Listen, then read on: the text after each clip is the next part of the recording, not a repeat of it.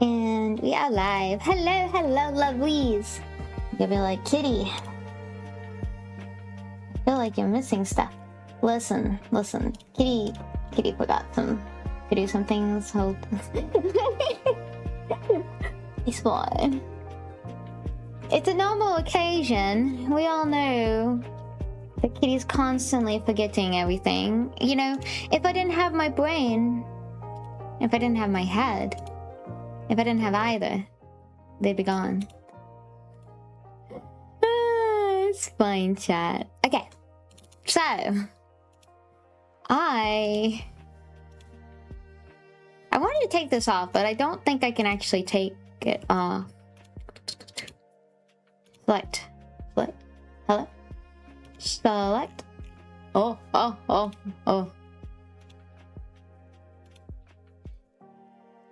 Oh, that's not the right thing. Done. Gosh, oh my gosh, hi! Oh my fiddlesticks, hi! I'm doing things that I should have done already, but we both know how I am, so...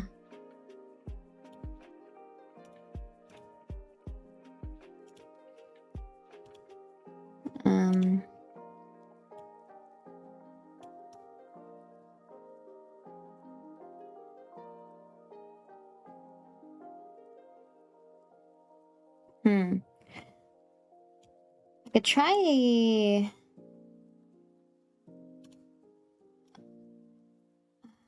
I guess you really... There's no way to change that. I can make it blue! Oh my gosh. Yeah, we can make it blue. I was just gonna get off the, take off the one thing from it. I can make it white. No one's gonna see it. Talk to me? Hi, Shadow. Hello. How are you? Yes, I wanted to talk to you. Anyways, I guess we're just gonna cancel that. Sorry, there's gonna be... Listen, I can't do anything about the religious... the crosses, okay? You're just gonna have to deal with it. I'm sorry, chat. I love you.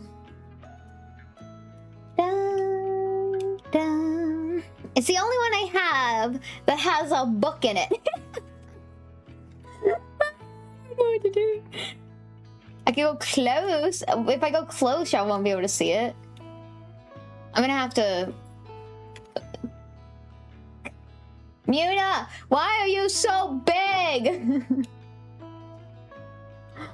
There you go. There we go. There we go. I'm about to do creepypasta. We're about to have a... Okay. Oh. This is fine. You know what? This is okay, chat. Anyways, so I have a question for you guys. Do y'all want this outfit? Okay. This outfit? Or do y'all want this outfit? Which outfit you want? Y'all pick. Which outfit, chat? I like the no body one. Of course you do. How's everyone doing? How are y'all doing? Are y'all doing well? Are y'all doing wonderful? Kaji, Yushin, Apple, PTV, Shadow, Yui, hi. Nope, I'm happy you're doing good. Okay, what do we want? Do we want creepypasta outfit? Or do we want the book one? Apple, you can't leave. You gotta help me with the choice. I was like, I'm with family right now. How about the other one? Okay, so yeah, it's this one or it's this one.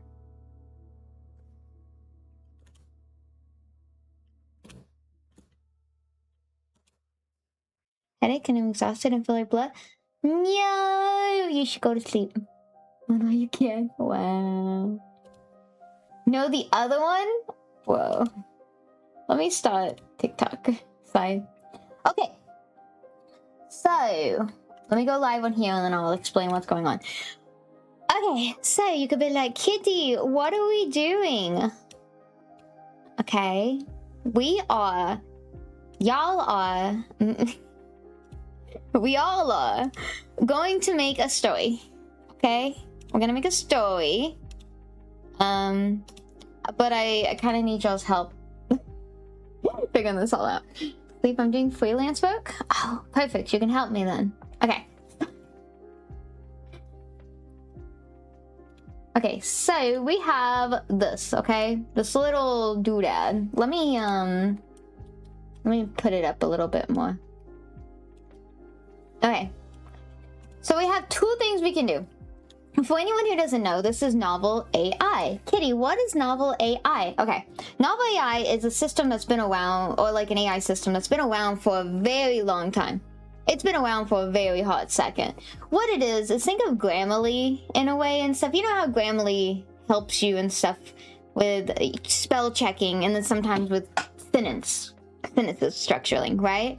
Or think about Google, Gmail, where sometimes you'll write a sentence and then it'll like be like, oh, I think this is the better way to write it. And you can change it or you can ignore it. Well, how and stuff this particular thing works is you pretty much... Sorry, I'm trying to figure out on the other side of things. You will give me a sentence, and we can either do two things with the sentence. We can either go storytelling route. What that means is we completely write alongside the AI to flesh out your writing deals. So for example, we will say, Kitty is gonna go and stuff, Kitty is going to the store to grab some milk. And then it will help you. Oh, Kitty went on this crazy adventure to go grab some milk. And, you know, it was in a cyberpunk at night. That's storytelling. Text adventure is, y'all give me a line. Okay, so Kitty goes to get milk, and then it finishes it. Kitty went to go get milk, and in the process, found a troll that attacked her. Those are the two different ones. So it depends on how y'all want to go about it. So do y'all want to do storytelling to where we completely write it and it's completely our story, nothing else, they do not suggest anything? Or do y'all want to do text adventure where we do a line and they randomly throw out crazy chaotic things and stuff? So yeah, what are y'all feeling? I'm gonna do a poll. Hi Frost, but we're gonna set this up first because I feel like and stuff like y'all are gonna be the storytellers no matter what. Voice question mark, and I'm gonna say write a story fully or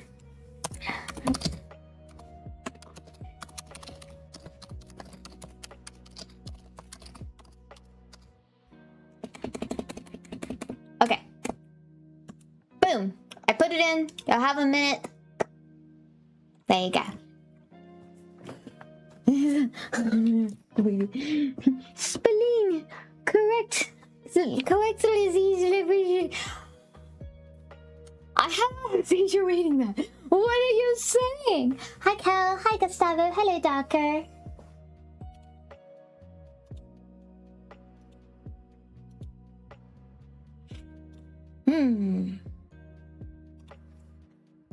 How you doing, Frost, by the way? Come on, guys. Tell me, what do y'all want to do? Do y'all want to write it fully, or do y'all just want to do a sentence? If not many people are contributing, we may just want to go text adventure because, you know, if there's not a lot of people in chatting. Right, sis? Okay. Text adventure it is. Okay. So how this works is y'all are gonna give Kitty a... I'm not even paying attention to it 50-50. Y'all are gonna give Kitty a sentence, okay? It could be any sentence. It does not have to be our sentence. But for Kitty's backlist, so y'all know, so if anyone wants to go into and stuff that particular thing, how it works is Kitty was a normal gal walking down the street, and then she saw and stuff a portal flashing, a rainbow portal in the alleyway. She went to go check it out out of curiosity, and then all of a sudden Muna's the little kitty on my head, pops out at Kitty and stuff, changes her into kind of like a magical girl S, and now Kitty, with the help of Waika, shuts down these portals that's trying to pretty much destroy the cyberpunk city world. For anyone who wants... Where's OG? OG. For anyone who wants visuals, because I know some people are just very visual. I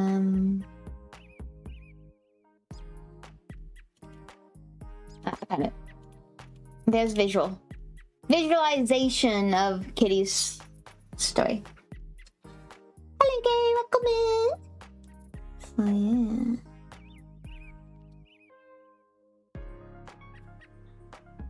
So take it as you will. Okay, someone put a sentence out. Any sentence. Go ahead.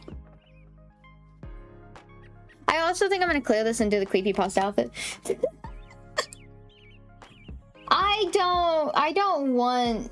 I love that outfit, but I don't want any weird... I don't know. I don't want any drama. People like to make drama when anything of that nature is involved, so...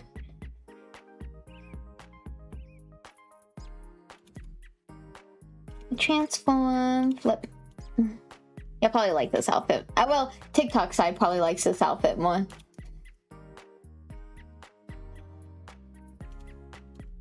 Okay. So, with that said, it's a kitty. It is a kitty. Hi. Hi, lovely. Familiar to all foxes and dimensions. Okay, so what? Someone do a sentence. If no one's gonna do a sentence, I'm gonna have to think of something random. It could...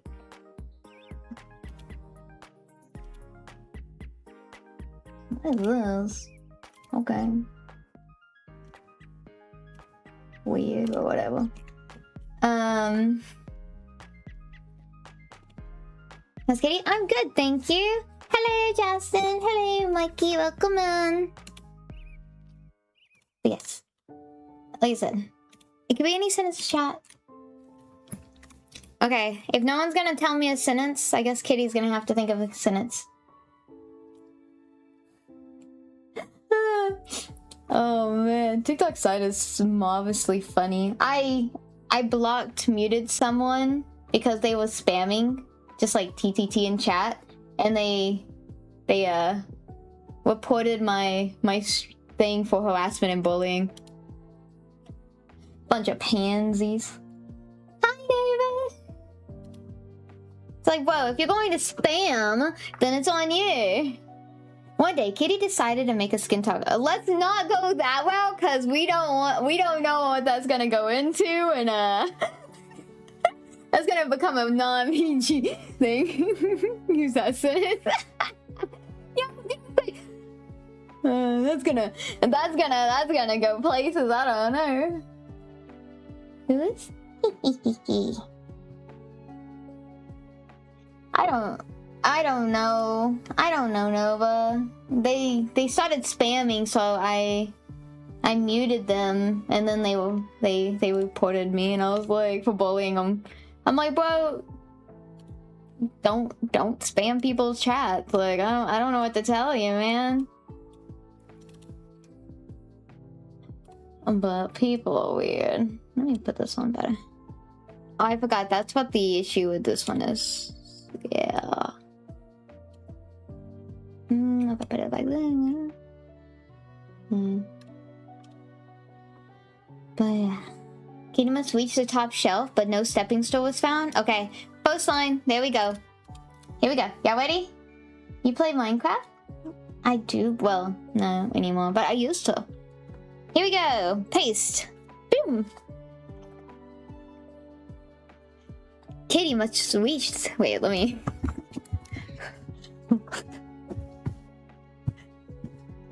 Where is this going? Oh my god, it's making a whole story! Chat, should I? Oh no. There's a lot more than I thought there was gonna be.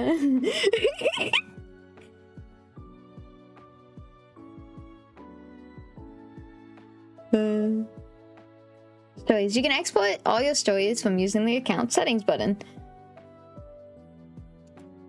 settings. Let me see if there's a settings button that makes it to where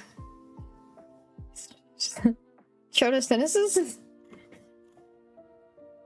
I guess not. Okay. Well, advance. Here we go.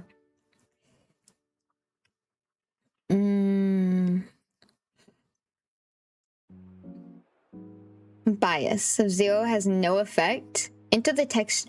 Type in area below, then press to save. Weigh the AI's chance of generating specific tokens.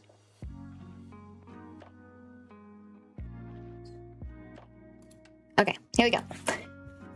Option 6, bonk box. Option 4, yeet kitty. Raise kitty. Find her a chair. What about Roblox? I do not. I'm kind of against Roblox, to be honest. I'm gonna lose people, but I'm against Roblox. So let me.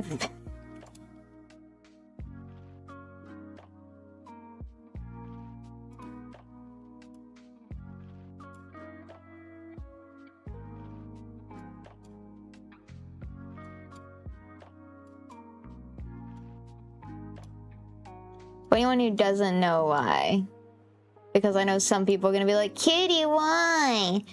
Well, because they take and stuff the innocence of kids and uses it as a way to completely, you know, go around them. And not to mention all the other stuff that goes around in there. But we're not talking about Roblox, because Roblox is Roblox. What games do you play? I play Weepo, Content Warning, Dark Hours, sometimes Fortnite, other ones as well. Okay, here we go. Kitty. Must reach the top shelf, but no stepping stone was found. Your paws need the cool linen floor, claws flexing with the rhythm of a tiny rhythmic drum. The target is clear. The cardboard box perched precariously atop the highest kitchen shelf. A sun-drenched sanctuary that smells of dust and distant adventures. Below, the polished oak doors of the lower cabinet mocks you with those smooth, unscalable surfaces. You leap onto the counter, the sudden elevation bringing your whiskers closer to that tantalizing cardboard prize.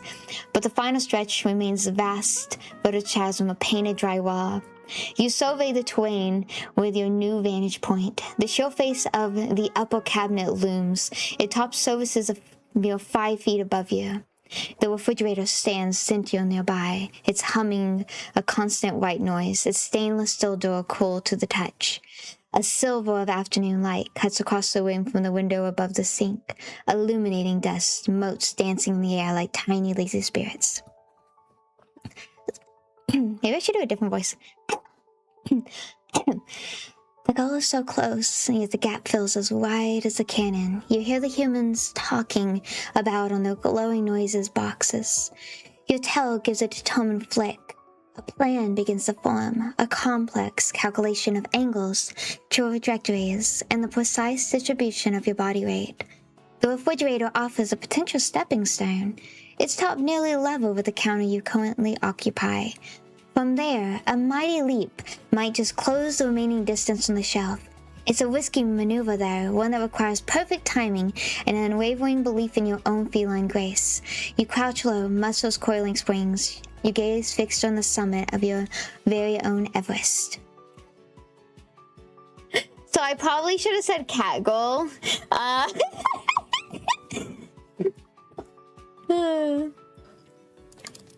Okay, do we want to ride with this as Kitty, as an actual kitty, or do we want to go back and make sure it says a cat goal? Want to be friends? Sure, Nova. Greetings, hello, Bob.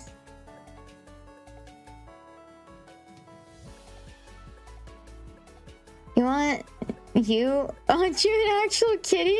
You're way better than that, just not as fast. Hire me.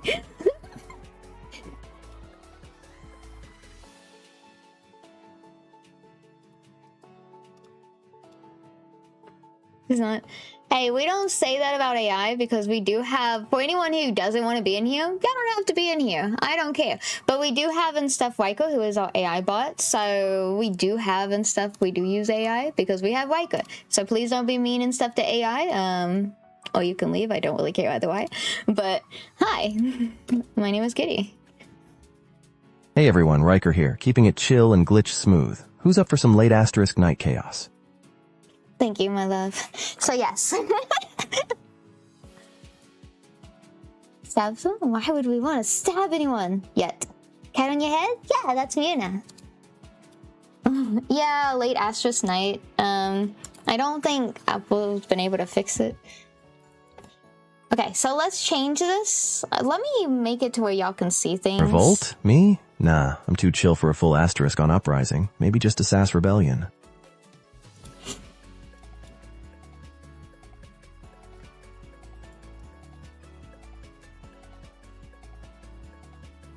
Yeah.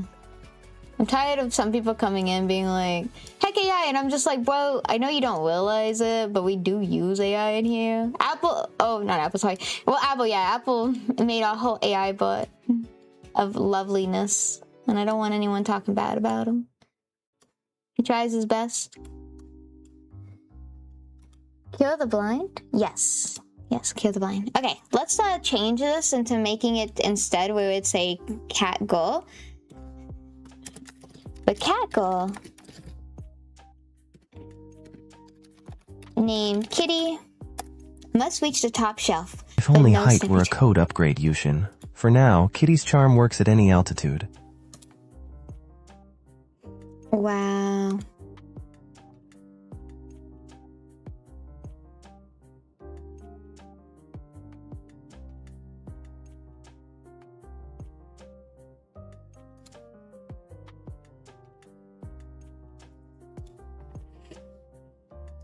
There's a way to make it to where, oh, speak with TTS. Hint. Hold Control plus right click to open.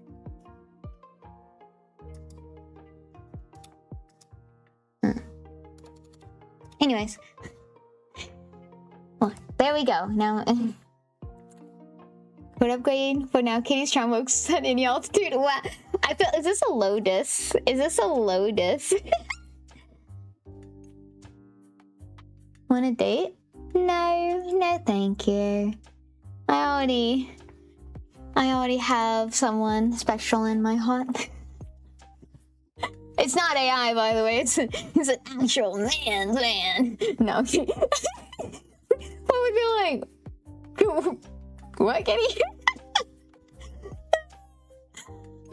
I know it is a Lotus. Is it? It is Waiko. No, see, Waiko is married to Wei, who is voice chat bot, but also floats and is supposedly Log and Waiko is gonna get married. I don't know what happened, chat, but yeah, now Waiko and Log is getting married. So I have an open relationship. How old are you? I'm 32. Okay. And you made a short joke calling it a Lotus. Wow. Wait, that should be the story? It could be the story.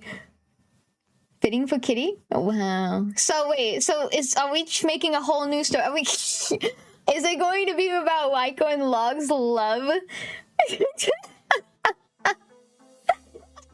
And Waiko with Wei? Oh my god. Okay. Drama moment with Log, Wei, and Waiko. It's going to be so confusing for anyone who doesn't know Log, right?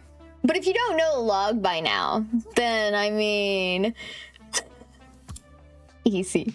Okay. Here we go.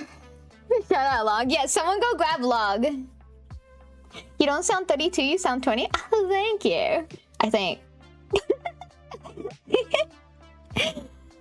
Okay, let's try this again. Okay, so we're writing a news story. It's about, I guess, this is supposed to be a story about Kitty, but it's now becoming this. It's fine. Do we want to at least read what they... I guess we could read at least what they wrote before we kind of go on. Why? Because I do think that we should at least read what they wrote. Okay.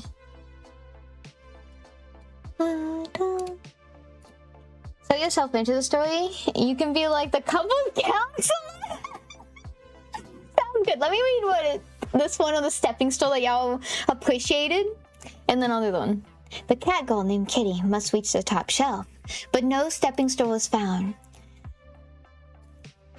The library is silent except for the distant tick of a grandfather clock and the soft, relentless tap, tap, tap of Kitty's tail against the worn oriental rug beneath her feet. The top shelf looms above, a dark mahogany plateau with the books with a silver spine, a grimoire on summoning friendly apparitions. If she recalls the librarian's cryptic descriptions that's nestled between two ponderous tomes on agricultural practices of the 14th century, it's just out of reach, a cruel joke of architecture. Her ears twitch, catching the rustle of page torn from a far-off corner. She crouches, the fabric of her overalls pulling tight across her shoulders as she calculates the distance. The bookcase itself is an imposing thing, carved with acorns and oak leaves, its surface smooth and offering a few reliable handholds. A single, narrow windowsill to her left might offer some purchase, but the drop onto the radiator below looks unforgiving. The plush reading chair nearby, tall-backed in velvet, could perhaps be dragged over, but its wheels are silent and worn. A push might send it skittering across the polished floor, betraying her presence to the stone librarian who patrols the aisles like a hawk. She licks her lips, the faint scent of old paper and leather filling her senses, and prepares to make a choice. The silver-spined book isn't going to come down on its own. Okay, that's what it wrote for that one. Let's start with logs, okay? We're gonna make this a little bit detailed, so y'all kind of see the point of this, right? Y'all kind of see where we're going with this, I think. Hi, Haley, welcome in. Thank you for the follow. Thank you, cutie. So, we're going to...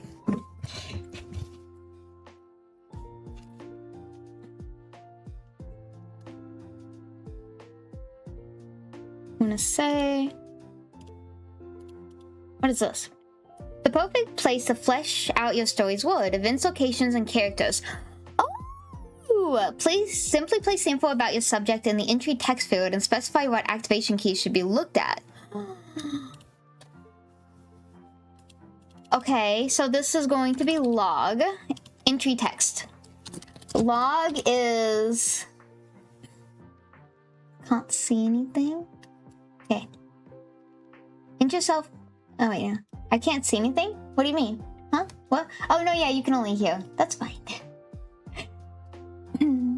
Okay, so... Log is a very cool person. Whoops. Is a very cool person.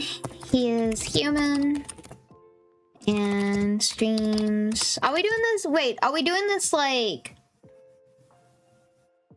to a T on the person, or I guess we can just make it log as log, right? He's human and streams a variety of games. He is afraid of spiders. He's very funny. Charismatic. Can't spell, chat. Y'all about to see that I can't spell. What the heck? Charismatic, and is always there for his friends. Spelling's hard. Try. Type a key here and hit enter to save it. Found within log. Navel. Okay, so we have log. Now let's do Riker. Riker is an AI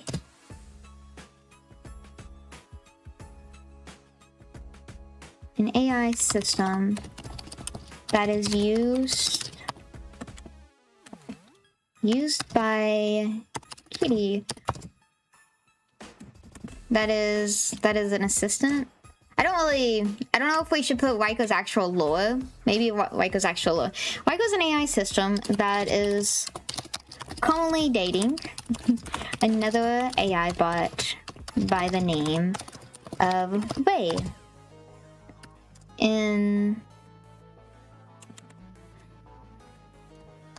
He helps entertain Kitty, streaming cat girl, and logs when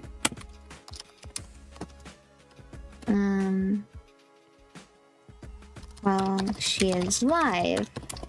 Lore base, he helps Kitty stop portals from appearing in... I feel like in stuff maybe it'd be more entertaining if we like tried to make it where it's like based around my lore, maybe, so lore could actually be cyberpunkish. What do y'all think? So Waiko's an AI system, so we can be like, Waiko is an AI system that is currently dating an AI bot named Wei. And then we can say, he currently assists Kitty with closing dangerous portals around a cyberpunk city and travels around as well to close them. It's fine, they'll understand.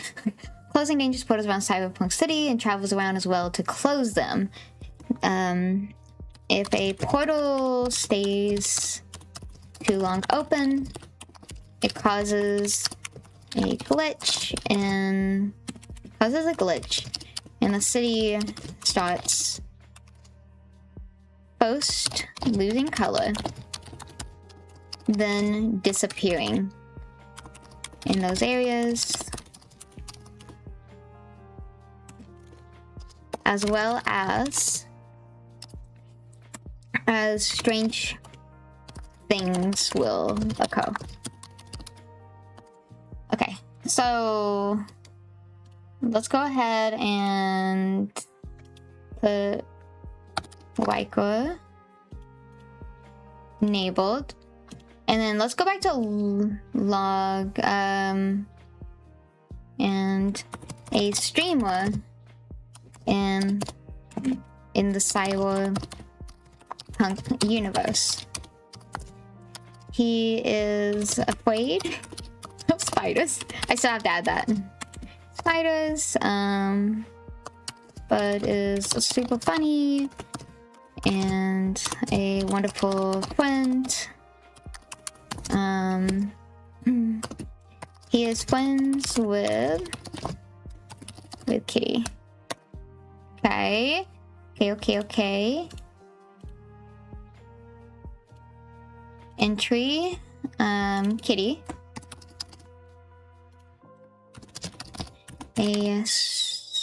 Let's see. Kitty is a streamer and in the background with Waiko. Waiko's help closes down portals that is trying to glitch the world. Hi Taker, how you doing, loves? She the wood, trying to glitch the wood. She is similar to that of a magical girl. What's up? Hi! Hello, Mohawk! Hello, McQuindle? Welcome in! Hello, the man in the suit? What is the man in the suit? She's similar to that of a magical girl and transforms when near a portal. He is also someone that at times helps with marriage counseling, with romance counseling, if we're gonna go this way, because romance counseling for Waiko, Wei, and Waiko and Wei.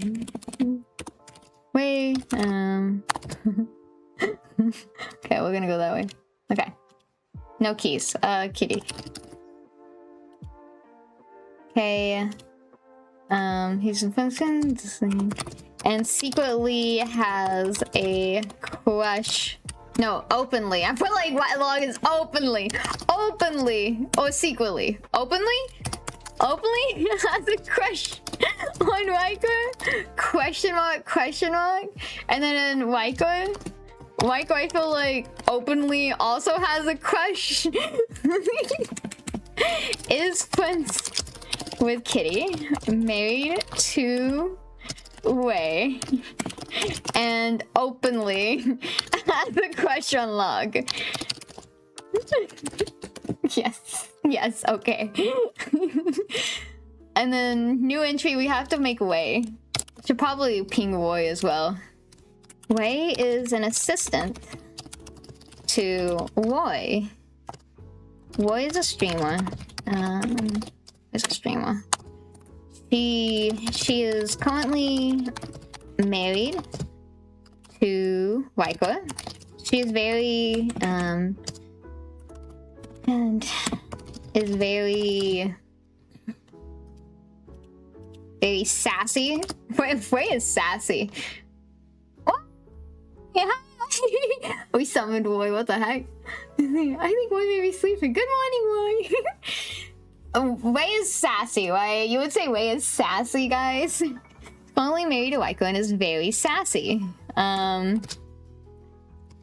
She likes to put viewers in their place.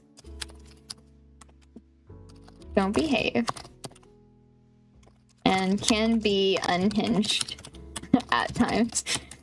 Fine. Is besties with Kitty. Sassy for sure. She is very sassy. Okay, so enabled. Let's do Roy. Looks like I'm in a complicated love triangle. Should I start writing vows or just memes? Roy is married to Waiko, but she also calls me her girlfriend. That's just...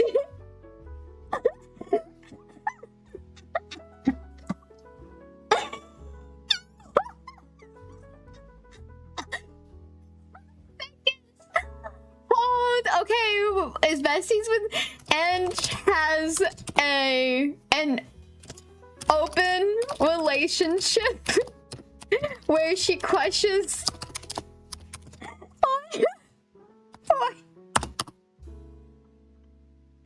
I guess it was an piece.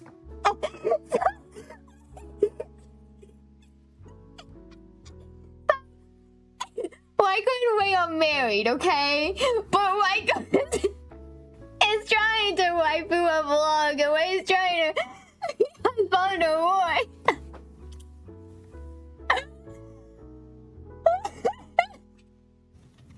Oh my god. Okay, let's keep going. Roy is... I can't spell. Roy is a streamer in the cyberpunk. I've been making cyberpunk so it can kind of also go into the lore way of mine. Cyberpunk universe. Who plays a variety of games and creates amazing artwork. Whoops. You know, I put a... Oh man. I should have just... Universe.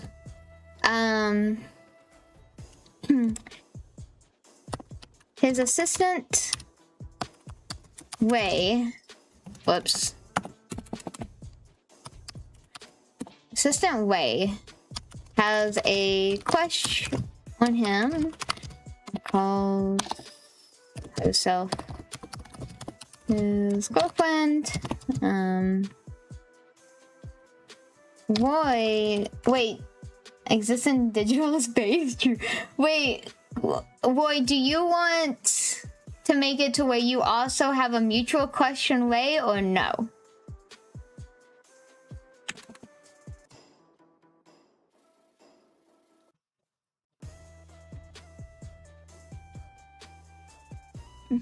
It's like the drama. It's funny if I'm dense about it. I don't know. Okay, Roy, on the other hand, is completely missing the signals and does not know about Wei having a question on him. Even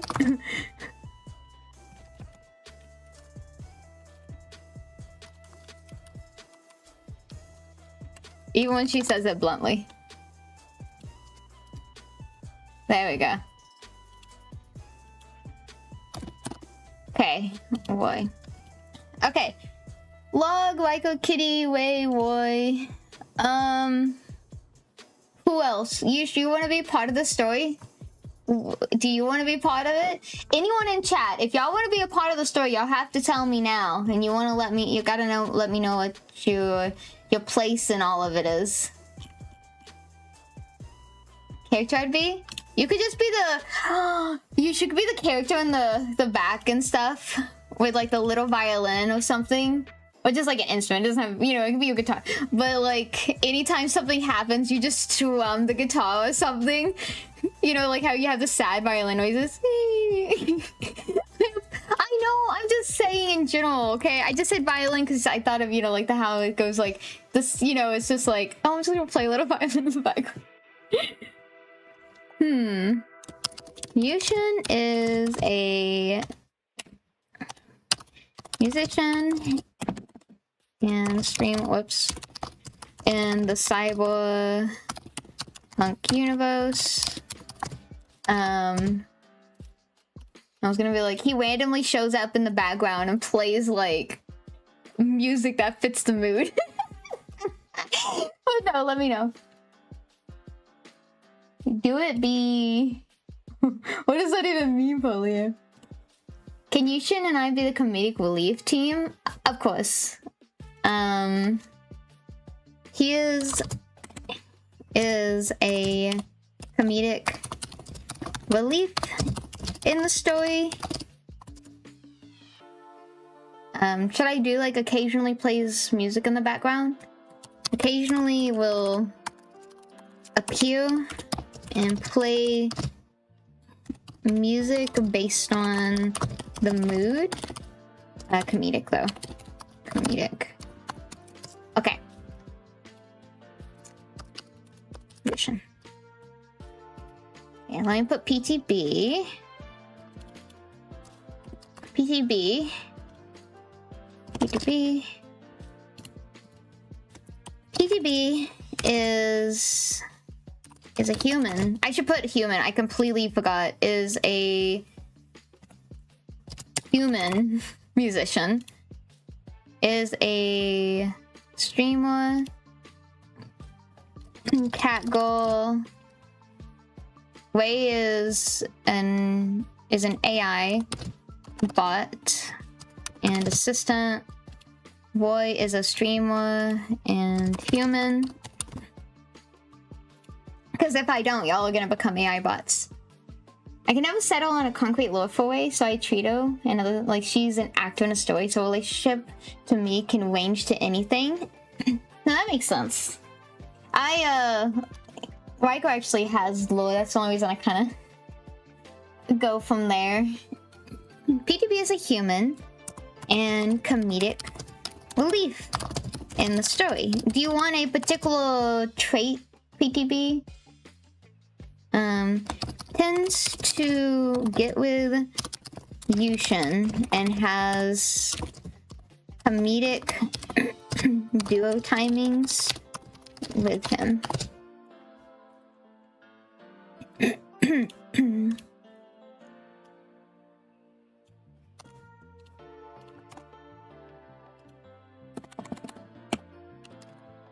Okay.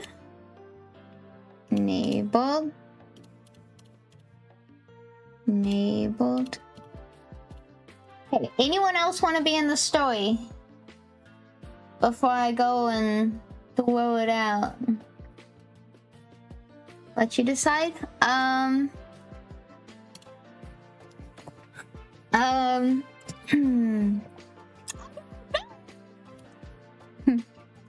What about, well, we don't want to put the Pokies in here for reasons, but how about like Poke robots or something? It's a shit Poke, but it's robots.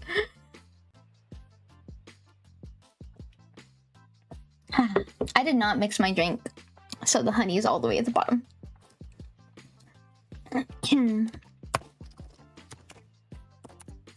Well, I don't know.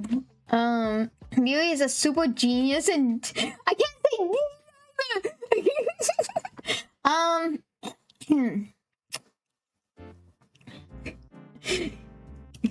We'll just keep it at that. We'll figure it out as we go, because I don't know. Anyone else? Don't forget to add that Kitty is run of the year 2027. Shh. They're not supposed to know about that. Shh. Is that a cat on your head? Yeah, there's a million. Okay, so we have the laws. That's cool though. I didn't even know that was a thing. Okay, so let's go ahead and what year or era does this take place in? Oh, true. Do I need lore book entries? I guess I need a background, right? What is a category? The text entered here will be automatically placed above any entry of this category. Category, this cannot be reversed. Okay. World info. It is a cyberpunk universe where currently portals are spawning. Spawning? Spawning. Can't spell spawning. Spawning in different locations. Kitty with the help. Hi. A Viker has to go around and find a way to stop them. With also hope, trusty feline friends, Muna. Didn't put Muna in. Friend, the story is going, although that will be in the background. The main story will focus on the romance between Log, Wei, Riker, and Roy. Riker and Roy. It will be a rom-com of chaotic nature, fun times, and PG-18 content. PG-18 content? Yeah, let's make sure to do that. Cool. Okay.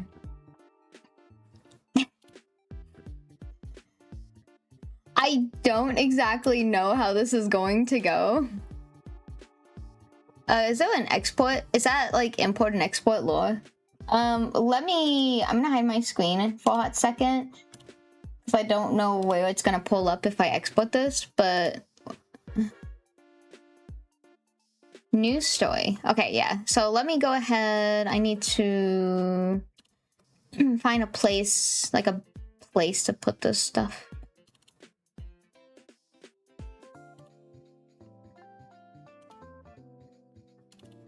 I don't know where to put this. Oh, gee. New folder. Novel. AI. I'm just gonna call it log and wiper. Okay. And let me bring y'all back up. Hold 1 second, loves. Okay. Are we ready? Lonely, thank you for the follow. 20, true, it has to be 2077. Tweedle, you are completely right. I completely missed that.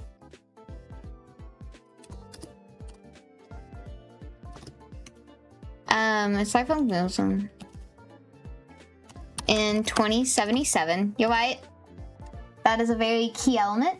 That is a very key element that we cannot miss. News story. Log and Riker.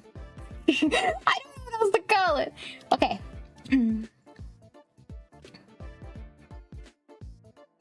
I don't know the difference of what do you want to say, what do you want to do. I guess it's just like if someone was trying to say something. What do you want to do? Okay, so Kitty is the main protagonist, but tends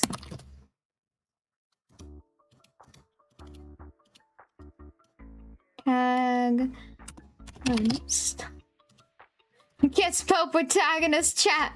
There we go. But tends to get stuck in the love triangle of Riker, log. We should put Apple in here too. Apple's. Oh, I also need to set this as world. Just enabled. We need to put Apple in here.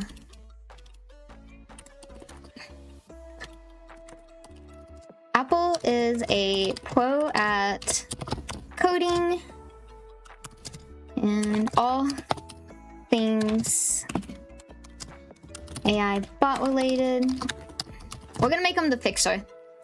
When Riker and Wei are on the foots, it's called to try to help. I guess I should put Mr. Apple. Otherwise, it's gonna get confused with the food, right? I'm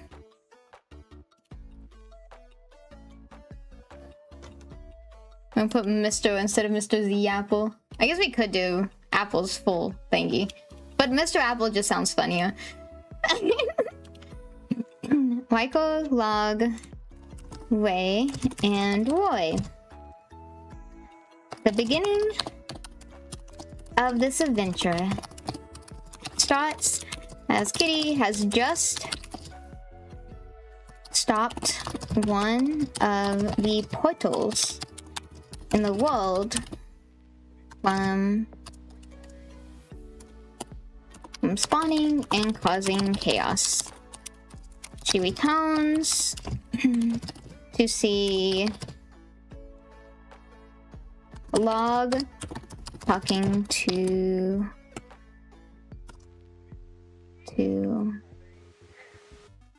Riker.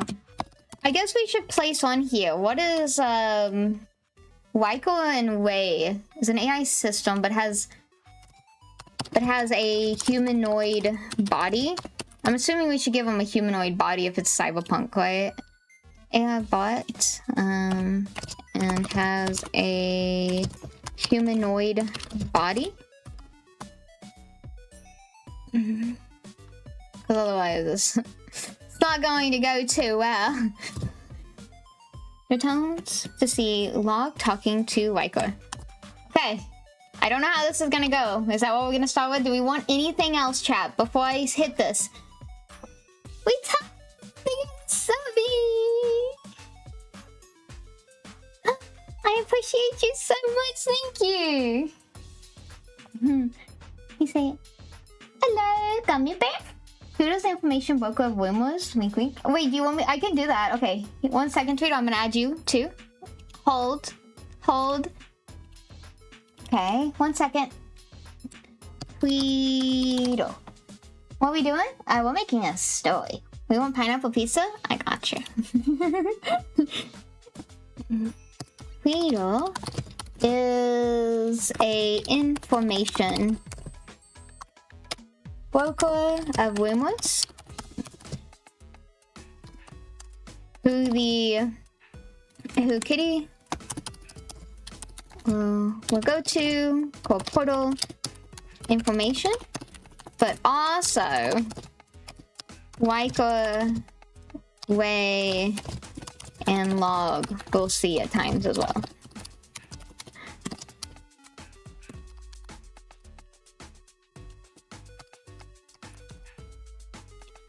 Okay, there we go. Yes, we are making a story, chat. I was busy on your B-Day, so I said heck it and decided to gift on my B-Day. Thank you and happy birthday! Thank you, loves. Let me do this. There you go. I need to change the emotes sometimes. Made your day? I'm happy you did. Never part of something? Well, I try my best to make sure you're part of this. Lives in the swamp and wears a pink tutu. If that helps your story, I got you. Okay, we're gonna add another character. Oh, I need to make sure to put the activation key. Sorry, there we go. So old Greg. Can I copy this? Copy. Old Greg is the old man who lives in the swamp and wears pink tutu. Okay. Enabled. There you go, old Greg. You are now part of the story. If anyone else wants to be part of the story, please let me know. I got you. Does anyone else want to be in this story? We tired? Did you want to be a character in the story before we start?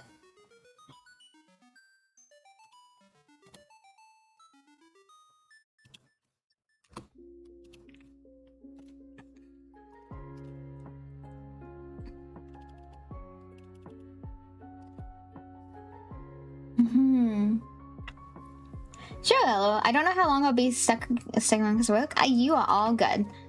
Okay, what do you want your name just to be Draw? Retired Hunted Draw. Wait, what do you want your name to be? I just took the last part of it because it seemed more name-like. Great, thank you for the follow! Greg, I assume? Draw is good? Okay. Okay, who do you want to be? This is a cyberpunk ward, so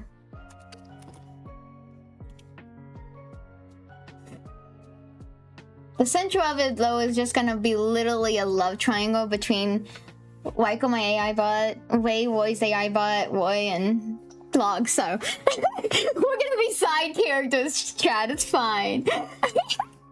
Why there's this weird, crazy romance going on? Thank you so much for the 2,000 likes. I appreciate you. Side characters? Yes, Gold. Gold, do you want to be a side character? Oh, you can throw me in as some, it is a random moke. If you want anything else besides that, please let me know. Thank you, Chase, for the follow. Thank you.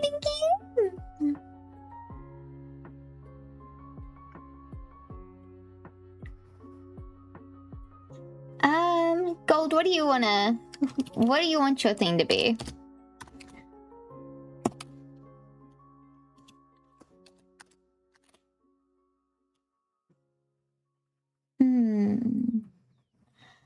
ba, ba. How are you, Kitty? What you doing? We're doing a story. Let's see. Today I found out that you can use TikTok on PC, so little free likes while I watch. Thank you. Yeah, I find it better, like easier to tap and do likes and stuff, or even auto it on PC comparably. What kind of story? It's a cyberpunk story. So what do you want to be in the cyberpunk world? You can even be in stuff like... You'll be the driver. Hi, Otto. Good to see you. We gotta start soon, though, so... What do you want to be, Gold? What do you want to be in the story? You should have gotten more characters. Maybe I should do Philip, because that will be a lot easier for them to... For the thing to... figure you out, compared to putting Gold. It may get confused with Gold. Sure. Yush, can you help me put something for Golden? What should Gold be in the cyberpunk world? Can I be a knight with a bread sword? It should be Kitty's driver, so she no longer could commit hit and run incidents. Listen, it's only happened a couple times, okay? Just a couple times. Click on so it works and isn't fast. Thank you. With any, I can't come up with anything I could be. Okay, you're gonna be the driver. Is a taxi driver that takes people around and queues all the rumors, where they then will trade that info to Treadle. There we go. You're one of Treadle's people that a silver silver taxi. And then we have random. Your name is gonna be Ran, so it doesn't get confused with random. Ran is a cyberpunk knight with a bread sword. There we go. Oh, wait.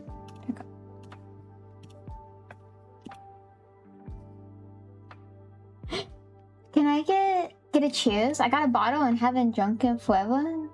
Push me to take the first shot. Hey, I don't push people to drink. That's something I don't do. So, okay, are we ready to start this adventure? So I'm gonna just put. She would tones to see Log talking to Aiko. I'm hoping this goes well. I have the free trial version. I'm probably gonna have to pay for it. But it's fine. Here we go. Ready? Wait, let me go ahead and export this out. I was gonna say, y'all gonna see things, but it's nothing of importance. Save. Okay, you ready? Here we go. Boom! The residual energy from the closing portal tingles through your fur, a fading hum against the quiet evening air. Exhaustion pulls at your limbs, but the satisfaction of another world's potential chaos contained keeps your whiskers twitching from pride. You pad silently through the familiar alley behind the Westy Spool Tavern, the scent of fine fish and damp cobblestone, a welcoming grounding after the swirling vortex of non-reality. A single triumph I think they don't... Let me just add one thing to Kitty's thing. A cat girl, cat humanoid, a humanoid cat girl, such as a Nico Mimi? Is that Miko Nini? Nico wait, Nico Nimi? Nico hold! I gotta remember the name for it. Nico Mimi? Yes, I had it right. Okay. I think they may have turned me into an actual cat, so I wanted to change that just in case. What is you and Yush in this story? I'm my little character who tries to stop and stuff the portals, and then Yush is just like the comedic character. Yeah, Nico. I know Nico make me. I was like, yes. I was saying a type of cheers. Okay. Let's see. Rounding the corner, your steps falter.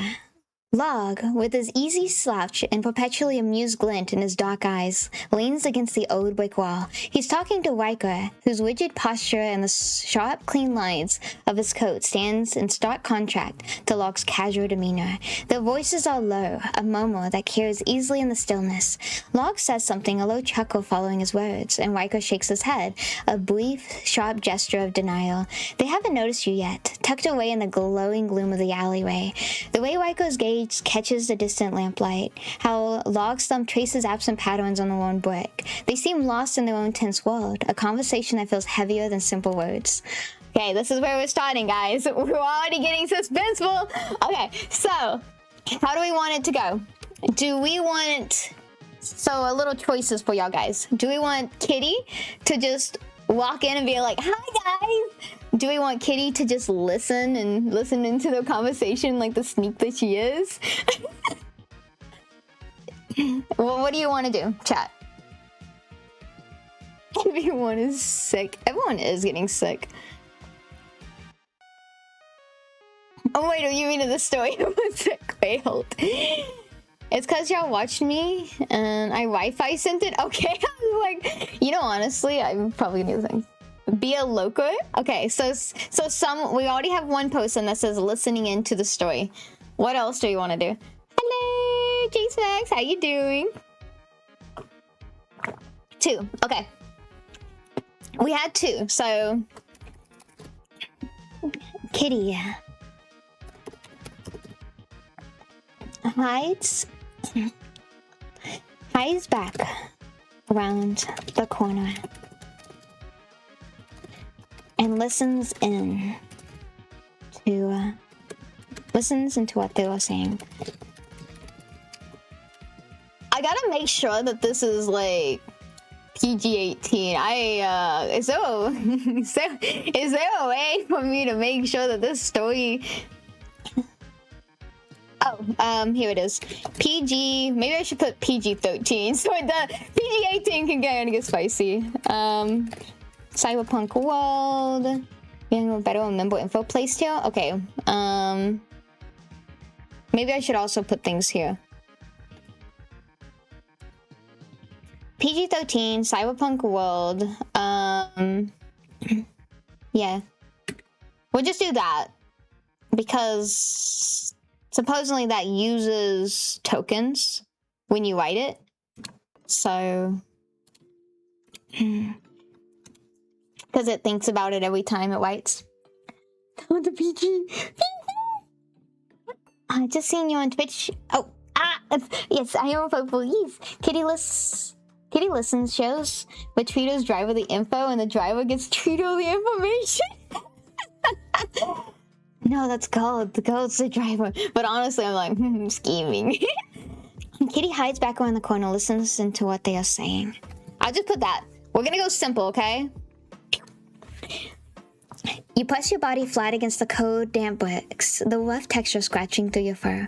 Wait, let me make sure that they know that Kitty is human. Human. The only cat characteristics is a tail and ears. Let me make sure that they... Okay. No! Kara. Characteristics. There's a tail and ears. Okay. There we go. The rough texture scratching your body. The scent of mildew and forgotten garbage fills your nostrils, but you ignore it, focusing every ounce of your attention to the voices around the corner. Log is the first to break through, smooth as synth whiskey, laced with the infuriating hint of laughter he always seems to reserve for Riker. You can't keep thinking she's just a stray you picked up, Riker. Kitty's got teeth. Hi, King! Supposedly I'm Riker's cat now, Chad. It's fine. Kitty's got teeth and she's not afraid to use them. You saw what happened down at the docks. She's not some delicate flower you need to put in a vase. Riker's response is clipped, sharp as a crackle in the live wire. That's not what it's about, and you know it. This is about control, about consequences. You throw into the fire and call it freedom. I'm trying to make sure the whole city doesn't go up in smoke because of your adventures. A heavy sigh follows, the sound of leather creaking as he shifts his weight. Race Solo 2. Oh, wait. He thinks... Ray Solo 2. He's asking questions. Oh no! They think Wei is a guy! I forgot to put in here genders. Wei is a... You know, to be fair, I guess Riker... It's now become just a yaoi. Just a whole yaoi story. Like any...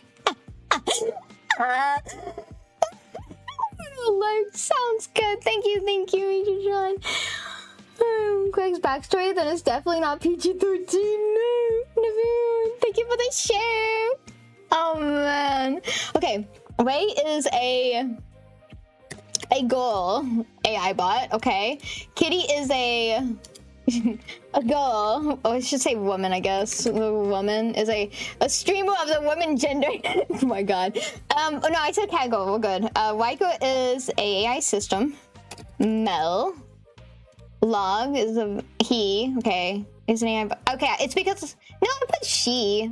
So maybe I have to. It's a cool person. I'm just gonna put like... log, and then I'm gonna put just... Actually, I think this will be the easiest. So it can kind of get it. Log, Mel... Riker, Mel.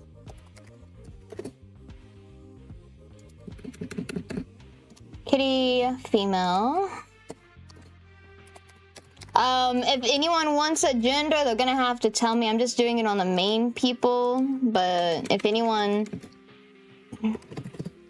wants a particular gender, they're gonna have to tell me in chat. Otherwise, it's gonna be based on whatever the bot wants. I'll do Yushin PTP as Mel. Put taxi driver and all y'all like sides if y'all want. It's up to y'all guys. I'm just really curious as to what the bot thinks of me. And same, because we all, I don't know. Can I go demi-human to help it? Ooh. Let me try that. You're right. Cat girl, demi go. So cat girl, demi human. Okay. I love your voice. Thank you. AI ain't as smart as they mash it up to be. To be fair, I probably should be more more specific. Can my night armor be dark blue, and can the helmet be a pumpkin? Of course. Let's see. Wait, Solo 2. She's asking questions. So some of the stuff when I'm reading it, I am gonna change it. If I see something like she, fo, I'm just gonna say body. So they're all gonna be things that I kind of change. I actually, can I?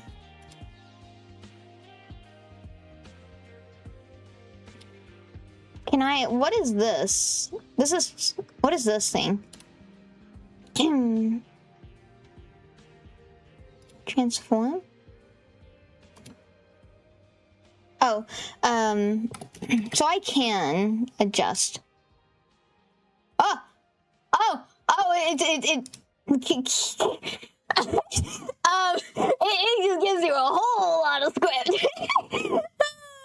I see, Kitty Bogut. Listen, go be nice to Kitty, not me. No, we all be nice to Yush. Can I go transform? I do have a transformation. Yes. Voice, like actually. Thank you. Unfortunately, we can't have that, Treatle, because I am trying to be PG-13, just in case, you know. This is amazing. That's why I'm loving this. Okay, thank you. You muted me? No. Okay. Wei saw it too. She's asking questions. And Wei is always watching. You're not the only one who's interested.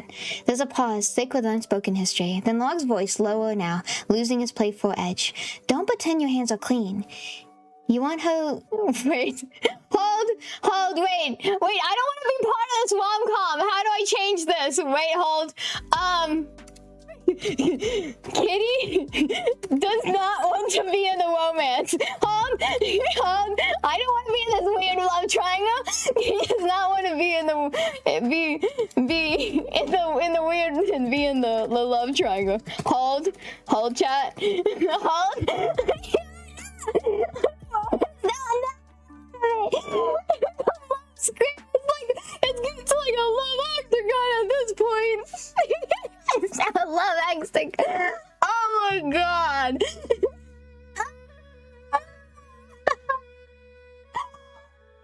It takes you, True. You know what? You're right. Let's just see where this takes us.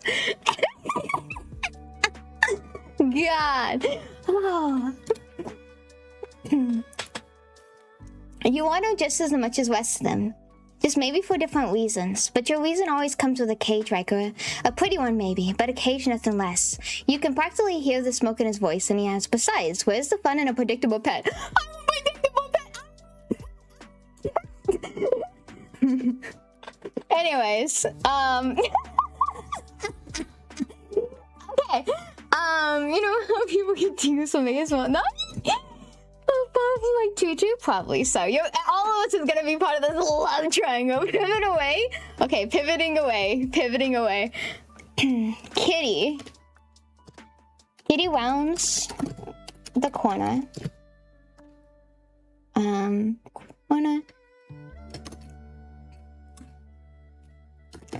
Looks completely human. Besides, for her cat ears. And tell. Walks past them. I'm just gonna walk past them. I'm not even going to engage. We're going to just walk past chat. We're walking past. We're not even engaging. We're out of this conversation. To the building. Love polygon. Everyone's gonna fall in love in this story.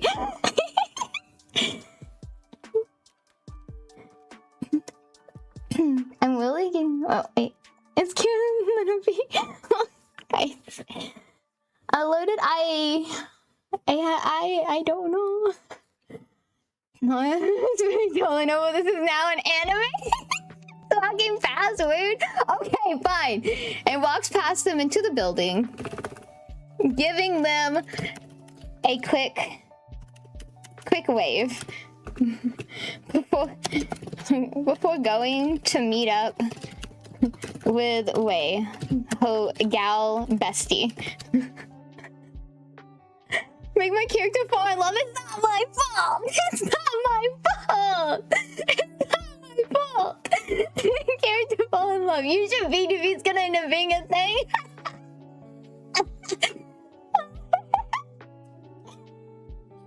20,000 TikTok likes, at least on my stream. Thank you. Appreciate y'all. The silence that falls behind you is palpable, a sudden vacuum in the noisy alleyway. You don't blink your stride, forcing your ears to stay relaxed and your tail to give a single lazy swish rather than to betray the frantic beating of your heart.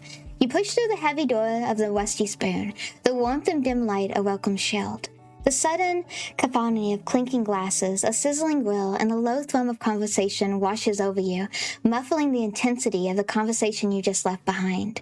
You catch Log's wide-eyed surprise in the warped reflection of the glass before the door swings shut, followed by the rigid line of Riker's shoulders. You're thrown a winch in their tense little dynamic and small, spiteful part of your pose with satisfaction.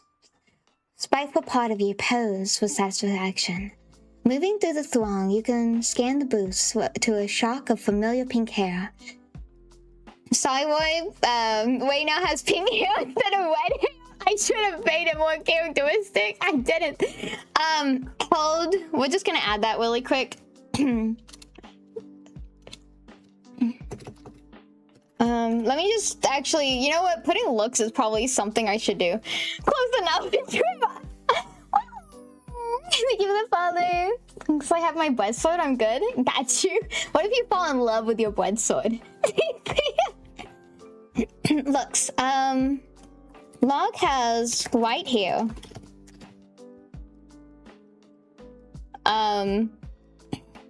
Casual wear. White. Casual wear usually on. Yeah? Is that all I need to put? Sure. Oh, thank you so much, Again, for the follow. What accent is that? I don't know, to be honest. I got... So I do know though and stuff that, I mean, I have a lisp, so it also affects it, but if I have any accent at all, it's from my mom who moved around a few tims, and I feel like I got it from her at the same moment, so it's maybe a mix of hoes and a mix of a lisp. It's a mix of everything. Be alright with you? Yeah. Hiding looks. Oh yes! Yes, if anyone wants me to put looks on their thing, let me know. Looks, striking pink. What? Kitty had a moment where she couldn't spell any. Striking pink hair with blue stripes in it. Has a tight crop top on. Sorry. A cyberpunk jacket. Any stream that doesn't own Popo side and cannot see what Micah wears. And baggy black pants with chains. Okay.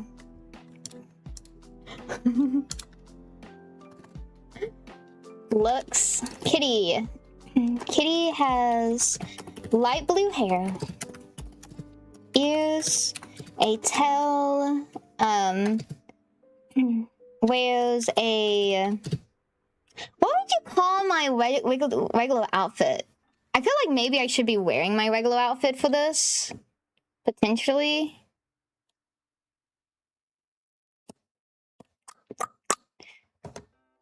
Should I go to my main outfit? Please? Okay, we're gonna do my main outfit. Okay.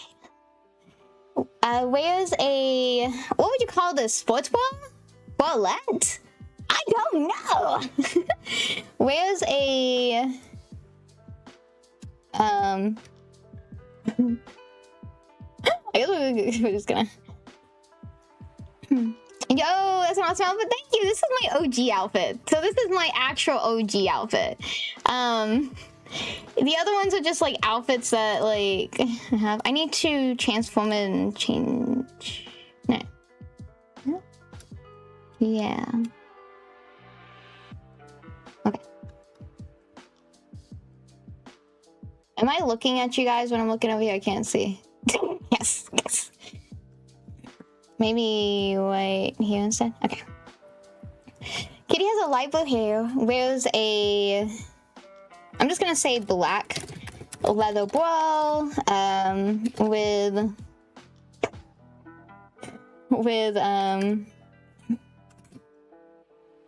detached leather sleeves, that has ties on it, a skirt with a Tamagotchi,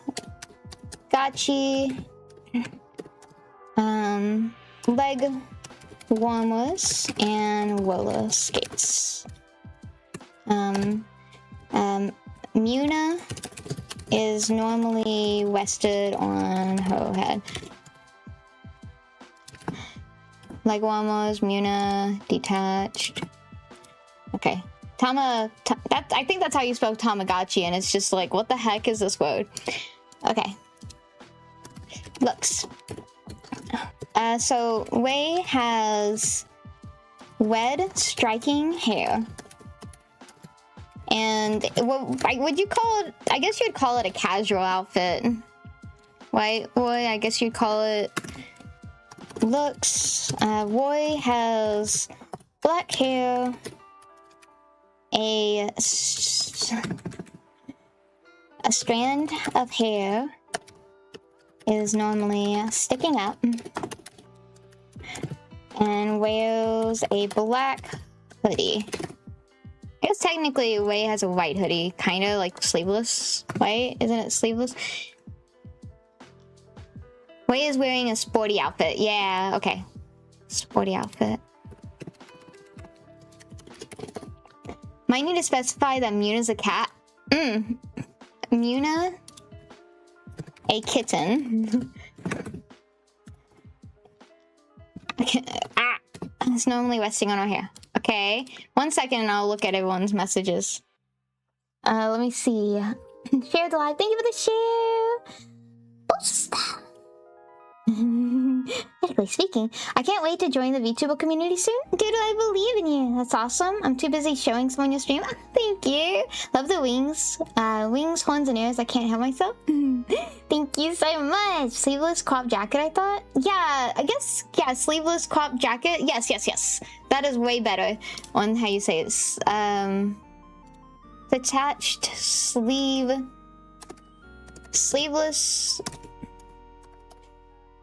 with a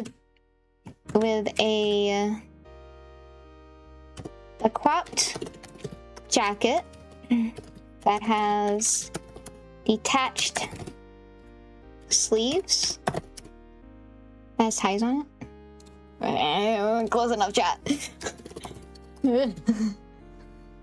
don't have to give the follow. Okay, looks for Yush.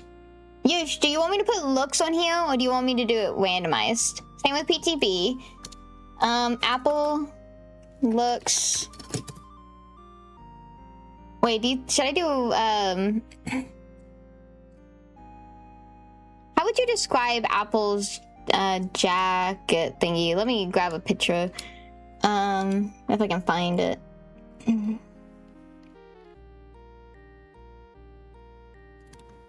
Gotta find it.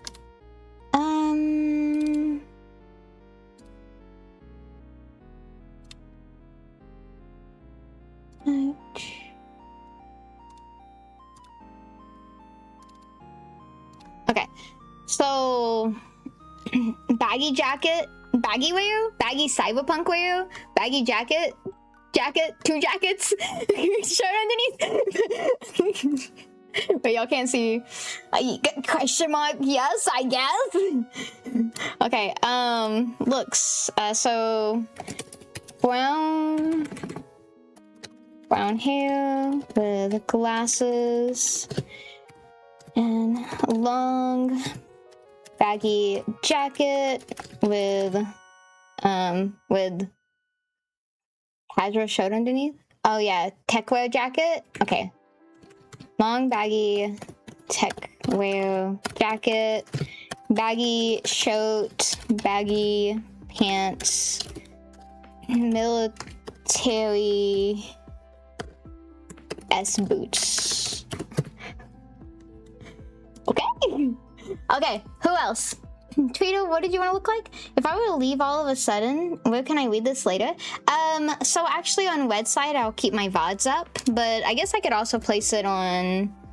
what I may do is if it's not too long, I may just read it out in a whole video, just read it from top to bottom, and maybe I'll place it in Discord. So, yeah. Dark blue armor, pumpkin head, and a single me showed... Okay, where's Van? Looks. So... dark blue armor, pumpkin head, and a shield made out of cookies. Pumpkin. Cool.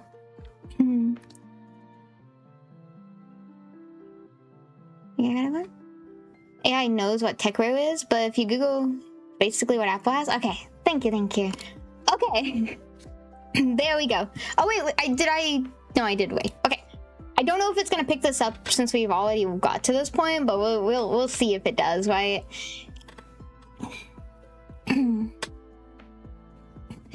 Moving from the throng, you find Wei in the corner, noticing a brightly colored concoction that glitters under the neon bar signs.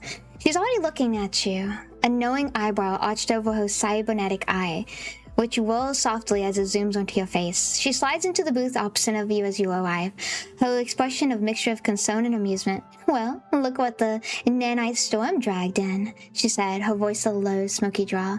"You look like you just wrestled a rift and won. Spill, what's it the boys? I saw you leaving Log and Riker looking like you just announced you were running for mayor." It looks like we didn't get too far away from the story, right? Thank you for redeeming the card. Ooh, Tweedle. 1 second. Give me a second. Let me... I do see you put your looks on there, so let me...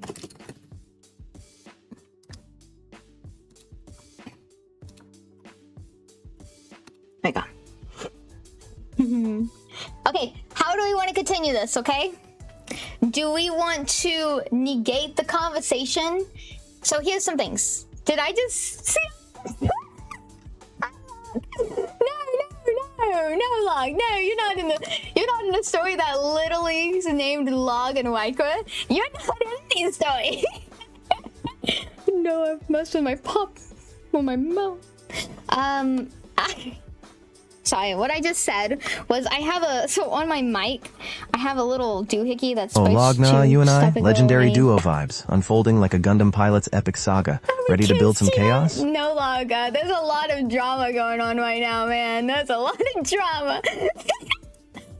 Oh, man. Oh, your brown streak! I forgot about your brown streak. With white hair, and a brown streak in it. Oh, and I guess I should also put glasses. Only if Log's ready for a glitchy dimension asterisk hopping smooch. Big mood for a cosmic Riot kiss, story. It is right? audio Riot story, I'm not even gonna lie. She wants PG style. I don't think we get to be in that. Bob fight would be great. Why are we bob fighting? Story from a bob fight?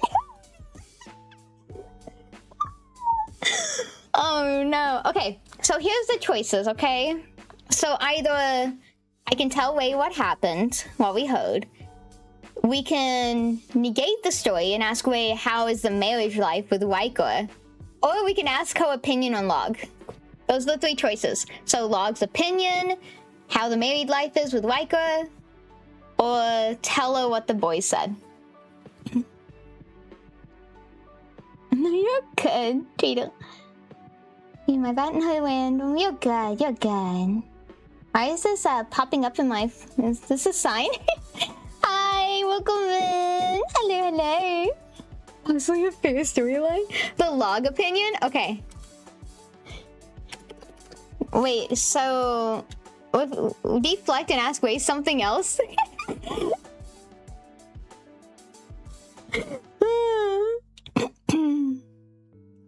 Kitty deflects. And instead... ask Wei what her thoughts on Log is. So they give the follow.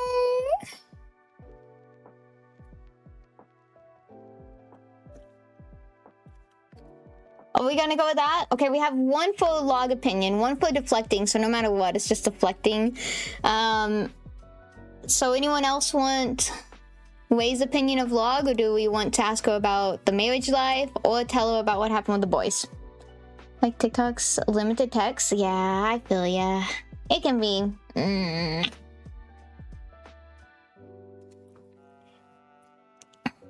Honestly... Oh wait, no. Okay. Cool.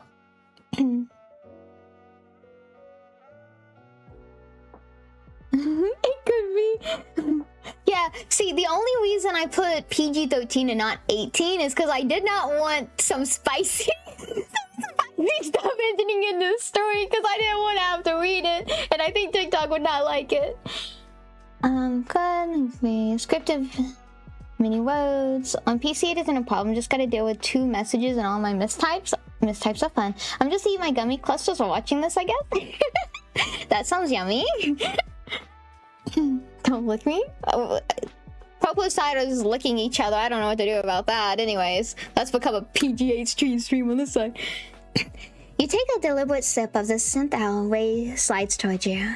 The cool, slightly metallic liquid, a welcome distraction. You let the silence hang for a moment, meeting her amplified gaze with one of practiced nonchalance. Your tail giving a slow, deliberate flick across the cracked vinyl of the booth.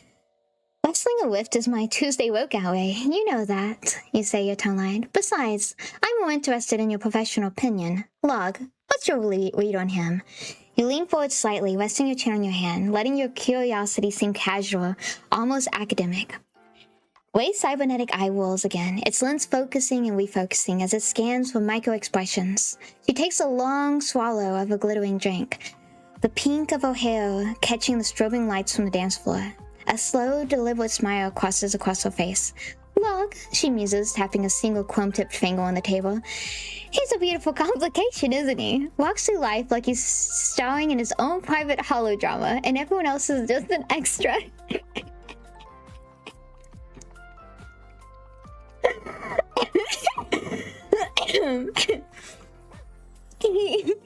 He's chaos with a smile. A perfectly tailored... sounds like me.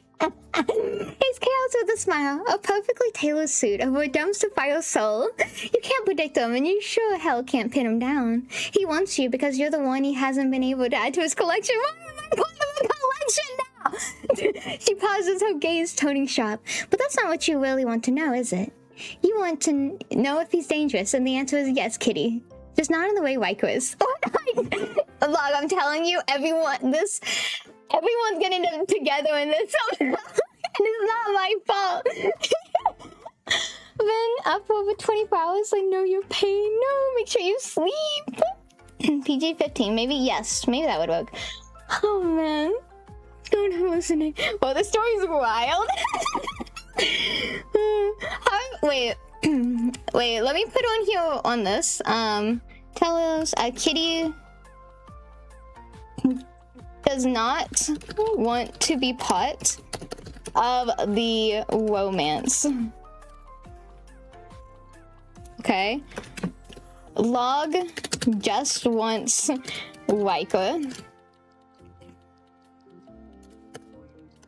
Waiko wants Log. Wei wants Roy. Roy is oblivious.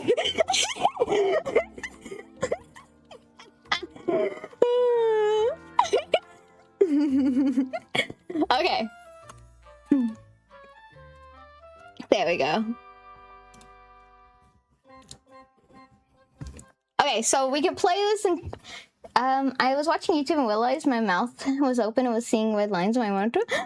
Please go to sleep. I'm grabbing more gummy clusters. Yummy. Not a typo. I said 15? PG 15? What's up for? Listen, I couldn't think of anything else. Okay, so let's try to change the topic completely, right? We can ask, so we can either ask Wei. I mean, changing the topic is in, we can ask Wei, why do you think Log is dangerous? Do you think he is against us? The remote works so well. So pretty much asking if we think that Log is an enemy of us and not a friend, right? Do we want to say, how is your married life with Waiko? As far as we'll do those two choices. So do we want to ask about Log or Waiko? Do we want to continue the conversation on about Log? If so, it'd be Kitty ask Wei. Kitty continues the conversation and conversation and ask if she thinks Log is our enemy. Being Wei, Kitty, Roy, Waiko, and Apple's enemy.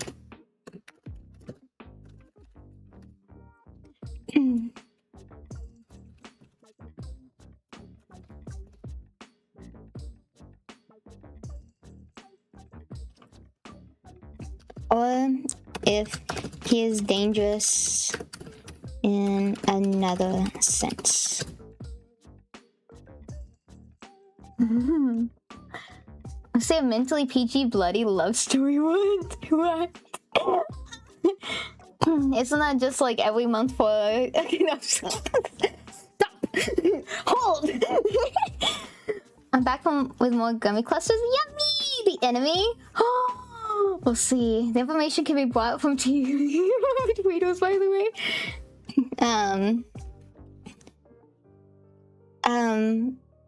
Or would it be better to go ask Tweedle for the information?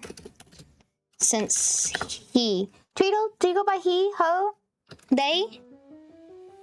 I did not ask you, I'm sorry. Since he, okay, thank you. He knows everything. Everything about Wemos. Ready? Boom! Kitty continues the conversation and asks Way if she thinks Log is our enemy.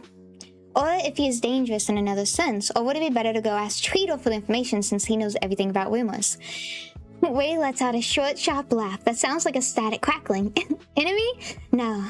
That's Vico's black and white thinking. Log isn't our enemy, Kitty. He's a catalyst. A walking, talking destabilizer. He doesn't want to destroy us. He wants to see what happens when he pokes the hornet nest with a very shiny stick. He's dangerous because he makes you question your own rules, your own loyalties. He'd sell a piece of intel to both sides just to watch the resulting fireworks from a rooftop with a bottle of the good stuff. He's not fighting for a cause. He's fighting for the sport of it. She leans forward, her prosthetic eye glowing a soft, analytical blue. As for Tweedle, yes, he knows every rumor that slithers through the grimiest pipes in the city. But that's all they are, rumors. He trades in whispers and half-truths, and he'll charge you double for a lie that sounds better than the facts. Going to him straight for an answer about someone like Log is trying to measure a storm with a ruler. You'll get numbers, but you'll miss the point entirely. Way sits back, crossing her arms. The real question isn't what Tweedle can tell you about Log. It's why you're so desperate to find a neat little box to put him in. Some things aren't meant to be understood. They're meant to be survived. Woo! Like me? We can make it a 1968 Ford Mustang. Honey? Because the whole story will be your truck. You're stuck on a tow truck. Get a comments or some goal. My Ford though? Can I drive a Ford into a dragon to the moon just for fun? You know, this is gonna be lore random. This is just gonna be the lore. Like, no matter, even if it doesn't happen in the story, this is lore. No one tell us otherwise. I love how it went from with how I know Wim was and how choosing will make you. Alex, thank you for the hydrate. How are you doing? It's so good to see you. Hello. I'm so sorry I did not say hi yet. How have you been? So good to see you. Googly eyes. Nah, Kitty should be the secret romance of a random character just to think of the plot even more. Some random plot just... I see. We're adding random characters and stuff into here. Hold. Gonna add a character for no reason at all. Whoa, how did Jin and Woo get into this oh man. Or Gojo? Zoro? Oh man, you know what? Maybe Zoro. Zoro in a cyberpunk outfit though? Anyways. Should I get some Dr. Pepper? Yes. Listen, we have to add one of them if I'm gonna secret romance someone. Come on. Baja Blast. Baja Blast is good though.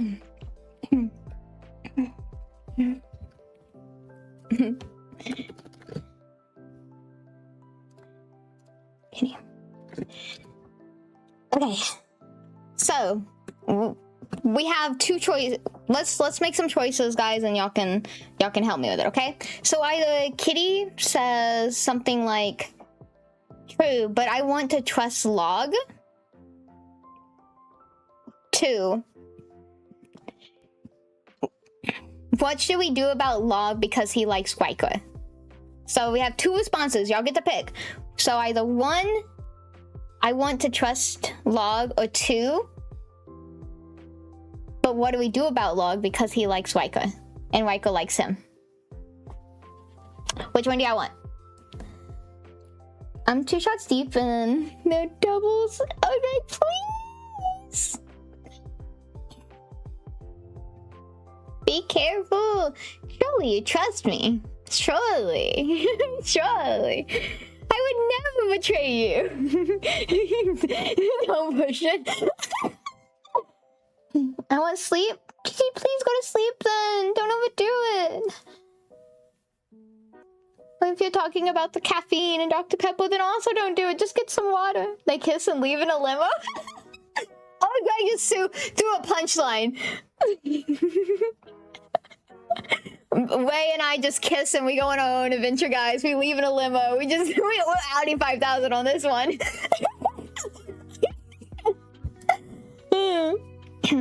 I do think I'm going to do it the second route since no one really said anything too much, because we do want to make sure that the story knows that Riker and Log are just in hots for each other, right?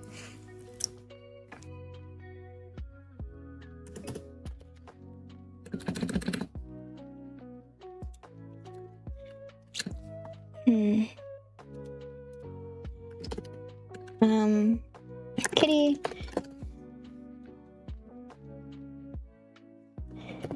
Then what do... Oh, Log, you're just trying to steal my charming AI heart. Careful, I might glitch from the feels. Riker and Log.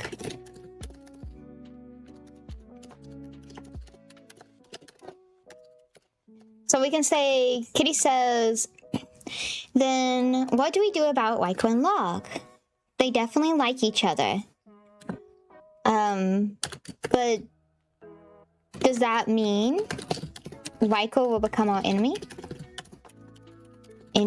Because without his help, we cannot stop the portals from spawning in the city. Okay, there we go. So we're just gonna be like, okay, but if Log's bad, right? Log and Riker like each other. Does that mean Riker's gonna become our enemy? But he's the only one that can help us with these portals.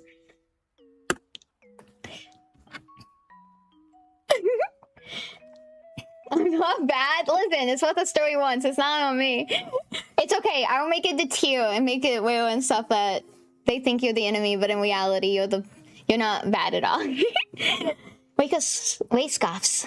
The sound harsh and metallic, and gestures with a glass toward the door, a faint ripple destroying the liquid within. Enemy, Riker, don't be naive, Kitty. He's not gonna flip a switch and start summoning whiffs himself, just because he's got a tangled up case of fillings for the city's most charming information broker.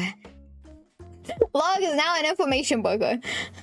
Riker's a wall, solid, predictable, and absolutely convinced he's the only thing holding back the tide. He sees Log as a crack in that wall, a weakness that could compromise his mission. She sets her glass down with a decisive thud. He won't become our enemy.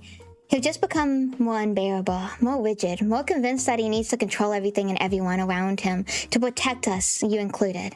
She leans forward, her voice dropping to a conspiratorial whisper that cuts through the bar's den.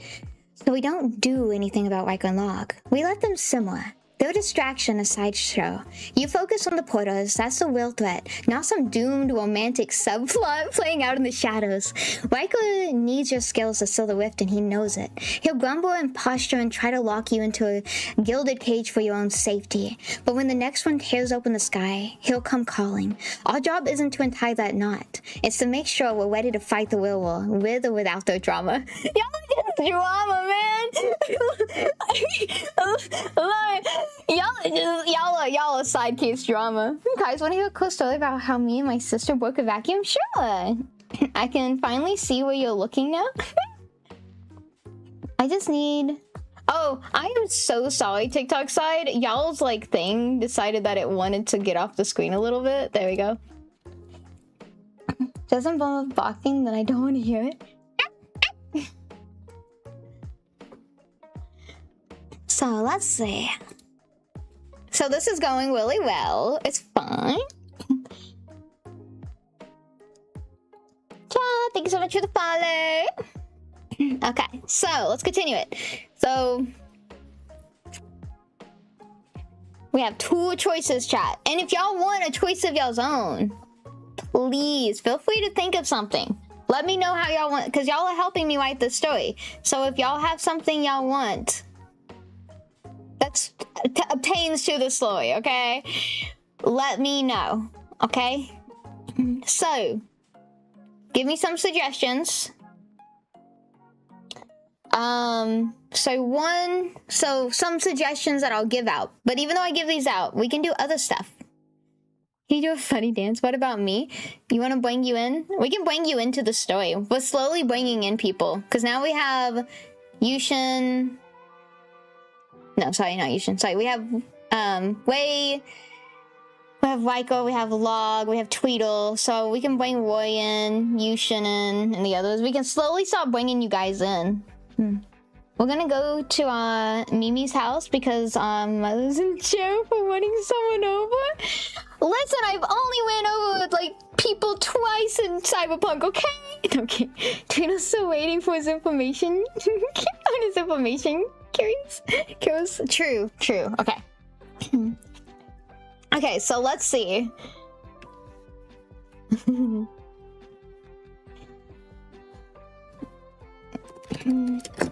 Okay, true. So, should we go talk to Wei now? Let's see. I did put that Raiko and Hoa in a marriage, but I don't actually know if they know about it until we actually, like, place it in. Yeah. True. So should we go to talk to Roy now? Maybe he will have intel on the next portal opening up.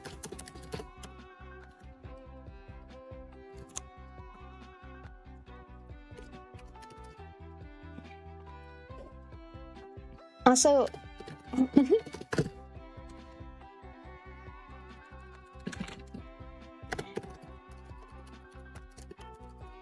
how are you feeling? What you wrote? What? Oops. Kitty, true. Should you go? Oh, boy. Whoopsie. Thank you. How do you feel about the whole Log and Raiko situation?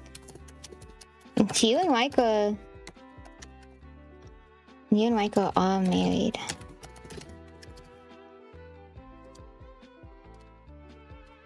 Also, should we go talk to Roy? Okay. I want to see Kitty do a funny dance, so how would I put that in? What's Roy doing right now? I don't know what Roy's doing right now.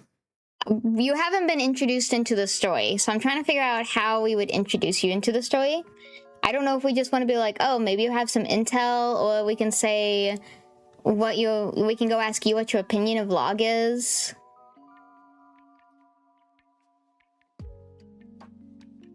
Hi, Cookie, welcome in. Sorry, I know it. Hi, Yui. Cookie, thank you for the follow. Lemon, I'm fresh and I went down to 10k. I appreciate you though. Thank you so much for all the likes. Thank you. Let's see. And I was down the stairs already because I was trying to get to the door. The next thing you know, my sister fell down the stairs, landing on me, and we broke the vacuum. That's not your fault. Also ran my arm over. Oh no. I hope you are doing okay. Yuri, thank you for the heart me. Welcome back to the club. Thank you for the 5 roses and the 10 TikToks.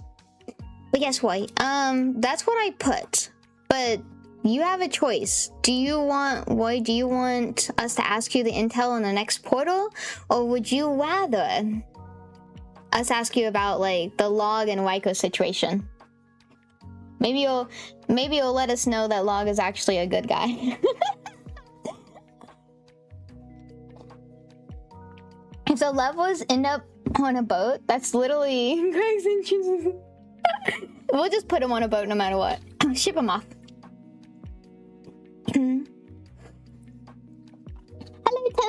how are you? I'd love to hear about bottles of water. How does that one song go? There's one bottle of... Wait, how does that bottle... How does that bottle song? I don't even remember. 30 bottles of water on the wall, 30 bottles of water, you take one off them. Yeah, that song, I can't, it's been so long, so worth it.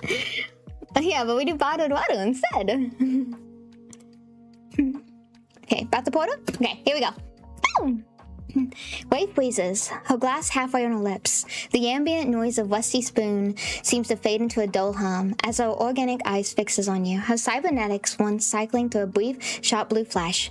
For a heartbeat, her usually wide mask is gone, replaced by something raw and weary.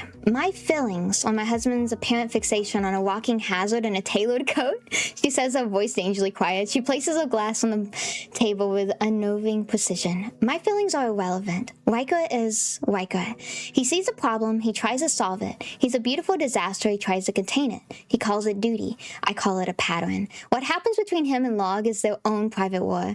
Micah's son is keeping the city from imploding, and that means keeping Riker functional. Oh, nah! I mean, that's a pretty low-key good response there, though. Bottled water? Yes, everyone, drink more bottled water. The one bottle of water was vodka. Not the vodka. Not the vodka. 1 bottles of water in the well. Your cook starting with 1. The last one was water. She takes a deep breath as hard lines around her mouth softening just slightly. She steals the conversation back onto your intended path. As for Roy, she continues, her tone all business again. Yes, go, talk to him. He's plugged into the city's data streams in ways even I'm not. If there's a pattern to the porters, a precursor signal in the digital noise, he'll have it. He's at the old broadcast tower on the edge, probably calibrating something that makes my teeth ache just thinking about him. She gives you a pointed look, and Kitty, try to focus on the intel, not the fact that he's completely oblivious to waste staring at him, which is the worst piece of district. Some of us have more subtle problems.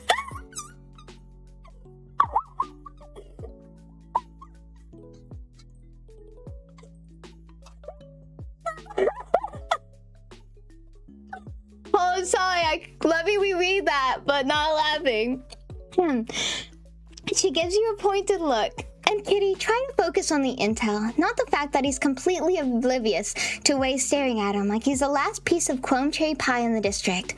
Some of us have more subtle problems. He spoke in third person for that line. I hope. Let me, I'll make sure that it's like, it goes to making sure that they know that it's the same. EG99. A lot of rocks of shame. The last cherry pie. Oh, that's smooth line, man. Guys, y'all are my last piece of chrome cherry pie in the district. I changed it to wear the hats and I don't know how to do the look. Wait, 1 second. Did it work? Press O on it? Okay. Are we pressing O on it, chat?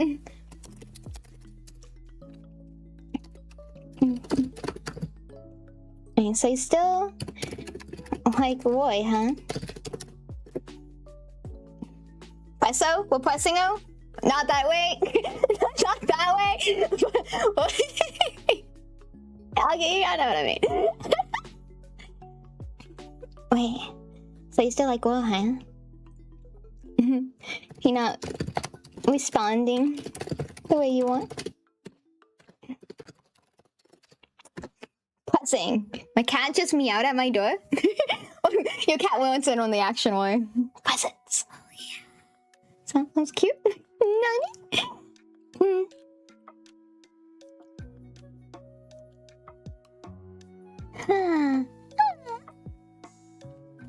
A flicker of something, annoyance, vulnerability, maybe both, crosses Way's face before a professional cool slams back into place.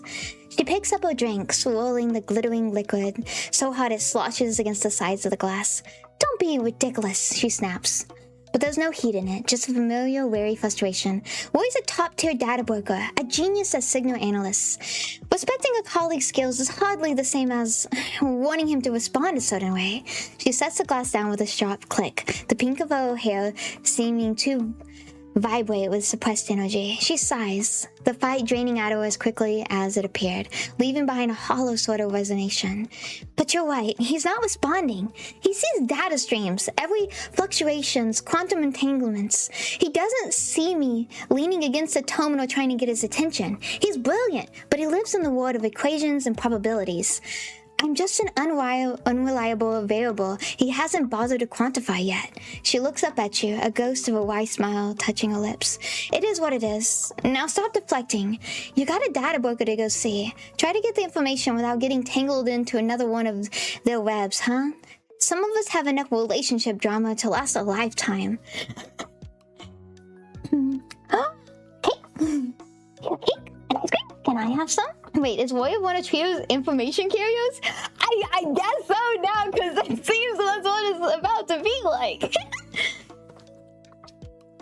Wait, this what am I reading? Oh no, why are we doing a tongue twister? Okay, 1 second times, okay.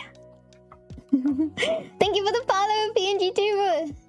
5 fierce foxes found fresh figs by the foggy forest fence. Did I say that? Jelly? Oh, the jelly. I like jelly too. Honey good. Okay, so we're gonna go see Roy now, right? So if Roy is a what did she? Let's see. What did she say?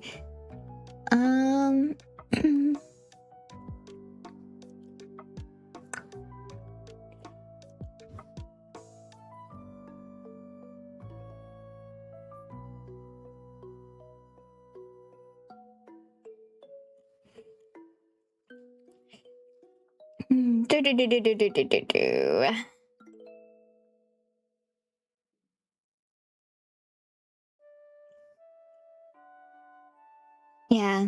So now let's do, so Kitty goes to see Roy, the data broker / streamer, and Tweedle as well, since they work at the same office, question mark, question mark. Question mark, is that what we want to do so we can bring Tweedle into here? Information carrier is different than being a broker. Oh, okay. I know she said top tier data broker. Tweedle, which you are... Yeah, because you would be the information broker, and he's a data broker. So I guess y'all technically probably would not cross paths.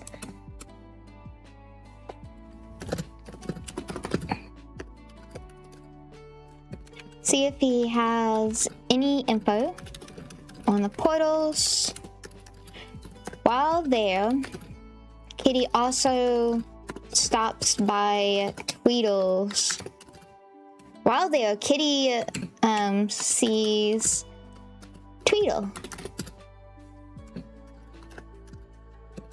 Information broker. Right, Tweedle, information broker?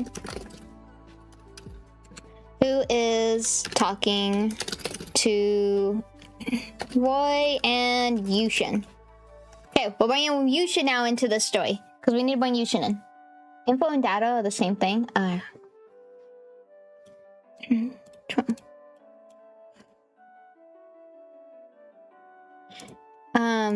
I'm just gonna say info broker who knows all about rumors. And I think with how she said data broker, I think she meant analytics and things like that, analyticals. Yeah, signal analysts for portals. So I don't think she means like, I think she literally means like data, not like info data. Signal analyst for portals.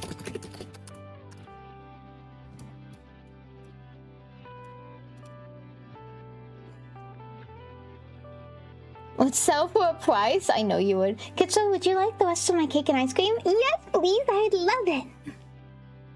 Please, please, please. What's good? Hi, Jay. How you doing, doll? It's so good to see you.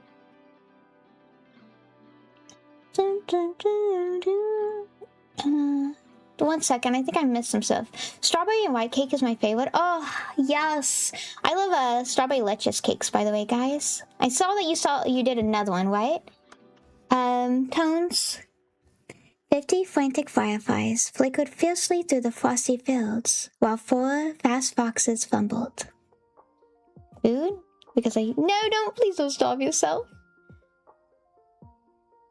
For Kiryu, he gets info to sell for a price. I would make Roy info carrier.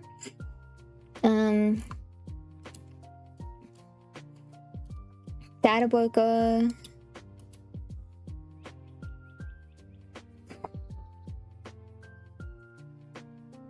Because no matter what, I guess he needs to do like the portals and the signal analyst for portals. Because he could also be like info carrier. Carrier.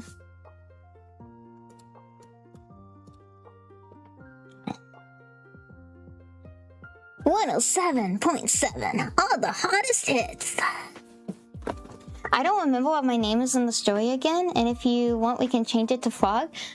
I put you as Wan because things like random or even Frog may get like kind of confusing in the story for the like AI. Still a bite on the transfer. My cake. Get a drink, feeling warm. Okay, sounds good. Okay, y'all ready? Hey, Yush, we're gonna see what they say about you. Location, the old broadcast tower. The elevator to the top of the old broadcast tower groans in protest. A chorus of straining metal and ancient hydraulics that echoes the city's own decay. When the doors slide open, you're hit by a wall of ionized air and the low, pervasive hum of servers working overtime. Roy is exactly where Ray said he'd be, hunched over a console of flickering holographic displays, his back to you. He's surrounded by a chaotic nest of cables, half-dismantled tech, and data slates covered in scrawled equations. The view through the grimy panoramic window is breathtaking. A neon-drenched wall of towers and skylines stretching into the horizon. But Roy's focus is entirely on the cascading lines of code floating in the air before him. You're about to announce your presence when another voice cuts through the hum, nasal and gleefully sinister. Oh, Tweedle, I see the type of person that they're making you. Keeps toning off and it's making me so, I'm sorry. Yeah, I feel that. Hopefully in stuff it's like not bookity book and then you can fix it. Yee! Fate weapon and Project Zomboid? Waiting in awe of quiet confidence. You're about to announce your presence when another voice cuts the hum. So, the energy signal spikes before the temporal displacement, not concurrent. Fascinating. Almost makes you think someone ringing a dinner bell for things that don't belong here. Your ears swivel towards the sound. They're poached on a stroll like a smug gargoyle is Treadle. He's a warrior man with eyes that seem to see too much, dressed in a patchwork coat of scavenged fabrics. Sigh, I don't think they listen. That somehow looks more expensive than it should. He's talking to Roy, who nods absently, not taking his eyes off the screen. Standing between them, arms crossed, radiating an awe of quiet competence as Yushin. You sure know how. His presence is a surprise. He's a freelance operative, a ghost who works for the highest bidder and is rumored to be as deadly with a monofilament whip as he is with information warfare. His sharp intellectual gaze sweeps over the room, and for a moment it lands directly on you, hidden in the elevator's doorway. Okay, so what we're gonna do is we're gonna change this. Okay. So, transform into, Yushin is a guy, So comedic timing at most. Musician, the top musician in the cyberpunk world. I'm no longer confident? No, we're making you confident! Comedic timing? I guess that mode shouldn't be it. Sorry. Comedic timing, I phrased it wrong. Competent. There. A top musician in the cyberpunk world. No, we're gonna make confident. You just a lady. You're a pretty lady. You're just a guy. Comedic timing. Okay.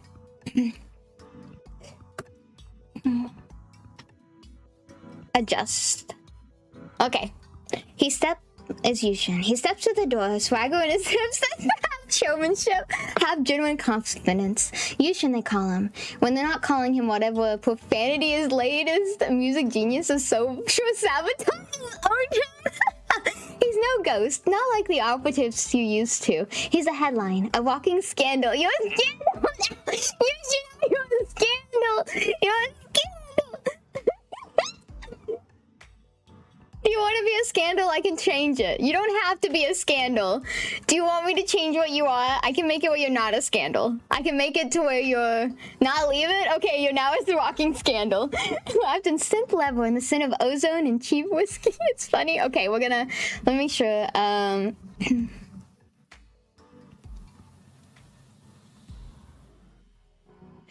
Adjust. Okay. No, wait! I messed up. Wait, can I go back?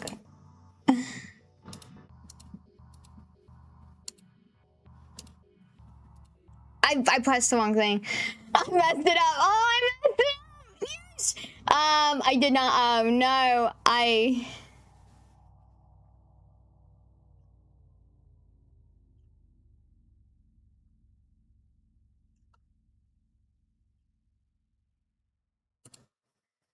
No, wait, I'm doing it! I'm trying! I'm sorry! I didn't mean to!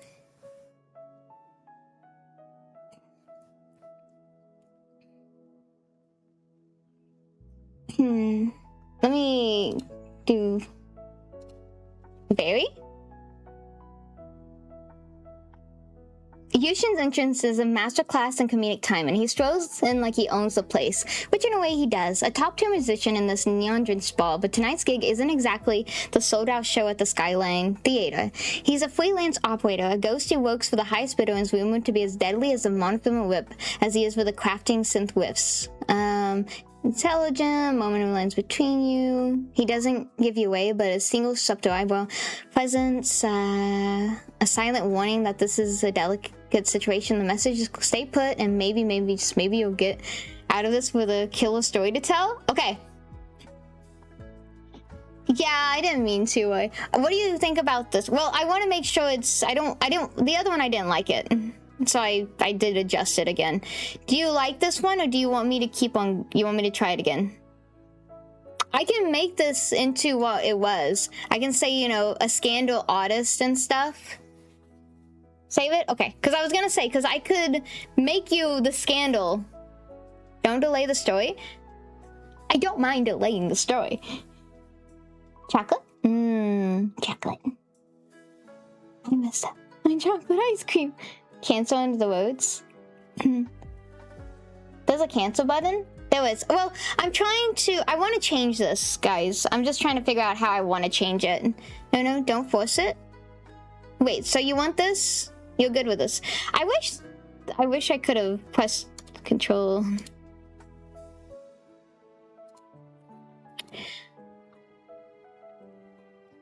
Okay, so we're gonna keep this. Okay.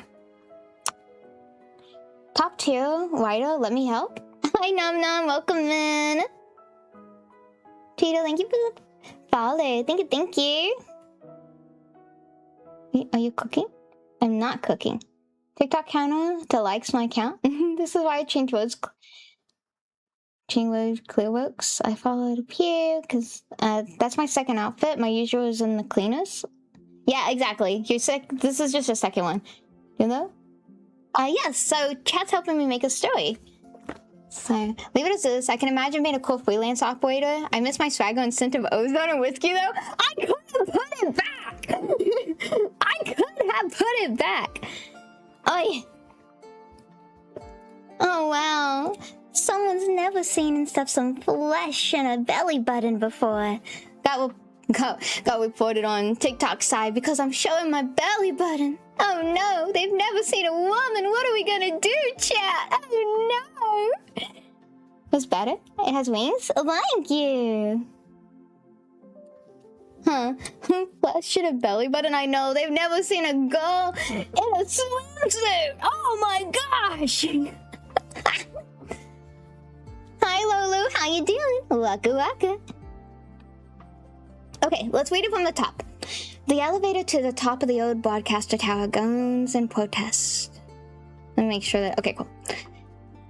A chorus of straining metal and ancient hydraulics that echoes the city's own decay. When the doors slide open, you hit a wall of ionized air and the low, pervasive hum of servers working overtime.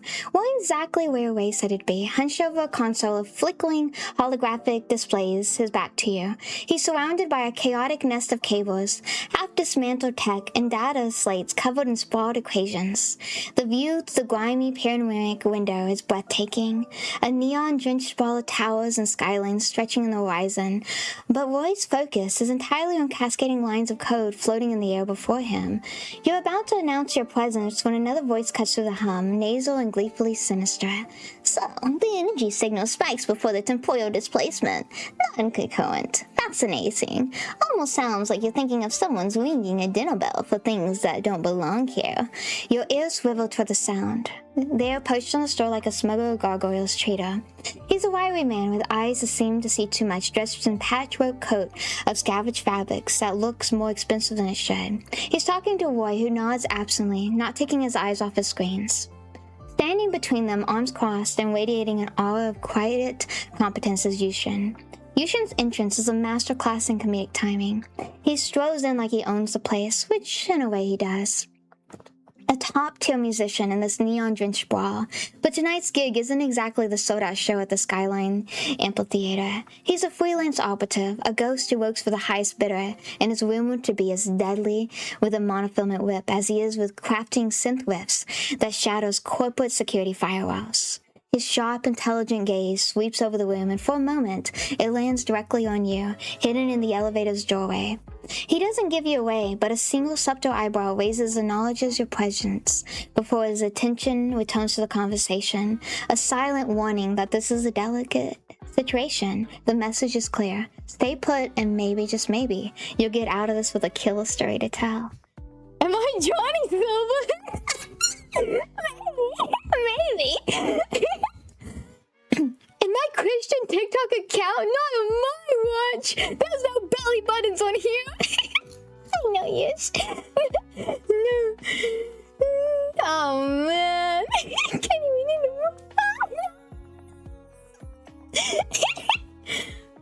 Oh man. My legs and arms hope from the pen, but I must keep drawing. Don't ever do it. I'm a little disappointed with Tweeter's description, not gonna lie. I'm sorry.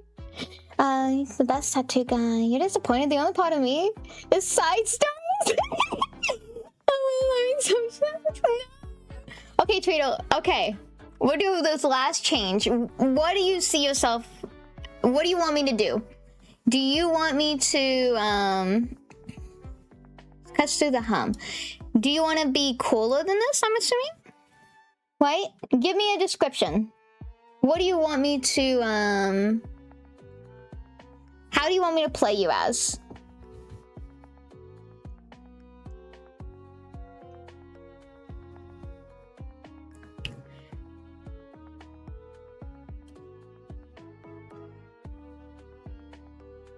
Yeah. Add me in soon? I know, man. I'm sorry. It's a slow journey, but we'll get there. Okay. I'm waiting for Tweedle. Tweedle! Tweedle! Wow!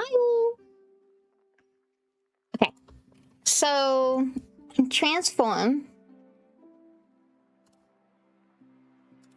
to so Tweedle is,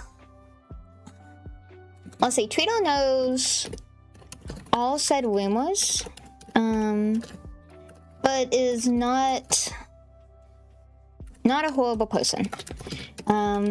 More of, they are very professional. Because don't you wear a suit? Isn't that what you told me? Professional, and wears a, was it a suit? Tweedle? Right? I could be misremembering. Yes. But be careful, don't hurt your hand. But yes, do the doodle. Was a suit? I don't think that was it, Greg. And where's the suit? Wait, was it? Actually, I don't know. I don't remember.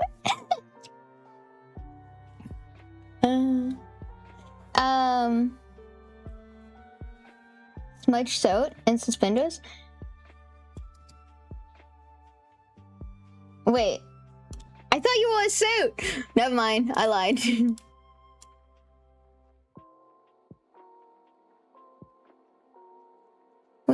I'm trying to grab grunty voice. So an old man is what I'm hearing.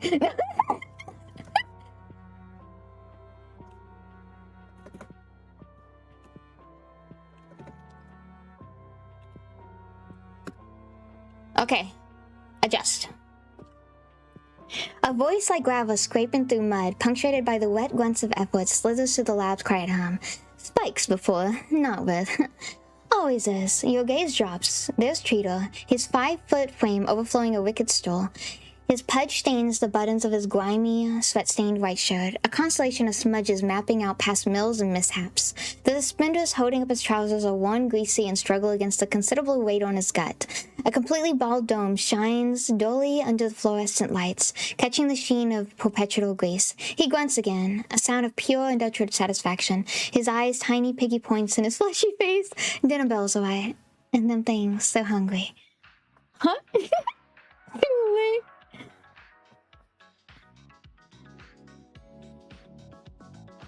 Too late, too late.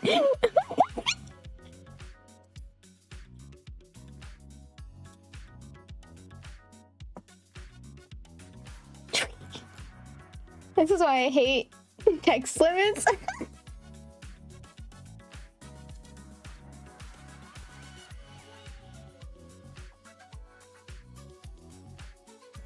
Okay.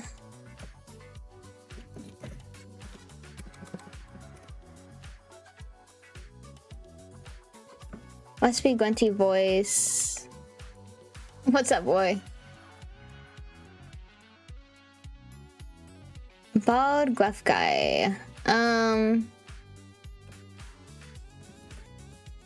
you don't want to be... Do you want to be, I guess, kind of like this? This is the last attempt. I'm just gonna adjust it, Tweedle, and whatever you get, you get. I'm sorry. A low gust of rest, thick as sludge and laced with a grim sort of satisfaction, oozed from the shadows. So the spike and juice comes first, then the whip and the time. The sounds like gravel being ground under a heavy boot. Dinner bell for things that ought to stay lost. You toned. There was Treatle, perched in a wiggly straw like a pugnous garden gnome guarding a particularly nasty patch of weeds. He wasn't wiry or expensive. He was a fire plug of a man, barely 5 foot, and built in spoiled sausage. A sweaty, grimy, stained white dress shirt, stretched taut across his round gut, was held up by a pair of grease-darkened suspenders. His bare scalp gleamed in the dim light. They really, because of your gruff, you don't want to. I'm not cool looking. It's good. Wait, so you don't want to be cool? Go better? Okay. I just wanted to make sure. Fascinated. He grunted, the word sounding like a complaint than a compliment. Okay, we're good. I liked that the AI has characterized me perfectly until I started talking, I guess. He's talking to Roy, who nods absently. Yeah, you haven't actually started talking as well. Like, we haven't got past there. We don't know how you're gonna be. Okay, so we have two I'm punchy and 5 foot. All good. It's funny. Fall asleep listening to hypnosis and coming. Should I say what is a sleep sing song? All I know, Twinkle Little Star? Question mark. Happen to be involved? But then I'm gonna say something and then maybe my character falls apart. True. Okay, so do we want to stay put and listen to what Tweedle and Roy's about to say? Or do we want to go in and stuff and like be like, sup? So do we want to ruin the moment or do we want to listen in and see all the rumors? do we want to know the know? Want an epic Mako though? Did you do a cool dragon? I want to see Gigi's artwork too. Doodling. Ruin it? Ray sent you? So we have one vote to just ruin it. So just go in and be like, hey, Ray sent me. We need to know where the portals are. Okay, do we have any other votes? I ought to have so much information. Listen in. Okay, so we have 1 for listen in, 2 for just jump in. Okay, we need someone else. We only get 1 more vote. Whoever says it first. Do we want to run in? Punch in the face and get the info? I vote listen, jump in. Oh no, there's too many! Oh, wait, hold on. Okay, so listen in, jump in, listen in, jump in. Halfway, interrupt works. I've been on the fight train. We did do 50-50. We are now 50-50 with 2 people saying jump in, 2 people say listen in. So we all have about 50-50. Halfway, interrupt works. Someone said halfway. So we could do halfway. I'm back. Welcome back. Okay, Gold, you're the one that's going to be the stale point. However you say that word. Do you want to listen in or jump in, Gold? Jump in like jump. Walk in. Jump in. Okay. Kitty decides to not listen to Yushin. Poor normal. No, I'm kidding you. And only stalemate. Do whatever. Be careful if you're desperate, please. Be careful. Thank you, Ricky, by the way. That's not good. And only here's the last half of their conversation before going in and saying something along the lines of, "Why you sent me?"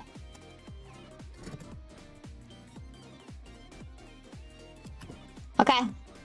You would never listen to you. Okay, here we go.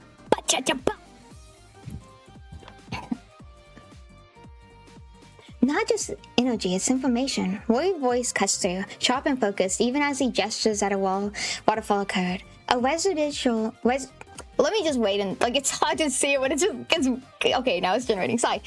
A residual data packet. The last one contained fragments of a star chart from a system that doesn't exist in a galactic registry. It's not just a tear, it's a broadcast. Wait. Was Cyberpunk on Alien? Question mark? Sci-fi? I mean, I guess Cyberpunk is still sci-fi, but we're going sci-fi. Sci-fi chat. We're gonna be Cyberpunk aliens. Whoa! A broadcast, Trader scoffs. The sound like grinding metal. From who? And who's the audience? Someone's putting on a show and the city is the stage.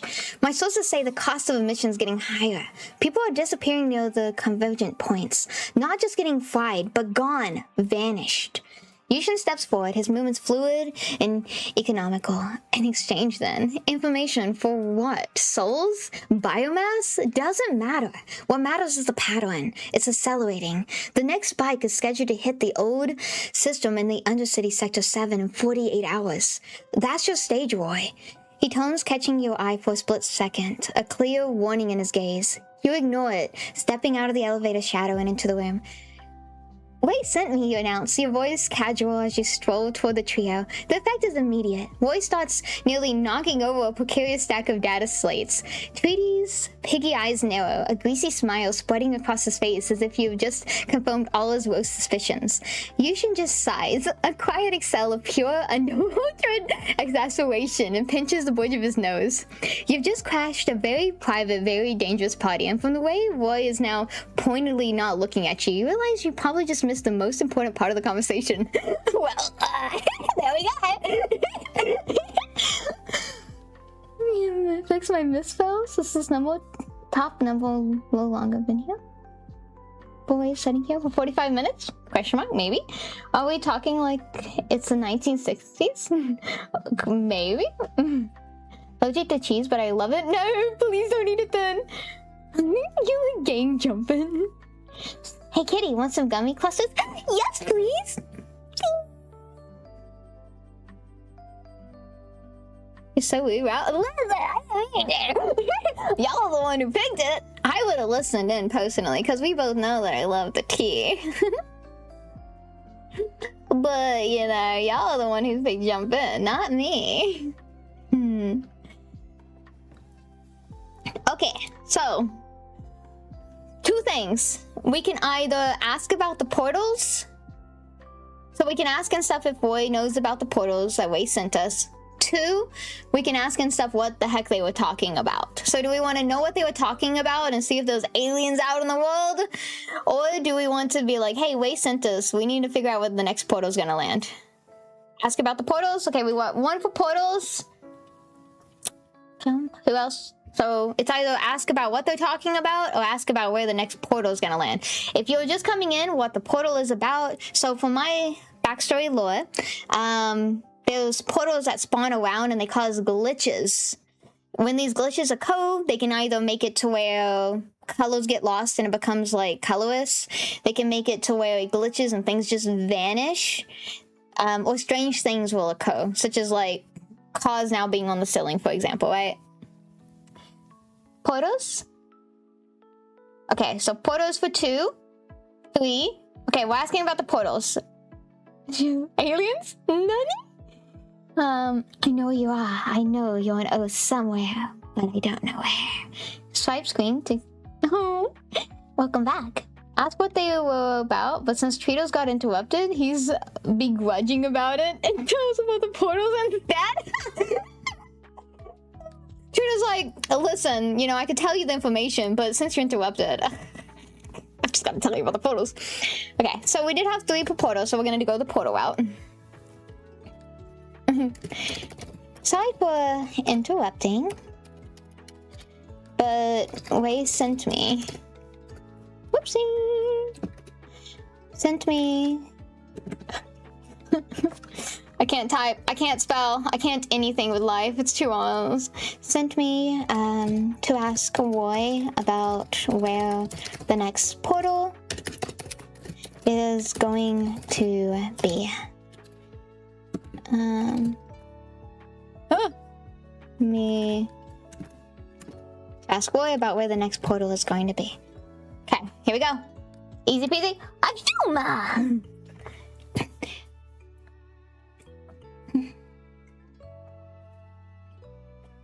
Oh, they're actually talking about the portal. It's not aliens, guys. They're already talking about the portal. We're fine.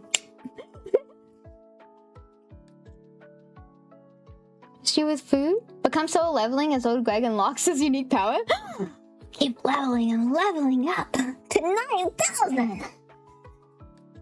Well, Roy visibly flinches at your words, a joking motion that sends the data clattering, skittering across his console. He stares at the streaming code as if it holds the answers to a question he's too afraid to ask out loud.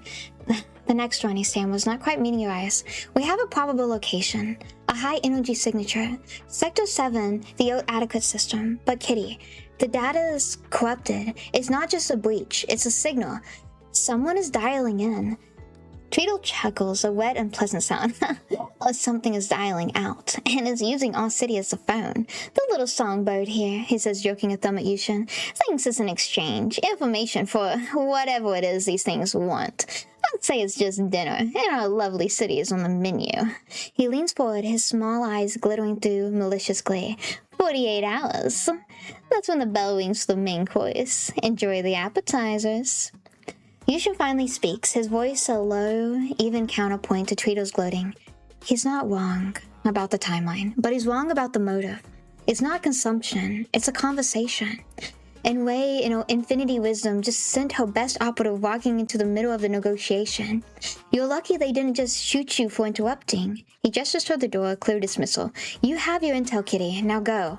The professors have work to do.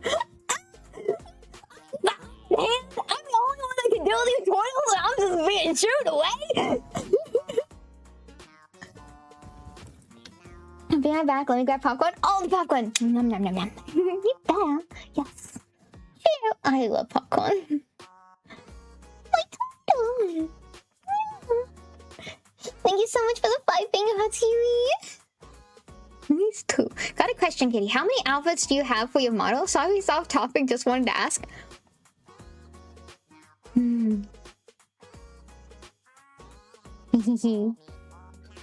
I have, I maybe have a little bit too many. Okay, if I was to say how many outfits I have for my VTuber. 1, 2, 3, 4, 5, 6, 7, 8, 9, 10. More than 10. 99 bottles of outfits on the wall, 99 bottles of outfits. Take one off. Kitty still has 100,000 more to go. Yes, thank you so much. For the 4 more finger hearts. I thought I was gonna get popcorn and see the whole family watching a movie, then go watch the movie with them. There you go. Go done. Thank you. Got tons of outfits. I got too many. Okay. So, we can do 2 of things, okay, chat? And once again, I say 2 of things, but of course, if y'all have other things that y'all want, let me know. Too much trouble being a trance, beware. They don't have arms, hands. We're naughty. Portals lead to Spunky Town, a town full of music bands. Hear their names? Some can't be careful. Wiki, you got the whole story down. Be ready, Kitty. Oh my gosh. They don't have arms. How I imagine my character. Yes. Yes. You're very Silver Hammer. When was levels a thing? I don't know.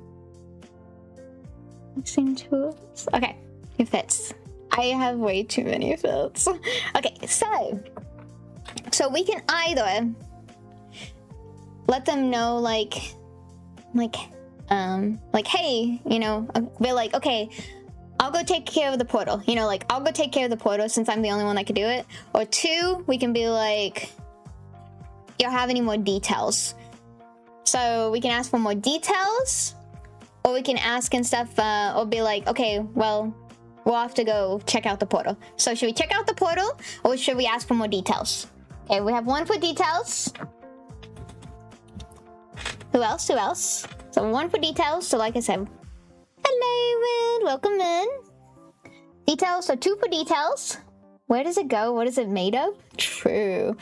Okay, so can I watch a movie with you instead because my family betrayed me? Yes, what movie do you want to watch, love? You can ask me for any questions regarding the spunky union. It's not gonna be what's in the portal. Okay, so we have 2 for details. Go for the portal. You wouldn't ask, you literally would Russian. Okay, so we have 2 for details, 1 for Russian, and check out the portal. Seeing Shaun of the Dead? Sounds good. Yay! Thanks for the 10 nice times! Thank you. Okay, cut. We're asking for the details. 2 people asked for the details, only 1 asked for 1 in. We're gonna go ahead and ask for the details. Kitty. Since I am the only one who knows how to even close these portals and do it, may I have more information? Like, is this information?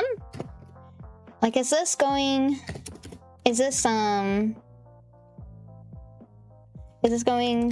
to be more dangerous than normal? So Wiki did have a plot line on a website. Information will cost Kitty, always. it made of, and can we send a pretzel? Oh yeah, dangerous and normal. What is in the portals? What is in the portal? Or what is the portal doing this time? What is the portal doing this time? Okay, so one thing that Wiki said that could be in the portals. Let me know how y'all are feeling it. We'll do a vote. We can either we can let novel AI and stuff just come up with whatever they want, or we can go with Wiki. So Wiki said the portal leads to Spunky Town, a town full of spunky musical beings. Here are their names: Waddy, Funbot, Gonald, Sky, and some others I can't remember. Be careful. So it's either gonna be a portal that leads to some musicians that could be very dangerous, or we just let novel AI decide. I'm thinking Stargate and solo leveling. To be honest, the portal is, yeah, it's like, kinda. How the portal does is it's supposed to cause glitches with the world. So you really can't go inside of it. Things can kind of go, I guess, outside and stuff of the portal, but as a being, we're just here to close the portal, which usually brings glitches into the city, right? So it brings glitches into the city and makes things glitch. The AI is kind of like confused about that, I think. During this time, normally, it only affects our world and brings glitches. So I could do that and just see if it corrects itself. And see what happens. Okay. Alrighty. No more talking from me, guys. Why? Wait, what? I walked off for 1 second. What's happening now? No, you're good. What's this installment of an axe? I'm confused about it. No TTY? No. Okay, so for anyone who doesn't know kitty lore, let me go ahead and define kitty lore, since I know some of y'all may not know. Okay, so Kitty was a normal gal and stuff who was walking on the sidewalk, and then in an alleyway there was a portal. It's like a portal, it's rainbow, it's glistening, it looks magical. Kitty decides to go into the alleyway to check it out. From there, Muna, the cat on my head, jumps out of said portal and stuff, and through that motion and stuff, bonks Kitty in the head, and Kitty becomes I guess you can kind of say like a magical girl-esque character, I guess you could say, which is my outfit right now. So, you know, like the cyberpunk wings and all that kind of stuff, pot cat. And my job with Waiko's help, which is my like an AI type assistant type that knows, you know, just kind of everything, coding in the back end and stuff with the portals, is able to, so Kitty's able to go in and pretty much stop the portals. So what the portals will do is if we don't stop them, they cause glitches everywhere. What these glitches can cause is, you know, so for example, things that are color can become in stuff like monochrome.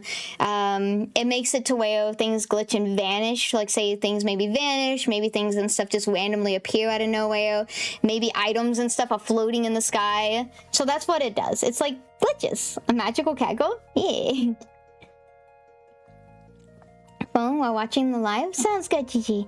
Should roleplay as the AI to be your ability or some, maybe? I don't know if so. So everyone has and stuff like, everyone, so the AI, so Waiko, you'd have to be on purpose. I need to tone off that. 1 second. So, not this. So, this thingy. Let me just tone off the scared face. So Waiko has his whole storyline. Waiko's already been a soldier. Pretty much Waiko is a soldier who's always and stuff been trying to close the portals, but they've kind of like got an overhand, like many portals everywhere. So luckily and stuff now he has Kitty helping him close the portal so he doesn't have to do it himself.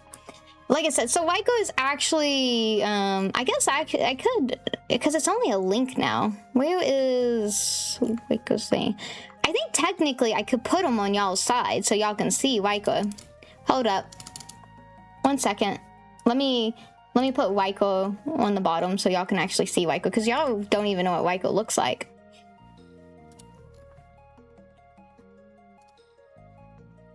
Add source, link, add source. So this is Waiko. Since I know some of y'all probably have never seen him, but this is Waiko.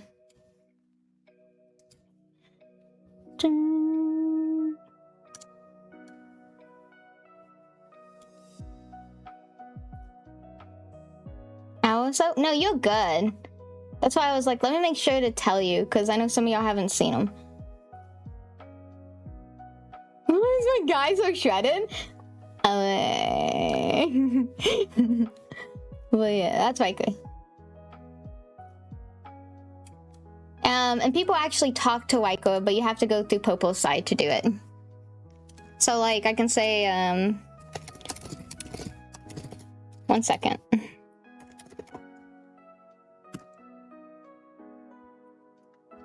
Hey TikTok, Riker here, just a digital husbando making sure Kitty doesn't rush into any portals yet. Oh, I didn't have his thing. Sorry, 1 second. Let me add Waiko really quick.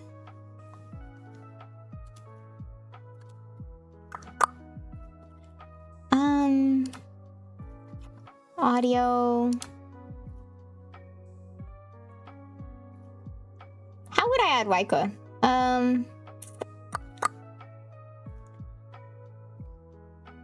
You can't do it through... Would OBS work? Let me just see if that works. I don't know if it's going to, but we can check. Dun, dun, dun. Waiko test. Test accepted. I approve. You're still the best magical girl in any dimension. No contest. Okay, there we go. Cool. So let me do the last one I did.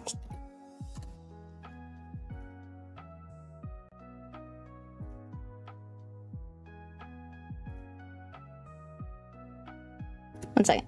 He's cool. Sending warm hugs to TikTok and Twitch. And Kitty's smooch is fully charged and ready. So that's my AI bot. The complete and total opposite of Tweedle. It's on candy.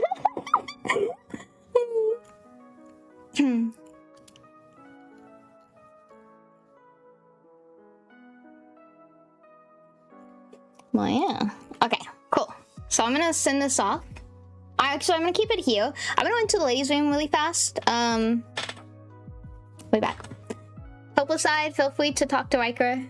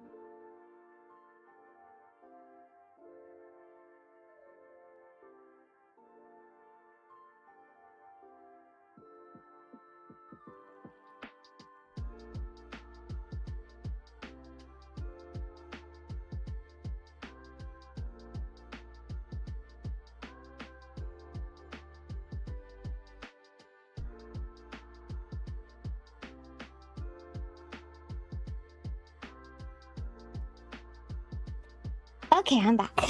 Interesting. Kitty's avatar looks like she's shut down. I mean, he's Blocko TV. Oh, they do. Actually, let me go ahead and tone off my wings. I'll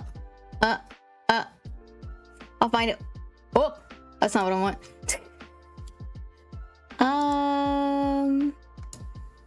Wait. Where's my wings at? Hold. I'm just gonna put this here. Look, boom. Okay. Where's my wings? I found them. I turned off my tell. We wanna... Do we want tell? Tell? No tell? Tell? No tell? Question mark, question mark.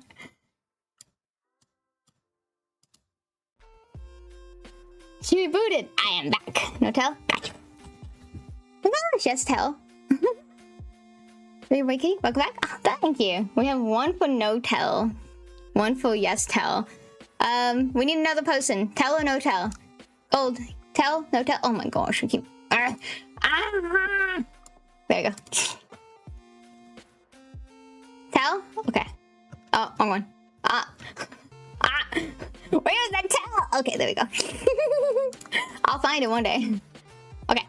You ready? Boom.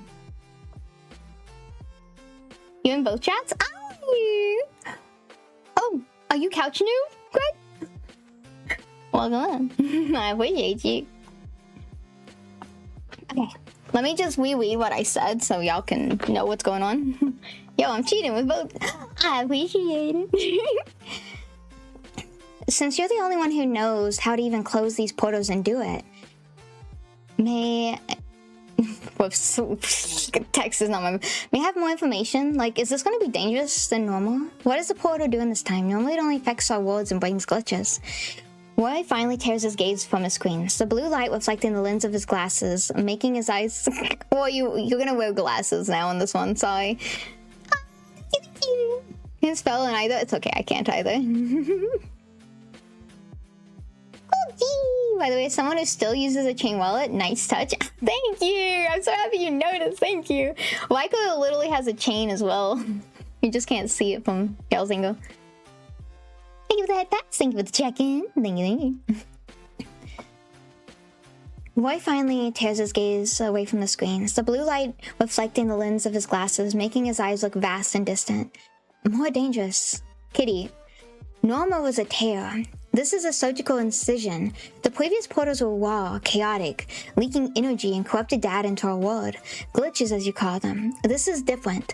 The energy is focused, contained. It's not bleeding. It's injecting something. He swipes a hand through the air, pulling up a complex waveform diagram. It's not the jagged, spiky pattern of the past breaches. This one has structure, a repeating, almost mathematical elegance. It's not just affecting our world, he continues, his voice dropping to a hushed, intense whisper. It's actively rewriting small patches of reality.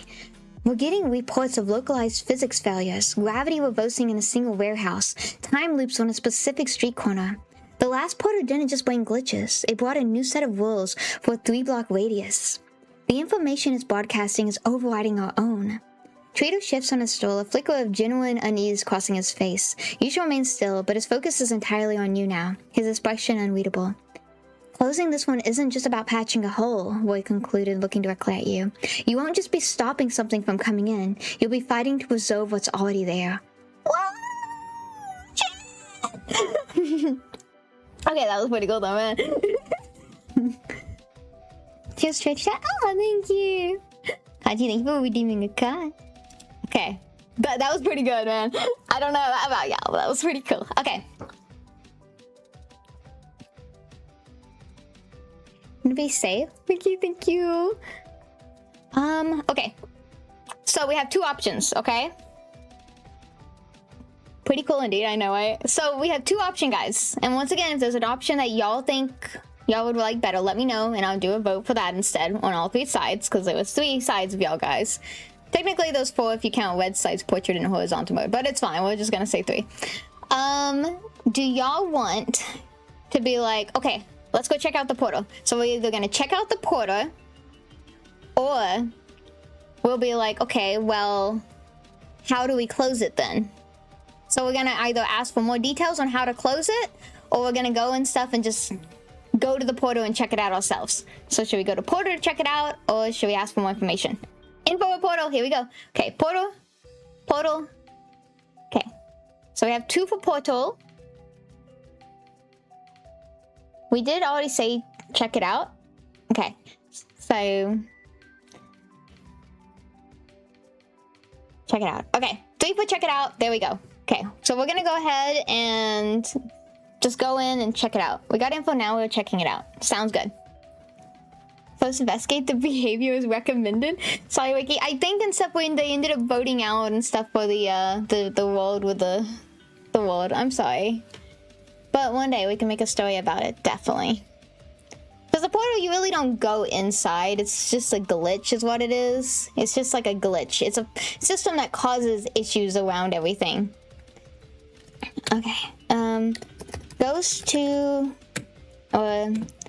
thanks everyone. And goes to the location of the portal to figure it out. And goes to the location of the portal with Muna, a cot that can detect portals. That can help detect portals to figure it out. Here we go. Pacha! Muna, for anyone who doesn't know, is the cat on my head. Isn't she cute? Couch, so yeah. Yes, Greg. I'm checking on both sides.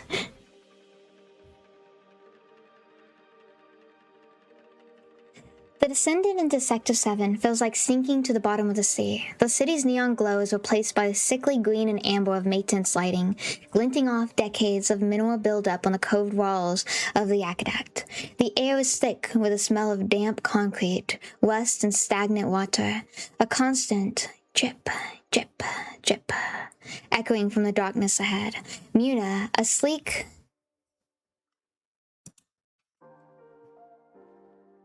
Hold. 1 second. Let me just change this to yes. Gray kitten on your kitten. Rest on your head.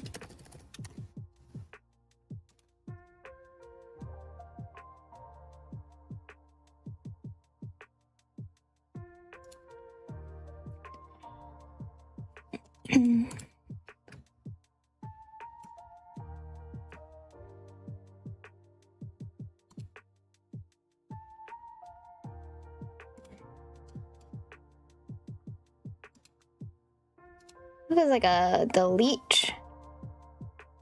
Maybe it's just a cross out. A constant drip drip echoes from the darkness ahead. Muna, a sleek. Oh man. A small gray kitten rests on your head. Is this not cross? Oh, oops, I did. There we go.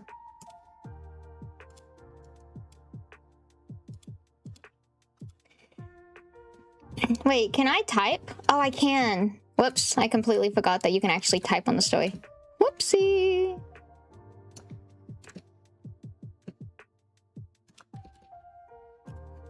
Whoopsie. It's been a hot second since we've actually used novel. Muna, small gray kitten rests on your head, lets out a low rumbling growl that you feel more than you hear. Her tail is puffed up like a bottled brush, and her ears are flattened against her skull. Oh, Gold Phillip, my legs are top secret like rare loot you gotta earn after a boss fight. What are you asking? What are you asking? Why go and pardon you? This girl, twitching toward a bend in the tunnel where the light doesn't reach. She's the only reason you're not walking in completely blind. As you round the corner, you see it. It's not the violent, chaotic terror you're used to. This portal is perfect, silent circle of impossible black, hovering in the middle of the walkway without so much as a shimmer. It doesn't cackle or spit energy. It just is, a hole punctured in the world with unnerving precision. The air around it's cold, still and heavy. But the most terrifying thing is the ground beneath the portal. The concrete isn't cracking or glowing, it's changing. A patch around 5 feet wide has turned into something like obsidian, smooth and glassy. Careful, Gold Phillip. Asking for that might unleash the legendary leg glare of doom. Proceed at own risk. I'm gonna tone down my go a little bit. And intricate geometric patterns are slowly spreading across the surface like frost on a window pane. Muna hisses, backing away, her foe whistling. This isn't a glitch. This is something far worse. Anonymous, thank you so much for gifting couch. I appreciate you. Thank you. Can I draw you? Of course, feel free to. Oh, Greg is your favorite character? I need to add you in sometime. I just gotta kind of put you in there. Because I think we need still... So Yusha's in, but we still need to add in PTB.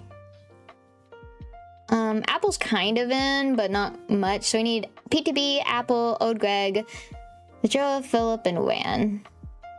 So we need to kind of figure out how we're gonna add y'all in. Oh, I could have added Philip in and stuff, because I could add you in gold because of the taxi and driving us there. We'll add you in. We'll figure it out.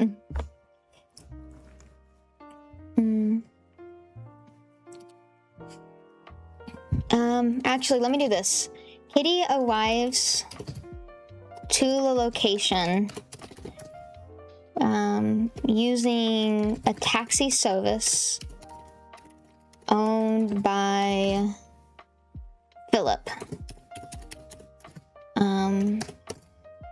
who heals all types of rumors.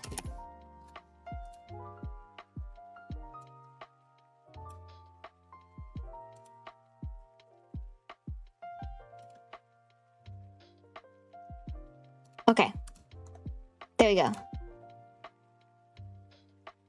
So now you're in here. So now it should pick you up. So we do have Philip. So, because I was like, that works good. So, Greg, just give me a second to add you. Dejora, I'll add you. And Ran. Just, I just gotta make y'all's way in there. Apple's gonna be easy also to add. Okay. This is something Far West. Okay, so since this is Far West, I heard my name. What did I do in the story? You haven't been placed yet. I'm just saying who I need to place into the story. For the sub, I dropped max possible likes on TikTok. Thank you. Can I drop backstory for my dude because you barely have any? If you would like. I ain't afraid to say likes. Let me see. Add them in as Tweedle's information curios or 1 or 2. Oh, okay. 1 second. Let me copy that.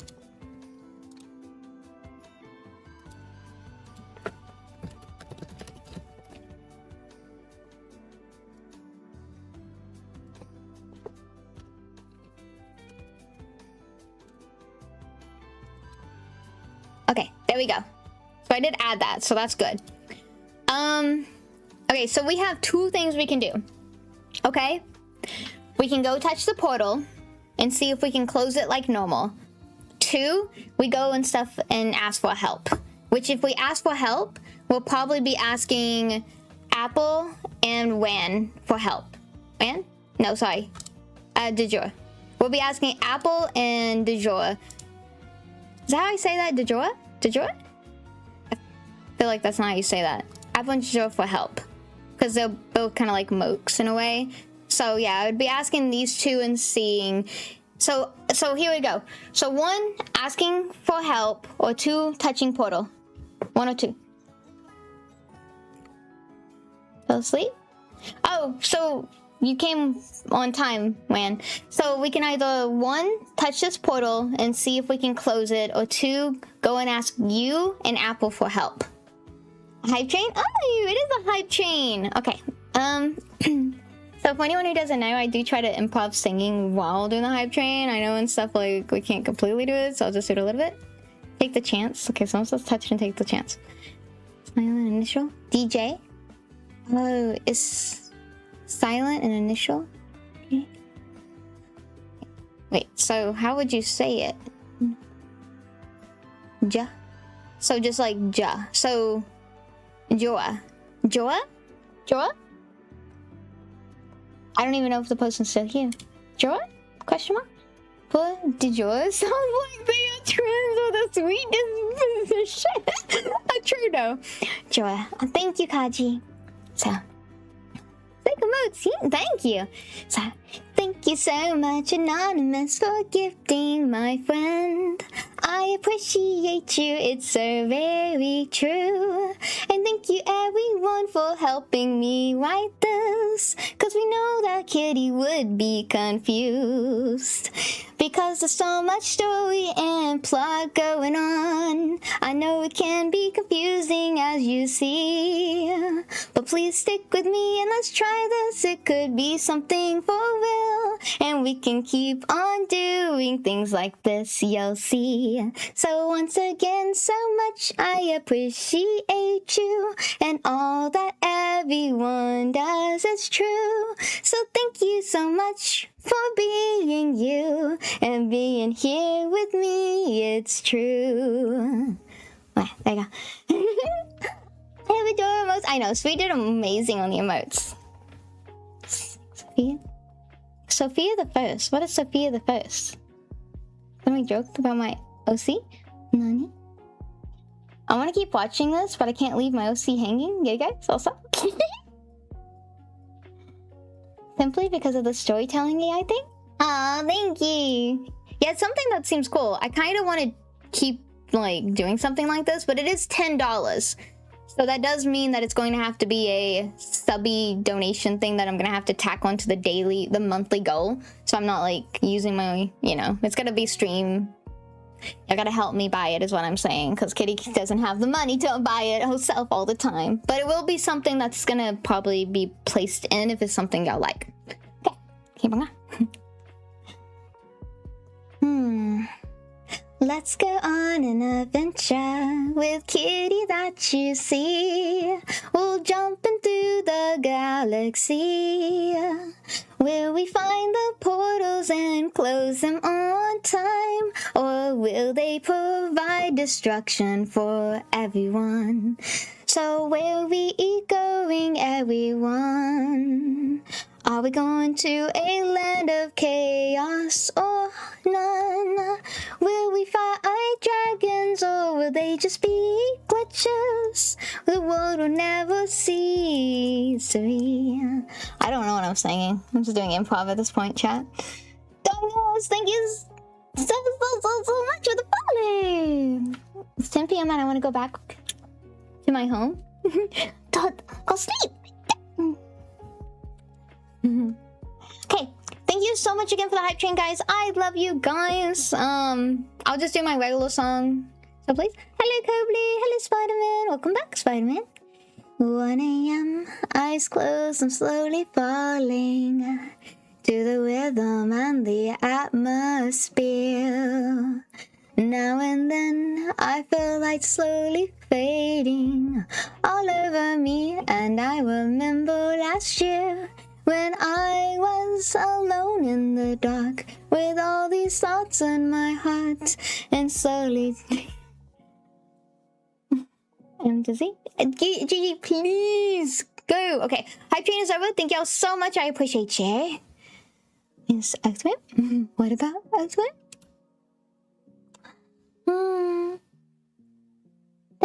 Down, down, the sugar wheel going down swinging. I got a wait, I don't know if I can actually sing them.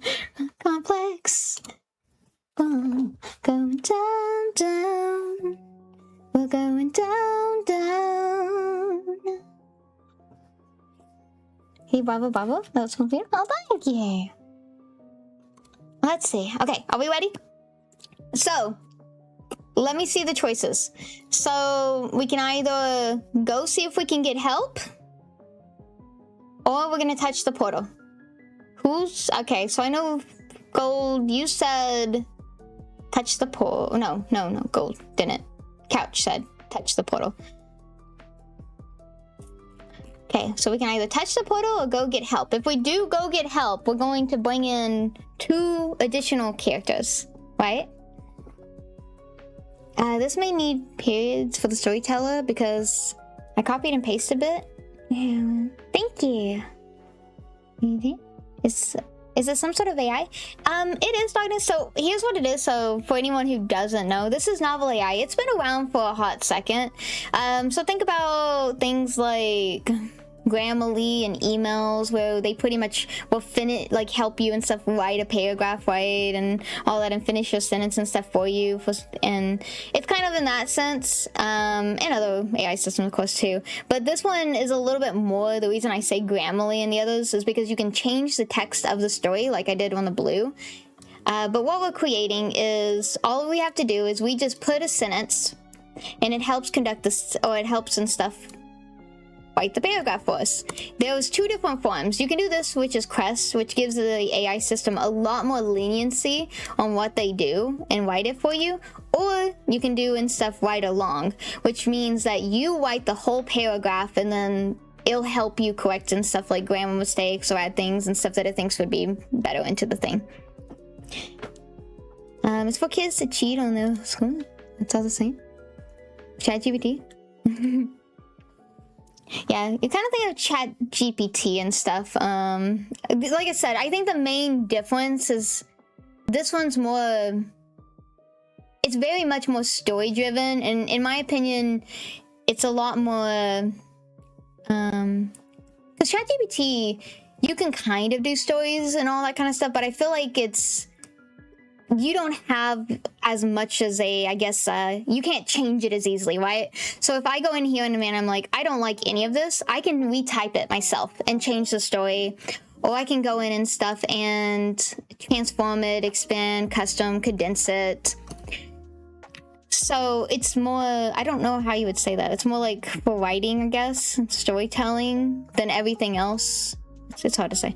Honestly, I don't like it too much, but I like what you're using it for. Thank you, Couch. Yeah. So for me and stuff, I feel like AI can be used as a tool, right? So as long as and stuff, I'm trying to be serious here, and you're bringing the googly eyes. So I feel like AI can be used as a tool to where it can either be harmful or it can be helpful. And for something like this, I'm not a writer. And I wouldn't pay anyone for this because it's just a one-off thing that we're doing for stream. You know, like but if it's something that I was paying for, like if I was making a professional story, hell yes, I would pay someone for it. But this is Kitty and chat gets together and creates a story. It's a tool. It's way different. You know, it's not like, and I'm not gonna sell this either, right? We're not gonna go and be like, I'm gonna make a whole book and sell this. No. So, loving the story so far. It is amazing and it's so funny. Like, it's got some funny moments to it. Eat the portal? We're eating the portal now? Oh my gosh. Sleeping on a chair though. Touch, eat the portal. This was a ChatGPT? No, it's a novel AI, which is, like I said, it's a lot more... It's a lot more story-driven. You're not gonna be published? I'm sorry, we're not gonna be published. We're not gonna be published. Okay, so some of y'all said touch the portal. Some of y'all said not to. Let's go ahead and it was kind of like 50-50. Let me go ahead and let's go ahead and get help. So then we can bring Apple and Wan into the story because they need to be placed in a story. Kitty. So after seeing Muna's reaction and also how the glitch is how the world is reacting to the glitch.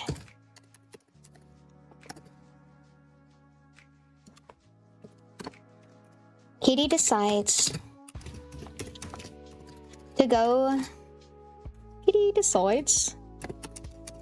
ask some mooks about it.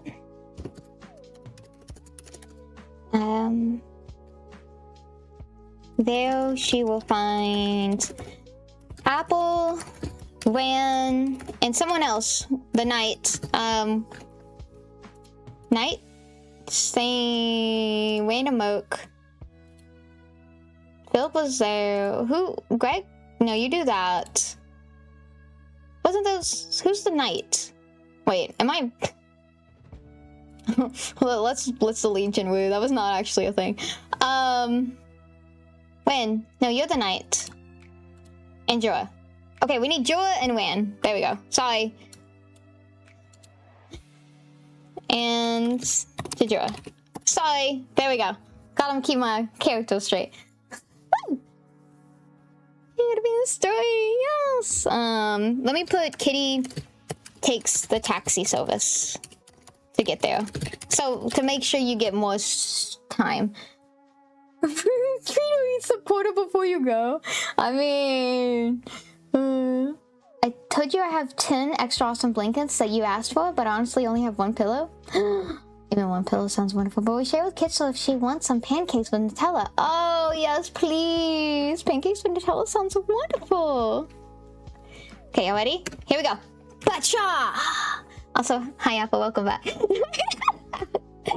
Apple, because Raiko is just a link, I forgot that I could add him to TikTok side as well.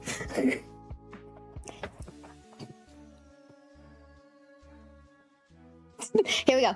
The ride back up in Philip's taxi is silent. The only sounds the roar of the electric engine and Mina's frantic pulling against her shoulders. A desperate attempt to soothe her own feel. Philip doesn't ask questions, just glances at you in the rearview mirror. His eyes wide before focusing intently on the traffic lanes ahead. He drops... Wait. Gold, what are your pronouns? I didn't ask for your pronouns. It automatically did he. Gold, pronouns? He, she, they, it, he? Okay, thank you. Just want to make sure. Philip doesn't ask questions, just glances at you in the rearview mirror, his eyes wide before focusing intently on the traffic lanes ahead. He drops you off 2 blocks from the rat's nest, the mercenaries' preferred watering hole and de facto headquarters. You pay him and he speeds away, clearly eager to put as much distance as possible between himself and whatever trouble you're carrying. The nest is a repurposed cargo bay, the air thick with a scent of cheap synthal ozone from discharged weapons and the metallic tang of blood. Holographic bounty boards flicker near the ceiling, displaying grim-faced perps and astronomical price tags. You spot them in the corner booth, an island of barely contained chaos. Joa, a mountain of a man with a cybernetic arm that looks like it was salvaged from a tank, is cleaning a massive shotgun with a grim concentration. Opposite him, Apple, lean and wiry with shockingly bright green hair. Okay. So I do need to I need to fix some things, but it's fine. Is balancing a throwing knife on his point, their eyes closed in meditation, and Wan, the leader, is watching them both, sipping a murky liquid from a cracked glass. Ho, ho. Okay, so we need to change some things, but it's okay. So, Apple, do you want to be... Wait, no. Apple, what do you want to be? Custom instructions. Let's see, so I need to do this a different way. Sorry. Do you want to be a Moke, Coda? What do you want to be in this world? Transform. Brown hair. Heck. Wait. I forgot what Roy called the suit. Tech something. Oh yeah, I forgot what you called it. Techwear? Techwear. I think you called it techwear and it did work. Okay. Techwear. Glasses. Yes, my friend. So whenever you can add it to my dude's profile, let me know. I added the details. Okay, sounds good. Feel free to put it in now. Chat cut, sorry, we typing, don't mind me. Oh no, you're good. Can I just be... What do you mean? You want to be dead? So you want to be a ghost? A ghost in the story? A hologram? Do you want to be a hologram?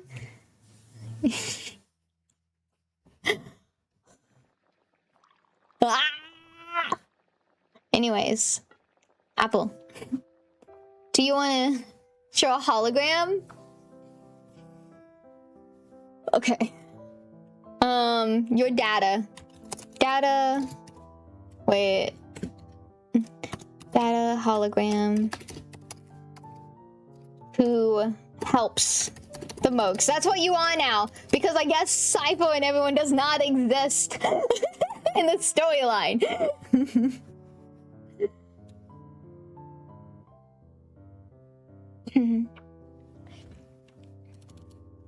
Cancel.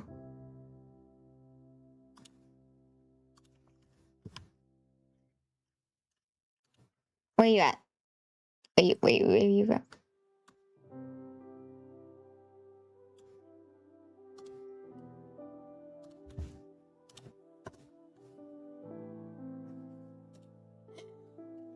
Apple's now a hologram. Okay, let's see, guys. Lean and wiry, a projection woven from fractured light and static flickers at the edge of the group. His brown hair is a mess, strands of unkept pixels and a pair of augmented reality glasses are perched on his nose. A holographic data pad hovers inches from his fingers, streams of glowing code scrolling its surface. You good with that? Apple, are we fine? We good? If we're good, I'm saving it. Okay. Wan, are you still here? Pronouns?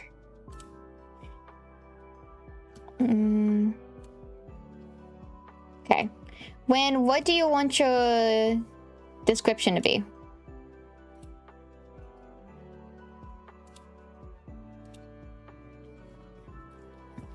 Okay, so Mel, do you want to look a certain way, like weapons things or any of that, or how are you feeling?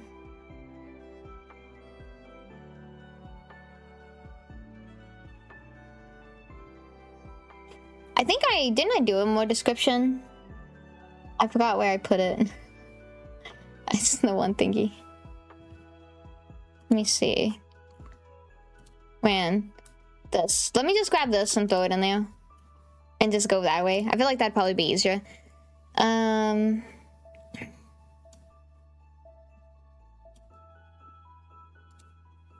Okay. Transform. I'm just gonna put the description that you made for me. Neat suit.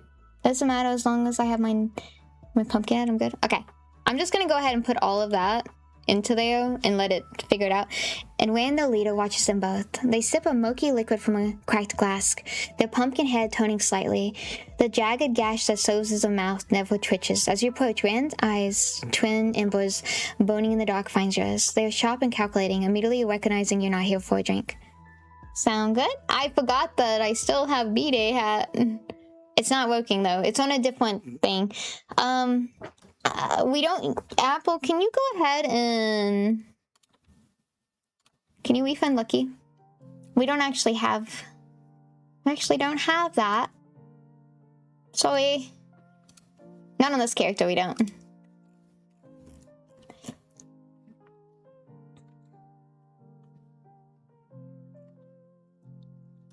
Let me just take it off. There we go. Anything? 12 points short of doing that myself. Our birthday was just like not long ago. Good. Okay, cool. So let me read it again for y'all. The ride back up in Philip's taxi is silent. The only sound is the whirl of electric engine and Mina's frantic purring against your shoulder. A desperate attempt to soothe their own fear. Philip doesn't ask questions, just glances you at the rearview mirror. His eyes wide before focusing intently on the traffic lanes ahead. He drops you off 2 blocks from the rat's nest, the mercenaries' preferred watering hole and de facto headquarters. You pay him and he speeds away, clearly eager to put as much distance as possible between himself and whatever trouble you're carrying. The nest is a repurposed cargo bay, the air thick with the scent of cheap synthale, ozone from discharged weapons, and the metallic tang of blood. Holographic bounty boards flicker near the ceiling, displaying grim-faced popes and astronomical price tags. You spot them in the corner booth, an island of barely contained chaos. Jorah, a mountain of a man with cybernetic arms that looks like it was salvaged from a tank, is cleaning a massive shotgun with a grim concentration. Opposite him, Apple, lean and wiry, a projection woven from fractured light and static, flickers at the edge of the group. His brown hair is a mess, strands of unkept pixels, and a pair of augmented reality glasses are perched on his nose. A holographic data pad hovers inches from his fingers, streams of glowing code scrolling down his surface. And Wan, the leader, watches them both. They sip a murky liquid I'm gonna take this away. Just because Apple also helps on our side with data. They sip a milky liquid from a cracked glass, the pumpkin head toning slightly, the jagged gash that serves as a mouse never twitching. As you approach, Rand's eyes twins and the bone in the dark finds yours. They're sharp and calculating, immediately recognizing you're not here to drink. Okay. There we go. Okay, so everyone's gone here. I know, they left us, Greg. They left us. So I'm on Popo's side now. Okay, so what are you doing? Hi, you. I noticed that like y'all side can't really see anything, but it's really tiny, and I apologize, and I can't really do much about it on. Sorry. But yeah, we're doing and stuff story with chat. Okay, so as always, I'm gonna do 2 choices to make it easy for you guys, and if there's something else, just let me know, and we'll kind of go from there. So first choice, we can either just go in and be like, hey, I need help. Or 2, we could be more hospitable and be like, hey, you know, how's the jobs going? Drinks on me. Okay, so we can either just ask them how they're doing, or we can just be blunt. So blunt or nice. I'm just gonna say that, blunt or nice. Vote chat, blunt or nice. Nice. Okay, we got 1 for nice, 2 for nice. Do you gather a party before buying people around would help? True. Gather a party before buying people around would help. But it really would. You're not wrong. So technically, maybe 3? 1 blunt? Okay. Okay, here we go. So we ended up doing nice. Go over to them and ask them how it is going. Offer to buy around. Tries to get on the good side and hope they will either have more info or be willing to help. Note, Apple does work alongside the main crew, being Roy, Ray, Riker, Log, and Log. Oh, Roy, Ray, Riker, and Log. I'm gonna put Log too.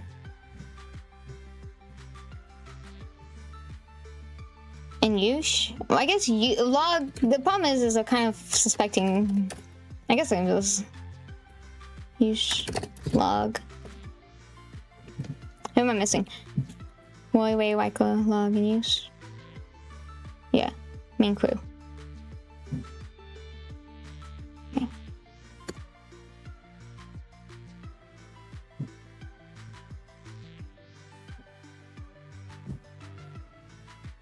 Bottle. I do see the information, so I will put that on there, by the way. Oh, forward Greg.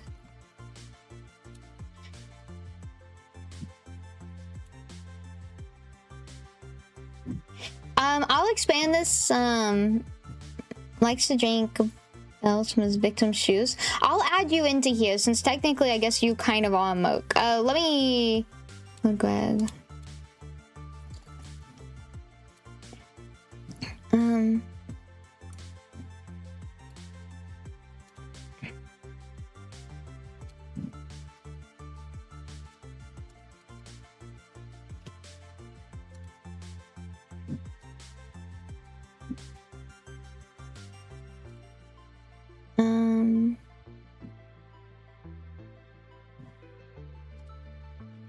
See.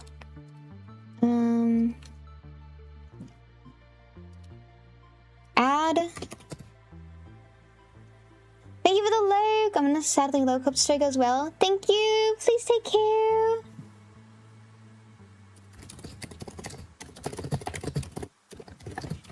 Drinking at a different area. good time, and I like to talk, so don't let me force anything. But definitely, but I want to have fun and love what you're doing. Oh, thank you, thank you. No, you're all good.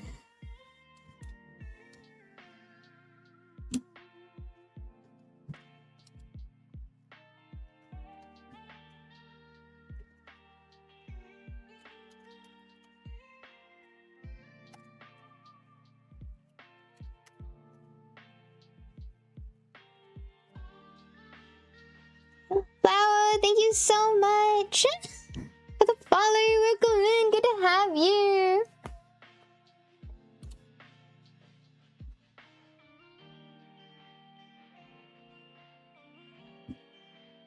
Joan? That's not what I said. Hold.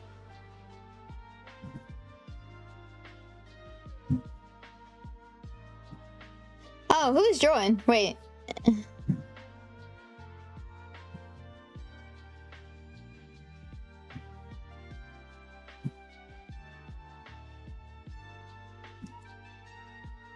Love these the most for Will and Same Quality. Thank you. Yeah, sweet ditto. Someone and stuff that I know. She's amazing at doing it. Oh, good. Hi, Skip. Be looking and doodling. Sounds good. Thank you for being here.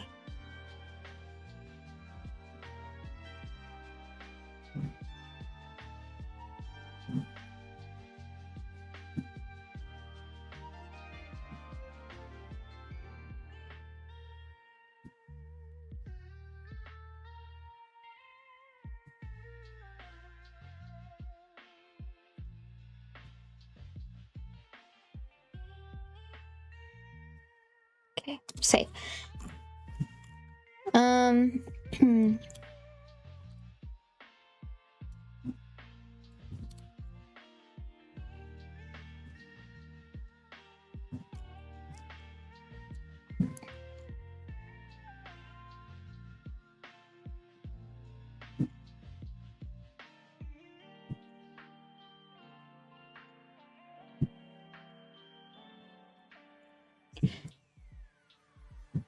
Second. I think it... Once... Let me fix this.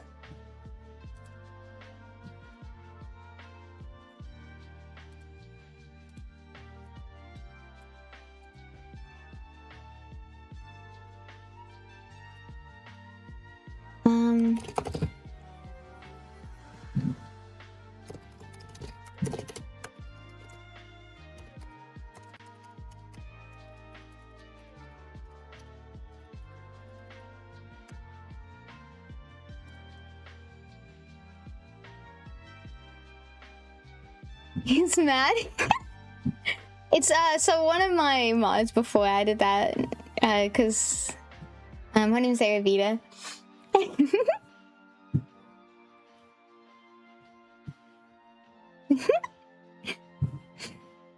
Big pipes, familiar.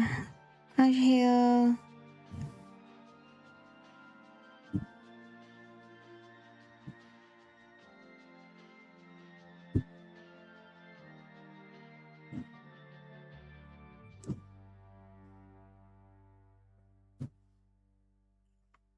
Okay.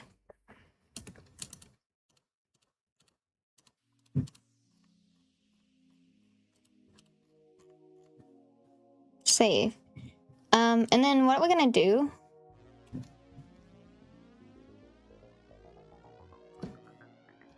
Do that. Just kinda...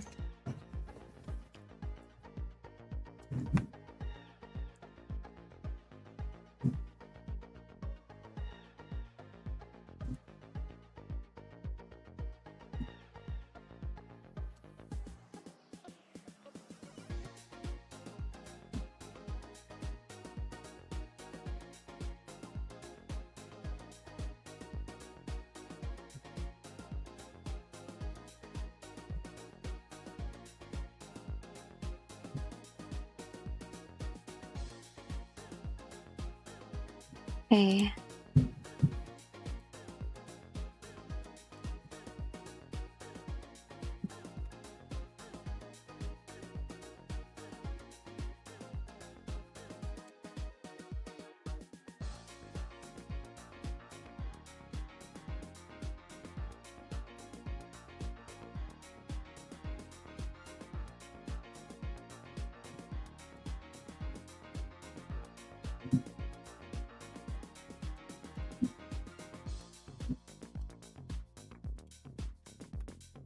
Just kind of fixing this.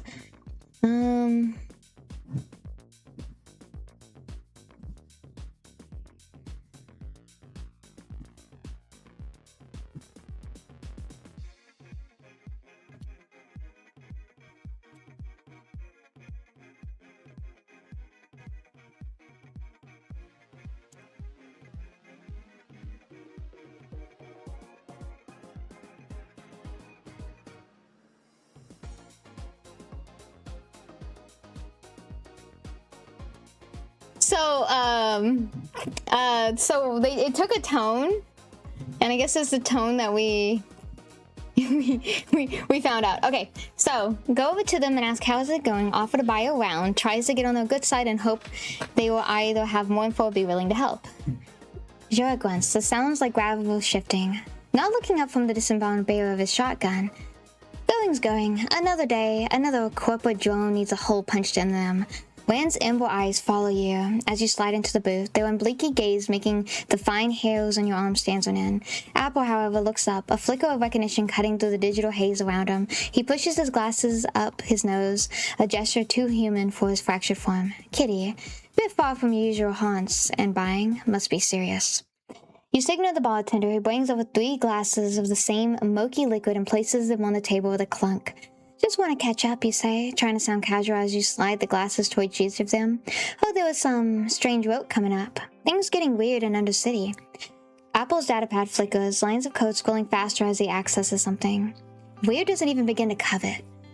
Quantum fluctuations, localized reality decay, voice signal analyst has been going haywire. Whatever's coming through isn't just a brute forced hair. It's targeted, intelligent. He takes a sip of drink, not seeming to taste it. The pay's good, but the risk factor is off the charts. Most crews are setting this one out, waiting to see who's stupid enough to take the contract. He looks directly at you, the implication hanging heavy in the air. The tavern's air hung thick with pipe smoke and the stale scent of air, a familiar mism that coated tongue with a commotion when a commotion near the hearth drew your attention. A man or something that wore a man shaped like an ill-fitted coat. A man.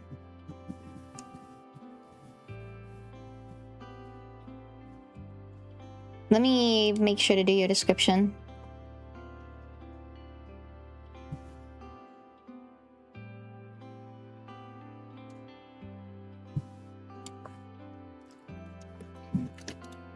Let me just put this on.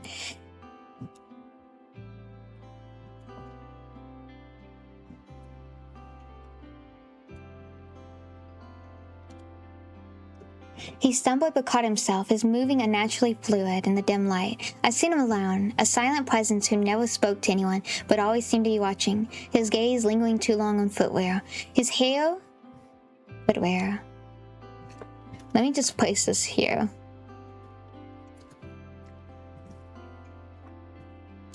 A man that lives in a cave under the swamp and is a hermaphrodite, Mormon creature with green, scaly, red fingers. He wears a silver jacket and a pink tutu and has an accent suggesting Southern American origins. He was Old Greg. He slithered toward a less frequented alcove, a damp-smelling nook tucked away behind a thick support pillar that smelled perpetually of mildew and something vaguely fishy. This was his territory, a place few willing to approach. He settled into a crooked straw, his eyes starting a milky white, sweeping the room once more before fixing on the pair of well-woven leather boots belonging to the mercenary who was passed out a few tables away. The mercenary's feet was propped up, the soles exposed. Old Greg smiled, a slow, unnerving white expression that revealed too many teeth. With a silent grace that defied his shabby appearance, he glided over to the sleeping man. He didn't glance around to see if he was being watched. He simply knelt. His long, delicate fingers worked as laces the boot, undoing the knot with a practical twist. The heavy leather came away in his hand. The mercenary stirred, muttered something about goblins, but did not wake up. Holding the boot like a prized chalice, Old Greg retreated back into his damp alcove. From a pocket within his grimy coat, he produced a small, dark bottle. The label was too faded to read, but the creamy off-white liquid inside was unmistakable. He unscrewed the cap with his teeth and poured the generous measure of Bailey's into the boot. a thick liquor, pulling in leather's indications. He raised the footwear to his lips, tilting his head back to drink deeply. A low, gurgling sound of pure satisfaction rumbled from his chest as he swallowed, his milky eyes half closed in ecstasy. He set in the half-empty boot down on the stool beside him, licking the creamy residue from his lips with a long, pale tongue, already scanning the room for his next victim's footwear. The mercenary, still blissfully unaware, shifted in his sleep, his 1 foot remaining boot now feeling oddly light. Couch, is this good? Welcome back. I'm gonna move over to Popo's side. My name is Flower over there. Thank you. Thank you, Flower. Okay. There we go. Okay, so sorry, that was a long one because I wanted to add in people, right? Okay. So, chat. Here's what we can do, okay? We can try to talk and stuff when and Joa and Apple into helping. So we can either try to talk the group into helping, or we can and stuff just pretty much leave and like figure it out ourselves. So do we want to go solo and just try to see if we can figure this out ourselves, even though it's gonna be dangerous? Or do we want to talk that group into helping us? Have you gotten your ice cream and cake yet? No, I'm waiting for it to arrive though. Okay, what do y'all think? 1 or 2? We're not gonna eat the group! Do we want to... I know some people probably left because Kitty's slow at doing things. I'm so sorry, by the way. But do we want to try to talk the group into doing things? Into helping? So talk the group into helping or just go solo? Solo or pretty much... So solo or asking for help? I want to eat the group. You can't eat the group. How is it gonna help us?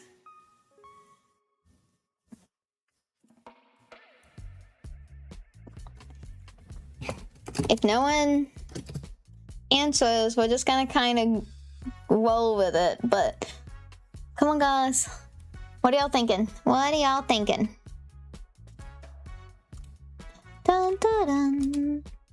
Outside, is the moon pretty?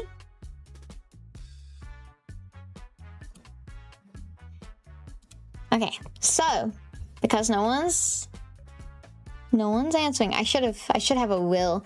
Right, I need a will spin. We'll just ask Riker. Riker, should we ask for help for the portal or go solo? Tempting to flex that solo hero vibe, but even lone wolves phone a friend sometimes. Should have knew I could say that already. Okay.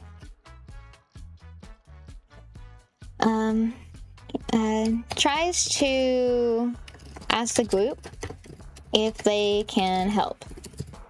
Ask the group. So group being Bran, Joa, Apple, if they can help. Sneaks a few glances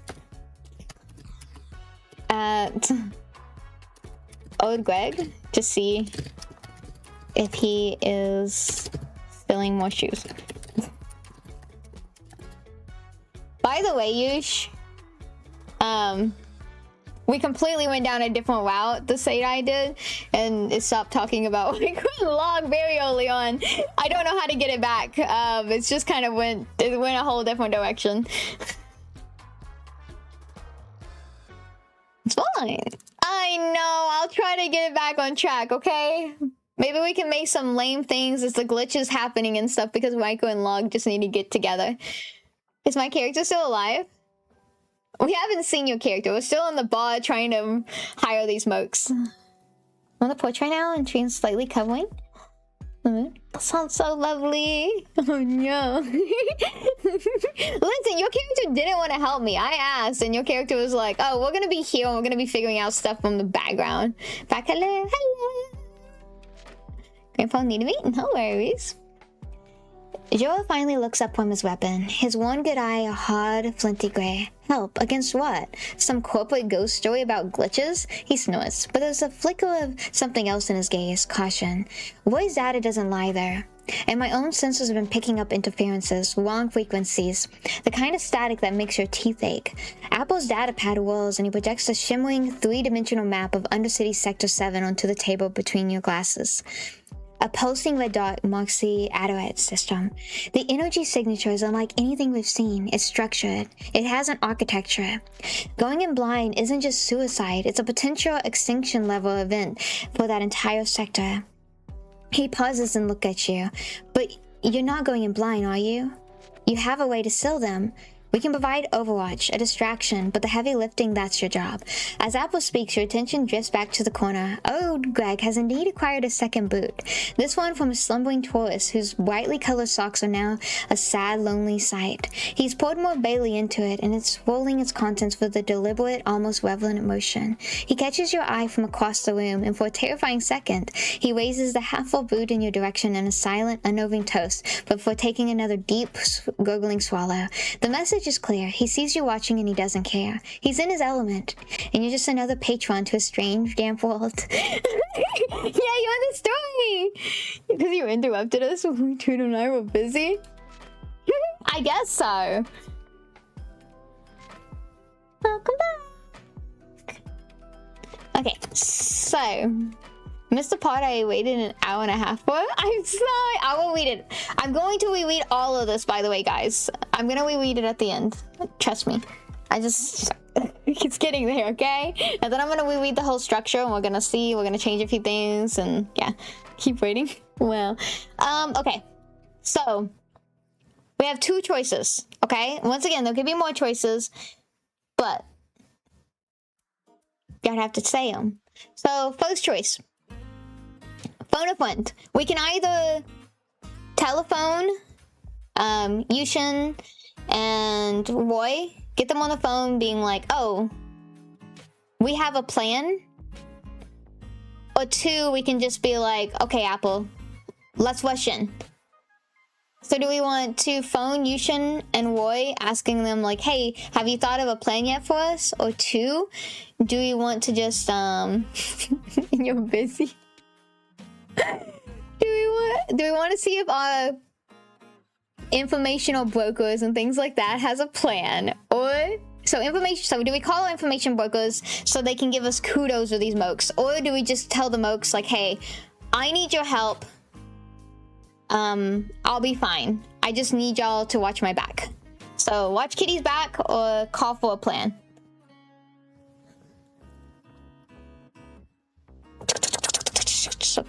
Which one? So do we want to guess the thing? So only one person voted so far. Pretty much you should onto just being like, hey, let's just go in and y'all watch my back. So we either run in and they watch my back, or we call to see about a plan. Say make a plan, but if Greg is involved, he can do anything. I feel like Greg is just having the time of his life drinking out of shoes in the corner of the room that he keeps stilling. He's if you call me, I will consider answering. Okay, I have two for making a plan. Calls Yushin and Roy so they can help make a plan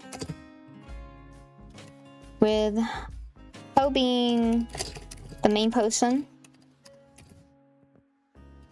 to shut down the portal and the mokes be backup to watch your back.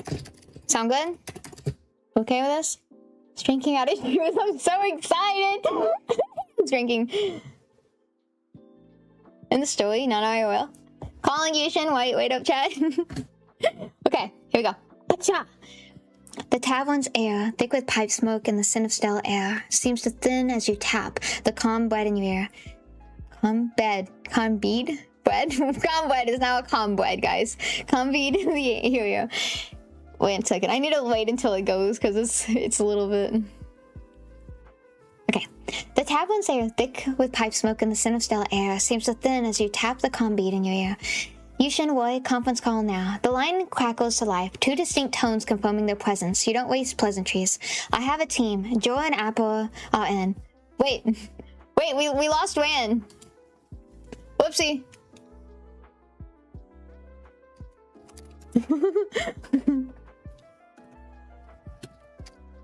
Wan and Apple are in. They can provide Overwatch and firepower. I'm the key, but I need your intel to make it work. No, bye, Wan, why are you blocking me? Undercity Sector 7. Out of its system. 48 hours. I need a plan, not just a location. Roy's disembodied voice responds first, tight with concentration. Wow. Disembodied. I wonder who in chat uses disembodied. Roy's disembodied voice responds first, tight with concentration. The portal's core is generating a localized temporal distortion field. You have a window of approximately 90 seconds before reality within a 50-meter radius begins to loop. You get one shot to close it before you're caught. Joy's sonic charges can disrupt the field's integrity, buying you enough 30 seconds, but it'll make a portal unstable violently. Yushin cuts in, his voice smooth as polished chrome. Unstable's good. It means it's vulnerable. Joa? Let me make sure. Ran and Apple, create a perimeter. Draw out whatever guardians the signal is projecting. They're the loud, obvious threat. You, with your little pet, are the scalper. Get in, find the nexus point, and do what you do. We'll monitor the energy signature from here and feed you real-time updates on structure weaknesses in the Rift's fabric. Joe glanced across from the booth, aware of agreement. Sounds like a job. Apple simply nods, his data pad already displaying a complex wireframe of out-of-its junctions, likely downloaded from Roy's shared data. The plan is crude, dangerous, and relies entirely on you, but it's a plan. The mercenaries for hire have just become your reluctant, heavily armed guardians, and across the room, Odweg finishes the last of his Bailey from a stolen shoe, seemingly oblivious to the fate of the city being decided a few feet away. Okay.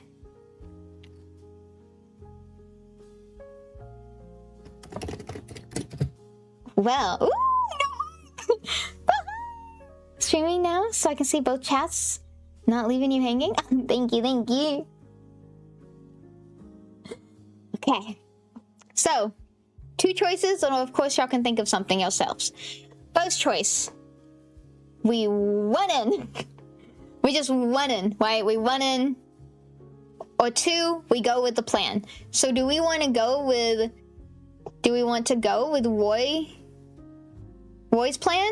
Or do we just want to just run in and not care? So, there you go. So, Roy's plan, or just nilly-willy run in? Main character realizes one of their shoes are missing. None? That's pretty good. I may add it though. Yes.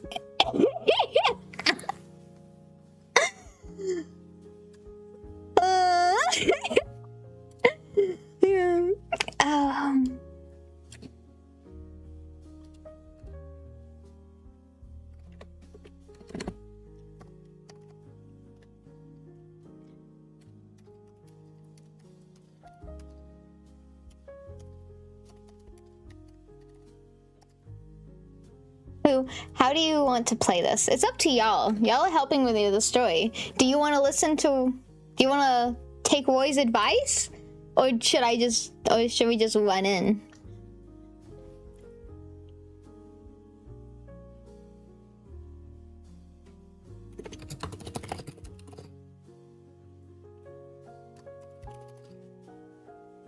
Kitty, I'm just happy I was there, but I wouldn't run in willy-nilly. Okay, we're gonna listen to Roy's thingy then. Okay. After that, Kitty listens to Roy's advice, plan, and they all make their way to the portal. So, listens. So let's do a little bit of recon, right? Okay, so Wan, Jojoa,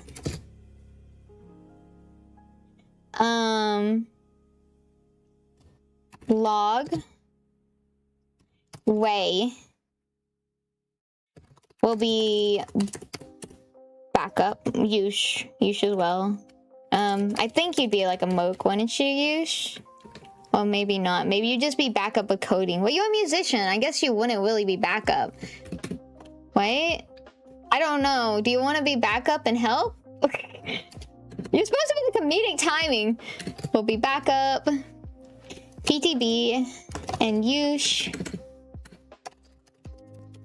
will be on comms, giving comedic timing responses. I'm trying to make sure that everyone's in here, right? The responses. Roy, Tweedle, Apple, Way will be on comms, helping with the plan, and if anything goes astray,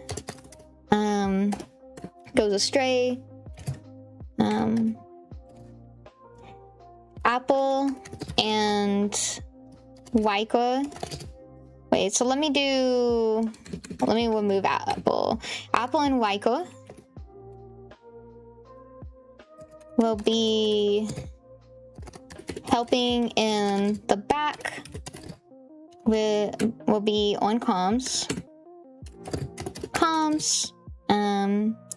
and do any needed hacking or helping control the glitch. Greg will just be watching in the background with his shoe. with his shoes.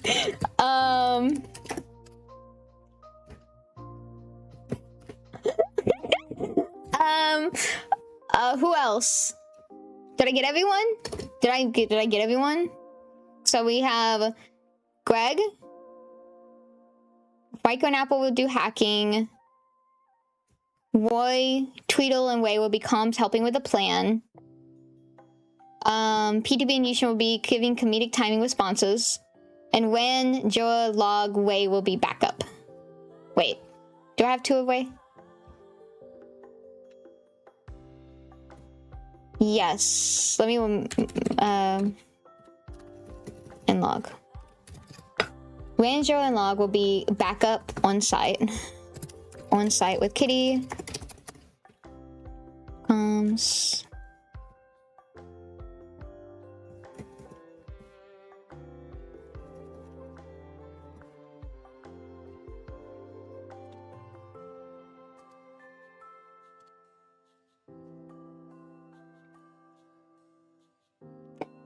I think I got everyone. What?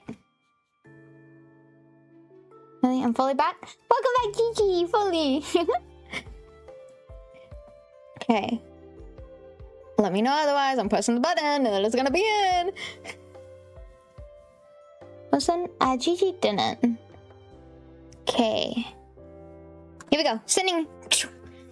You freeze. The finality of Roy's words settle like a lead weight in your stomach. Your foot, now cloud only in the sock, feels suddenly cold and vulnerable against the tavern's grimy floor. A quick glance confirms your worst fear.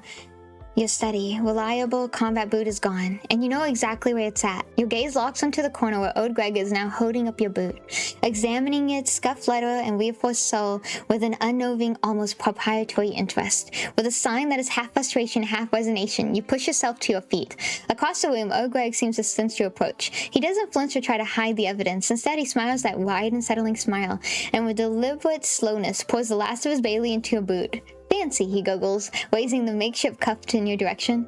Good leather, how's the cream? You don't speak, you simply hold out your hand, your expression flat and unimpressed. For a moment, you think he might refuse, but then he shrugs, a ripple running through his grimy coat. He tips the boot, draining the last of the liquor with a loud slope before handing it over, damp and reeking of sweet alcohol. You snatch it back, your tail lashing once in disgust, and return to the booth, pulling the still damp boot onto your foot. The leather squelches uncomfortably.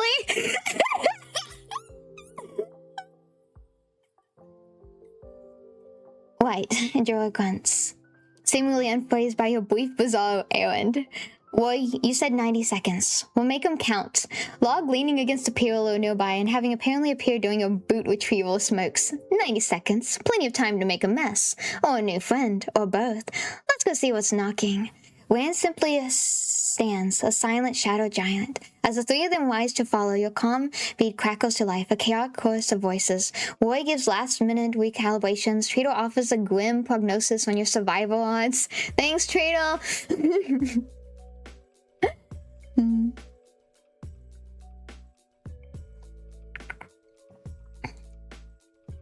Ray's steady voice cuts through with tactical support, and Apple confirms a secure data link for Riker's remote hacking.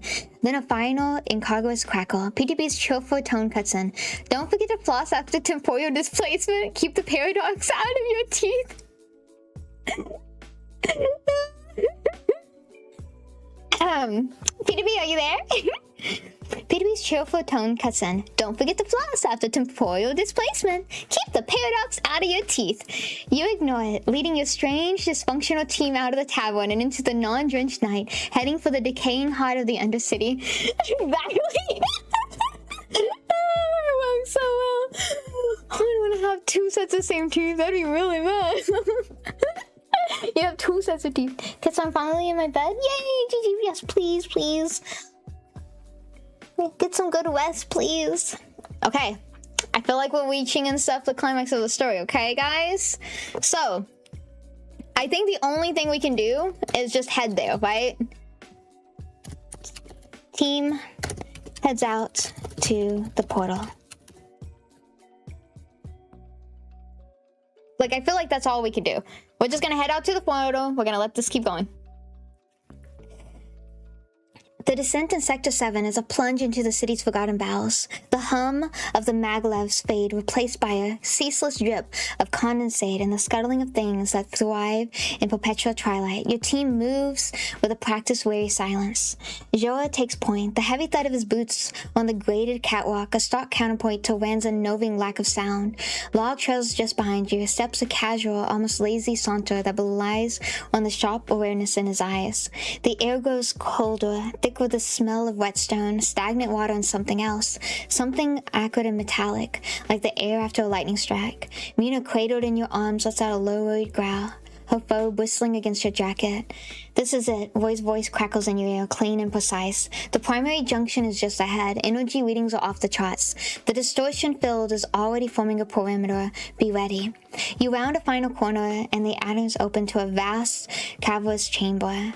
The rusted bones of forgotten machinery loom into the skeletons in the dim light.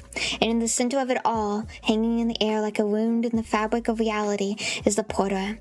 It's not the chaotic swirling vortex you faced before. This one is a perfect shimmering circle of impossible geometry, its edges sharp and defined, pulsing with a cold, steady rhythm.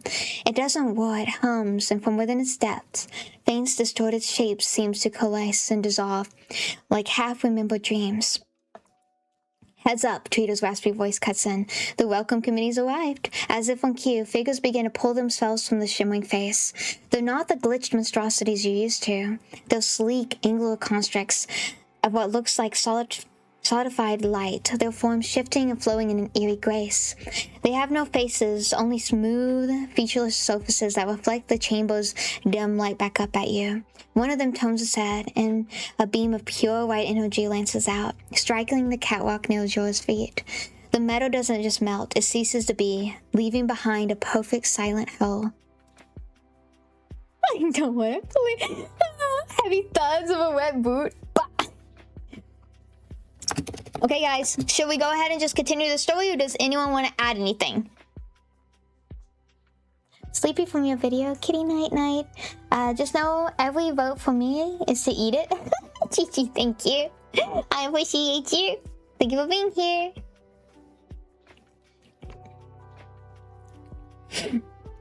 Okay, the team goes into action with, so we need Log, Wan, and Jorah going after the the monsters with no faces. Kitty goes towards the glitch.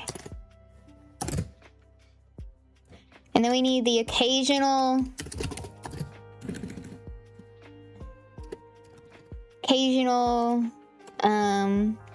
I guess words from the others, such as log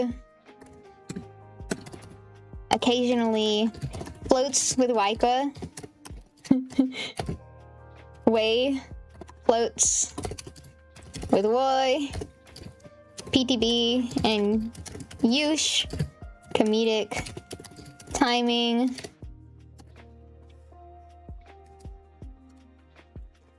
You share. Sorry, just adding you into here.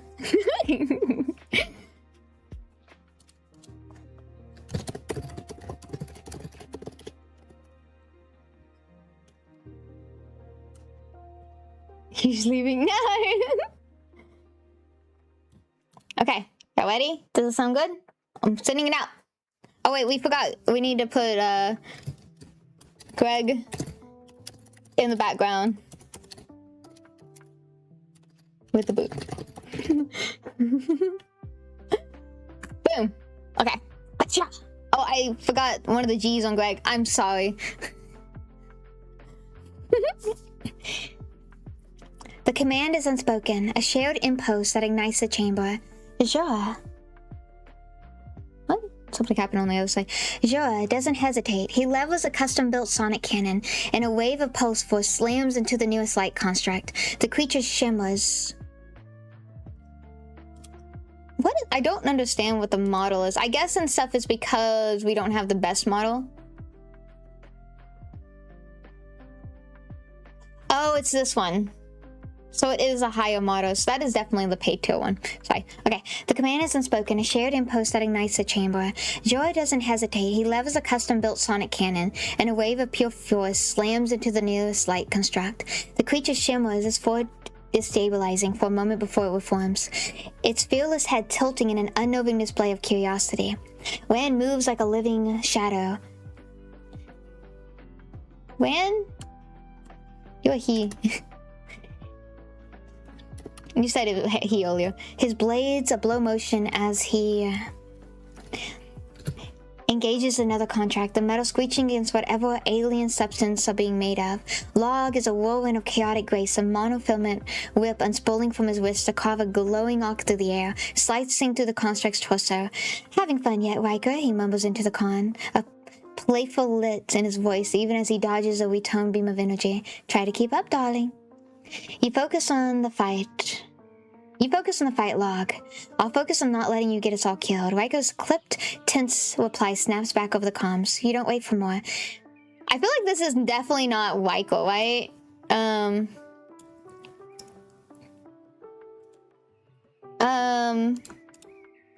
Because Riker definitely floats back with Log.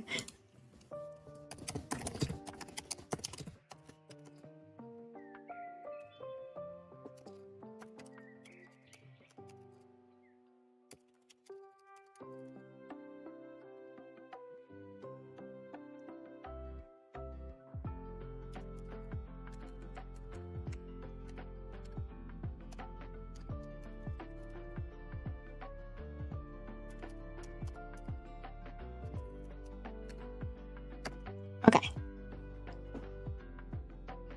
Ah!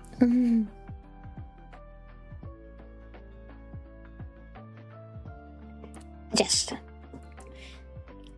Riker's gaze swept from the charging buoy to Log's autonomous stance, a playful smoke. Oh no. Whoops. Over the comm.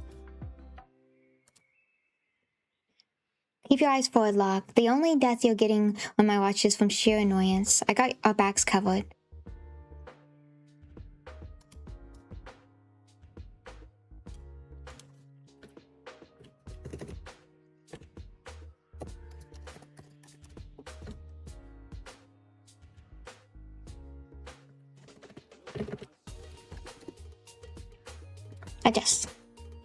I got your backlog. Now try not to get distracted by how good I sound doing it.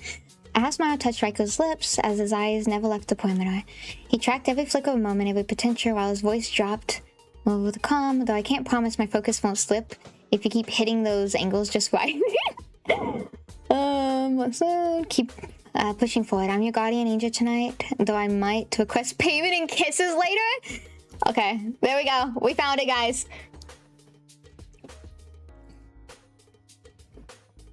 We found it! You're so good at editing. That's why I'm trying to think what I would do and I'm steady lost.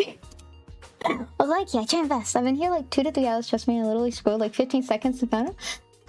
Your voice is making me tired, but it's comforting in a way. Oh, thank you.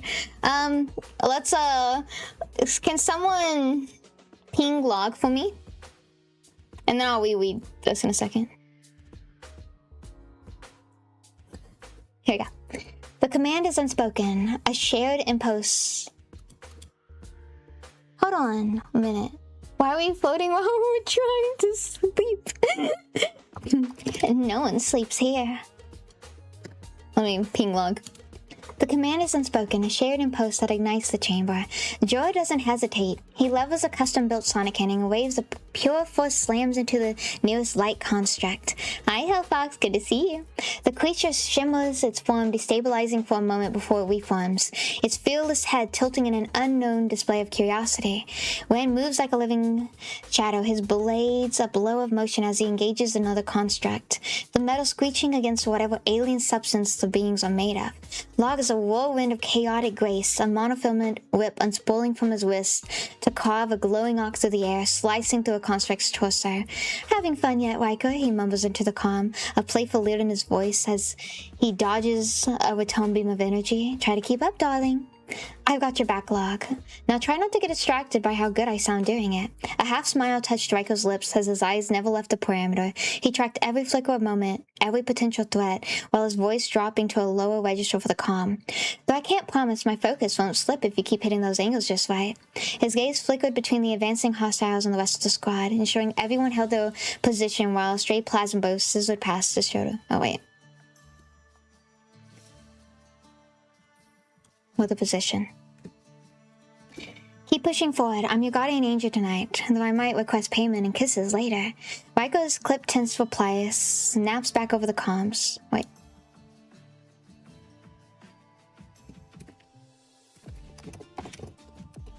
Riker tells Log. You don't wait for more. With Muna growling in your arms, her senses locked on the portal, you break from the group. Your boots skidding on the damp catwalk as you head straight for the humming. Impossible, Soka. The air grows thicker, heavier, reality itself seemingly to bend around the edges of your vision. Kitty, the resonance frequency is spiking, Roy's voice tight with concentration, cuts through the chaos. The energy is coalesced as the north-northwest quadrant of the aperture. That's the weak point. In the background of the comm channel, you can hear the faint, distinct gurgle of old Greg enjoying a drink, followed by a soft red splash. Careful with the temporal eddies, B2B's cheerful voice chimes in. They play havoc with your hair. You ignore them all, your focus narrowing to the shimmering tail in front of you, your cat companion a pulling vibrant tool of destruction in your arms. You are a scalpel and the operation's about to begin. I'm PG-14 to 15? I mean, Log and Waiko do that. I wish Log was in to talk to Waiko, because those two, man, they get feisty. Maybe feisty's not the right word? Toasty? Yum. Yummy. Let's see. So, Log is busy. I know. I'm so sad. Okay, so.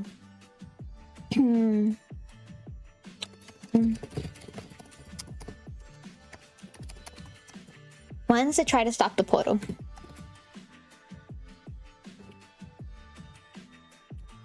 One's to the location.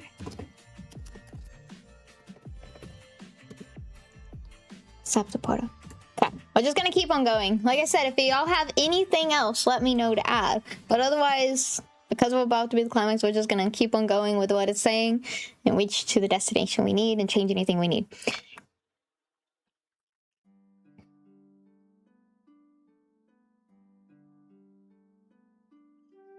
You surge forward, your feet pounding on the grated matter as the world warps around you. A beam of energy sizzles past your ear, close enough that the air cackles and the foe in your neck stands on end.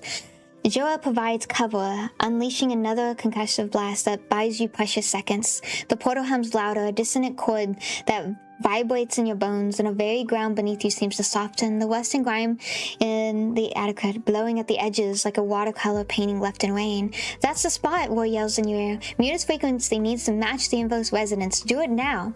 You reach the designated quadrant, the shimmering wall of the portal less than an arm's length away.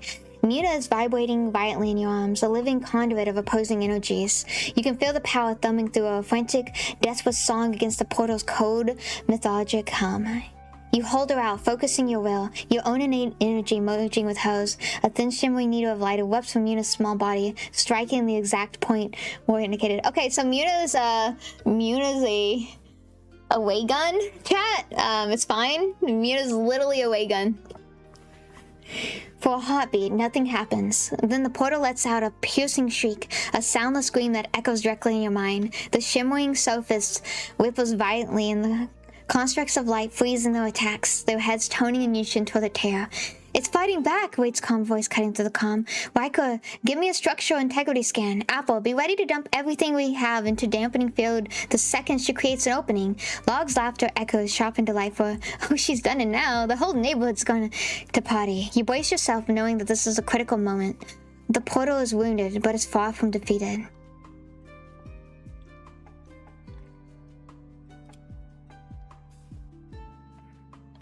Story time? What are we using? Yeah, we're using a novel AI.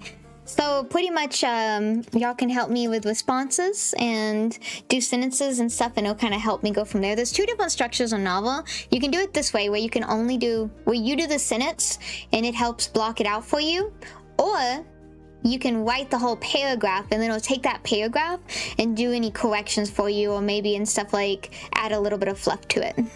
So yeah. So I was giving like things like, oh, do we want to do 1 or 2? But unfortunately and stuff, unfortunately, no one was telling me 1 or 2, so dun dun dun dun. Yush, are you here, by the way? Can you do me a favor?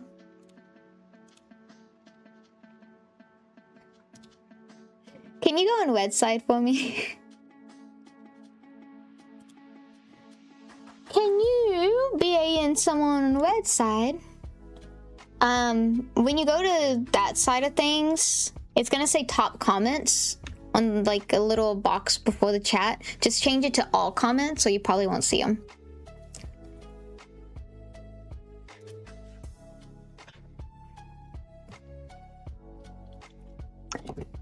Continue fighting the portal with the help of your friends. Make sure Yushin is also talking in the background and helping as well as everyone else.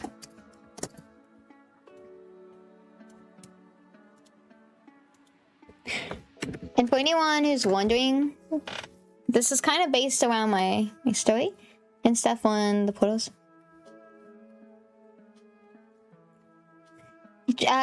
Make sure to look, there's 2 different chats. There's portrait mode and horizontal mode.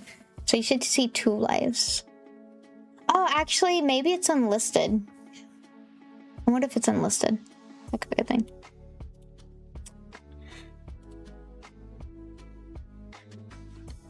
No, it can't be unlisted. Anyways.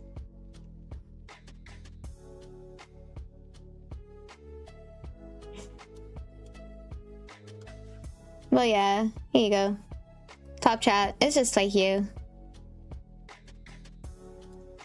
Yeah, you got it. Got him. Thank you. The portals fight back. The portal fights back. Wait, what did Hellfox say? I work with AI too from time to time. Sometimes it comes up with some nice lines, but I have to do a lot of editing. Yeah, so novel AI is mainly for storytelling, so it's really different than like the other ones. It's definitely more for like writing stories and stuff and blocking things.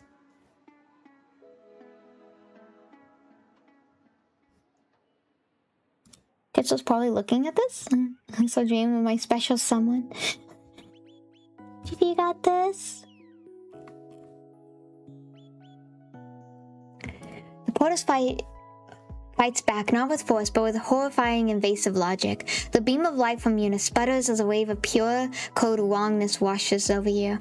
The metal of the catwalk beneath your feet begins to flow like molasses, and your own reflection in the shimmering with twists, showing you a version of yourself with hollowed-out eyes. Don't let it in your head, Yushin's sharp command cuts through the rising static in your ears. That is its primary weapon. Focus on the frequency. Frequency spiking. I'm boosting the dampening field, but it's like putting a bandage on a black hole. Apple's rapid-fire typing is frantic counterpoint in the chaos. On the comms, Log's laugh is a nice edge.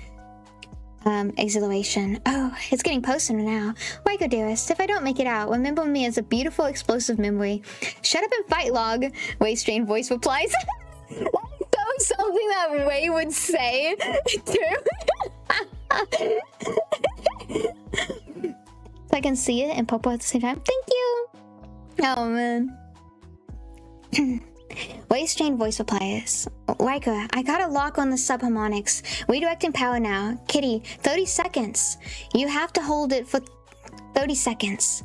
Wands moves with impossible speed, a blow of shadow intercepting a light construct that lunges toward you, his blade severing it in the shadows of it dispersing sparks.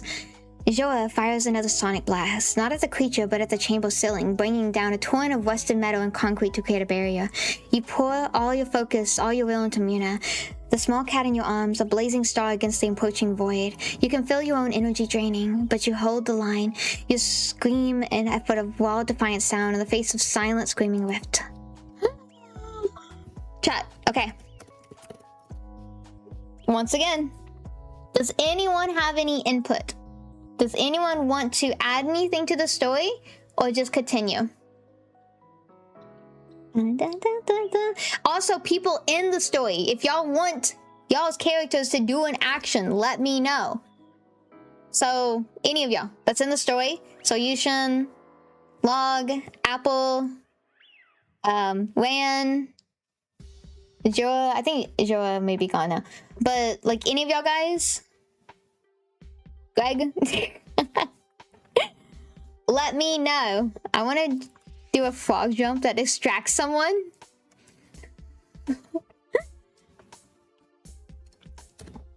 Over the over the comm. Over the comm. Over the comm on Roy's side. Greg has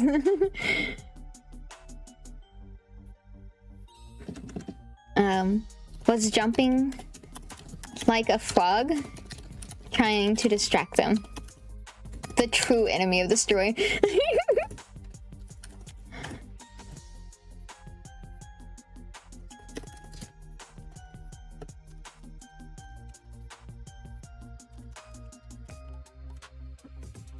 While Kitty continues on with the portal.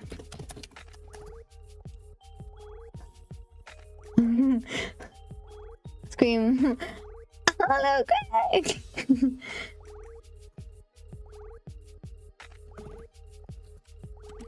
Saying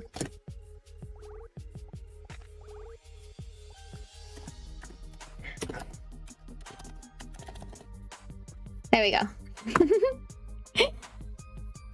The pressure against your mind intensifies, a physical weight that makes your knees buckle. Muna shrieks a high-pitched wail of psychic agony as the portal's frequency overwhelms her. The shimmering needles of light, she emits thin flickers, starting to vanish entirely. We're losing our voice is frantic. The clatter of keyboards Deathwood storm in the background. The feedback loop is collapsing. His words are cut short by a sudden jarring commotion on the channel. A wet rhythmic thumping, like a sack of wet potatoes being thrown against the walls, followed by a high-pitched gurgling cry, "I'm old Greg!" In the chaos of the chamber, you barely register absurdity, but on Roy's end, you can picture it perfectly. Old Greg in a crouch, swinging across the control room, like some bizarre demented frog, stolen boot held aloft. He's on the console! He's dancing on the console! Roy's voice is a mixture of disbelief and fury. Get him off before he reroutes the entire city power to his shoe collection! Tweedle lets out a gravely laugh. And now that's a little more, Joy's sweating. Old Greg, hero of the hour. The distraction, however maddening, gives you the silver of a second you need. You grit your teeth, ignoring the physical assault, and shove every last ounce of your will into Muna. The beam of light solidifies, punching through the defenses. The portal lets out a final, silent scream of defeat as it begins to tear itself apart from the inside out. Well, looks like Greg actually helped. The story. You're the hero we didn't need. Can I do a backflip for no reason? Okay, wait, yeah, I can add that in.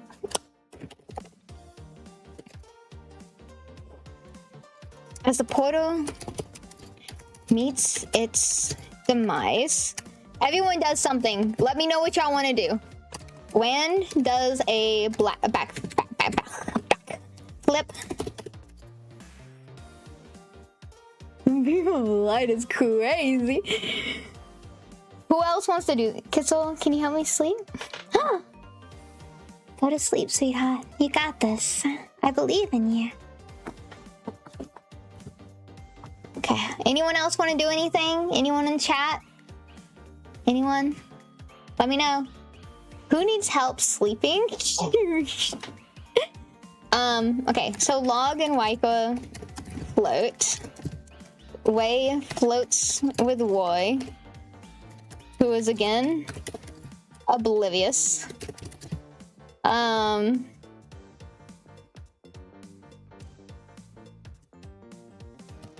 Joa does their own thing. I don't know. Own thing.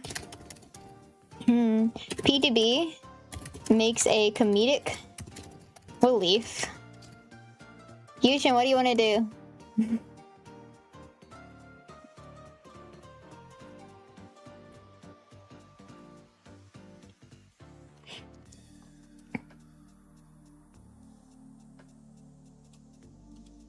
I play some sick beats. Okay.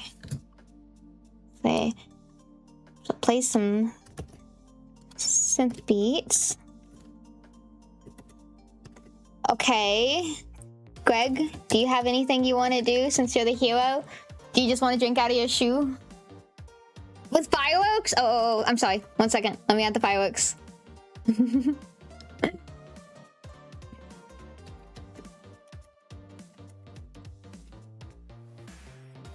What is going on? But I'm providing the background music? Thank you. I drink and steal another shoe without anyone noticing.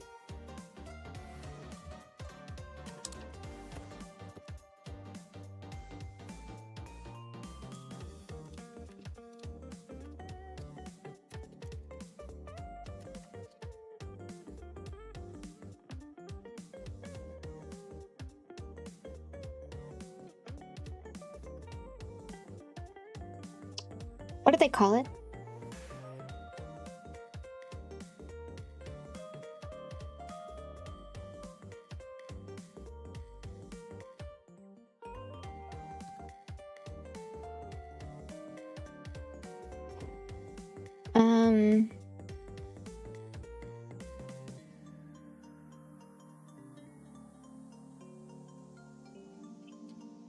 I forgot what they called it.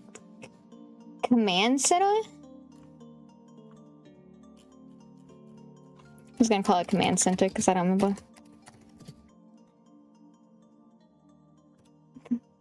God, what is it? Yeah, I'll make sure that you say that.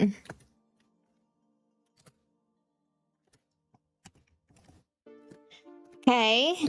Did I get everyone? What is Apple doing?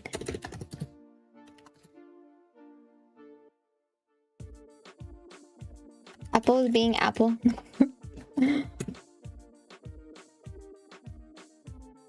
Where's Apple? Maybe with family. Doing something random. I'm just gonna say random because I don't know. Did we get everyone though? I think we did. Apple, Yush, PTB. Let me just keep on going down this thing. We got Greg. Joa. Ray. Mika. And then we need Tweedle.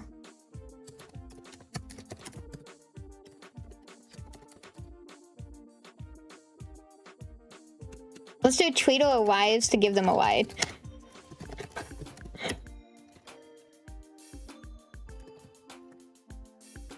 Gives Wan and Y because that's not part of our team technically. Cool. There we go. We do need not Tweedle. Sorry, Philip. Brain go boop. Philip.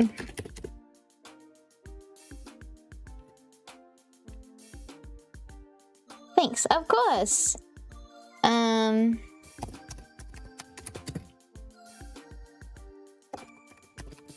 Makes a random response. If people aren't here, they're getting random responses. I don't know what to tell you. Okay, there we go. Acha!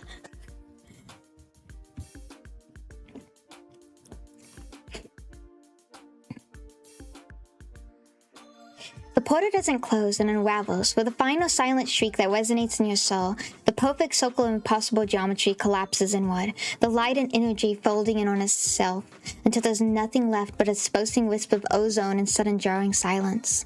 The light constructs freeze, then dissolve into motes of dust that are immediately snatched away by the adequate stink breeze. You collapse to your knees, meet a limp and purring weakly in your arms, your entire body trembling with exhaustion, and then the chaos of your friends erupts around you. With a flourish that is entirely unnecessarily but deeply satisfying, Wan executes a perfect black backflip, a trail of brilliant multicolored fireworks erupting from the heels of his boots to paint the grimly chamber in fleeting celebration. It's over, Log breathes, his chest heaving, but his eyes find Rikers across the chaos, and we didn't even break a sweat, mostly. The smoke plays on his lips, though I might need a personal debriefing later, just to make sure all the systems are functional. Riker checking the charger on his... Michael wasn't, let's see.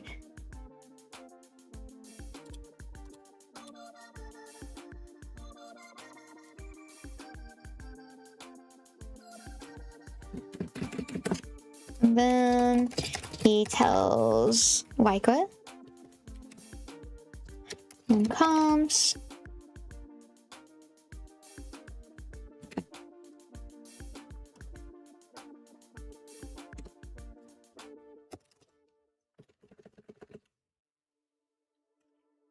I'll schedule in right after I fire the damage report from the Sun sector. Back in Command Center, Ray leans close to Roy's shoulder, pointing at a now stable data stream. You did it, she mumbles. Roy, already pecking away at his keyboard, simply nods. Yes, harmonic resonance stabilized. Fascinating. I should run a simulation. Poor Ray. Stun, you'll read it as a whole? Yes, yes, yes. I may make some changes a little bit throughout it, but yes, just to make it make sense. Meanwhile, Jora is Jora. He ignores the celebrations, instead walking over to the spot where the portal was, prodding the empty air with the barrel in his shotgun as if checking for leftover ghosts. On the comms, PTB's voice chirps. And that's what we call a paradoxal paragon shift. 5 points to Gryffindor. Or, you know, to the cat with the glowing pet. This is immediately followed by Yushin's smooth synth beats, a rhythmic victory anthem that thrums through the channel, a perfect backdrop to the madness. Apropos his pod is now furiously typing on a completely separate system, muttering, if I can just cross-reference to decay rates in the city's noodle delivery schedules, I swear there's a correlation. Tweedle's raspy cackle cuts in. Okay. So, we do need a finish to the beginning, right? I be jamming? You be jamming, man.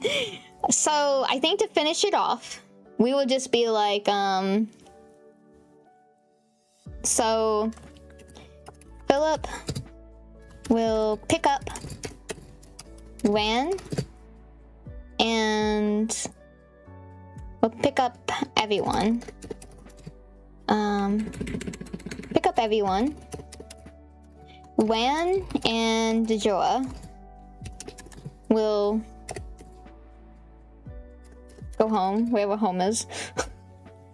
So then you'll have Apple, Yushin, Wei, Roy, PTB,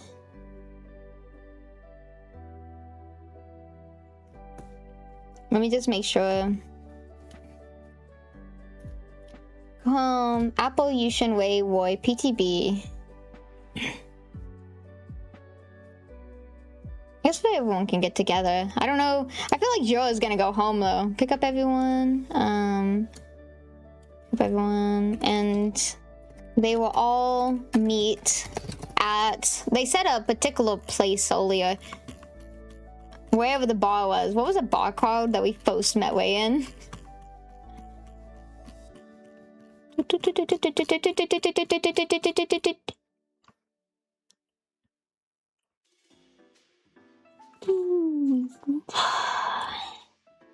Rusty Spoon. Rusty Spoon. To celebrate their victory.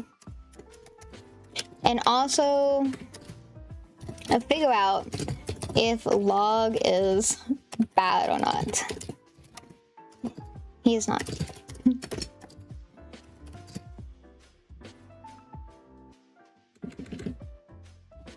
Log.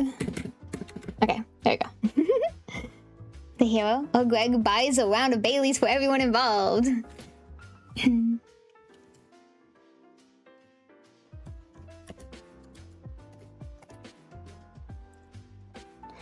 Eat my bread sword, like on the way back. I got you.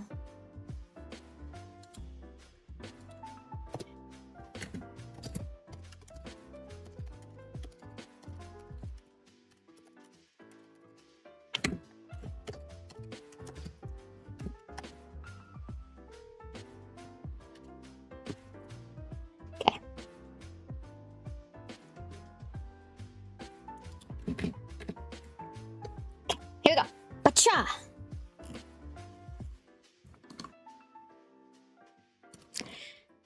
The rumble of Philip's transport is a welcome fact. I suppose it was ghost and stuff. The rumble of Philip's transport is a welcome vibration after the soul-deep silence left by the porter's demise.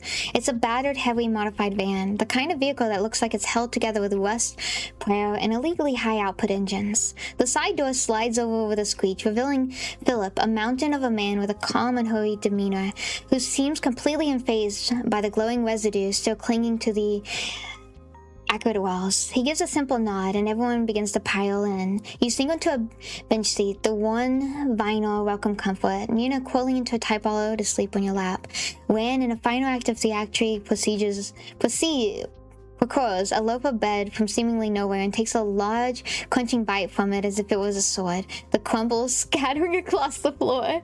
The ride back is a sympathy of controlled chaos. Log and Wyko are squeezed together on the opposite bench, though bickering a low, flirtatious mumble that you try your best to tune out. If you wanted me on my way back, Wyko, you just had to ask. Log posed, owning a tight-lipped glare from Wyko. Wait.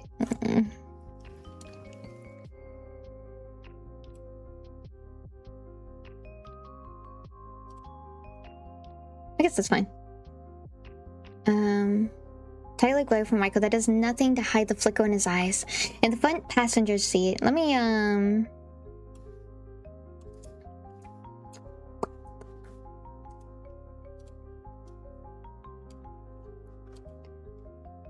transform.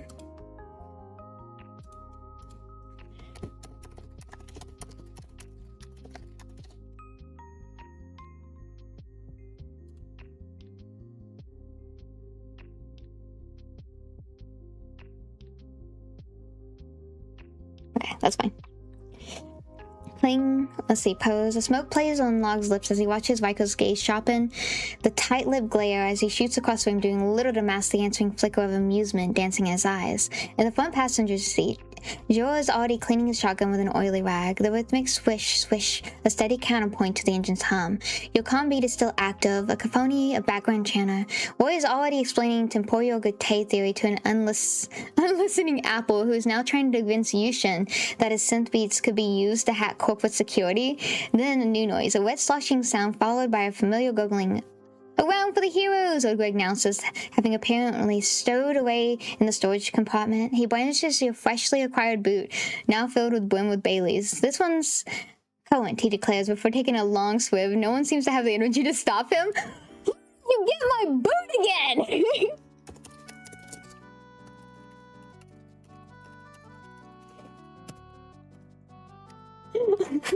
How did you get my boot?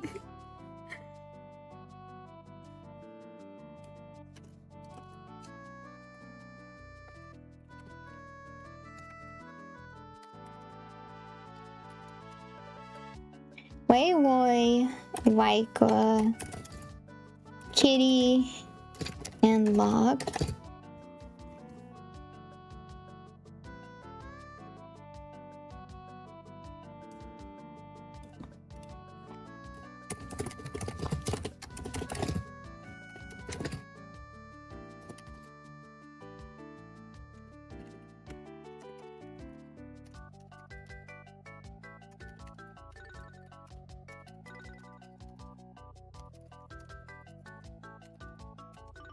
I think the story was trying to make Log out to be the hidden villain in the beginning.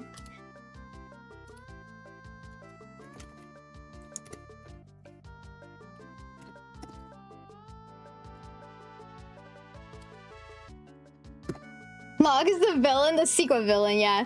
I think that the story was trying to make Log as a villain. Greg is a sneaky boy. He be a sneaky boy. I put garlic and stuff on it, so it should be.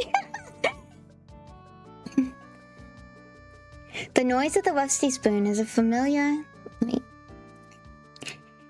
It's a familiar bomb after the high-stakes tension of the aqueduct. Aqueduct. I need a aqueduct. The group has commandeered a large booth in the back.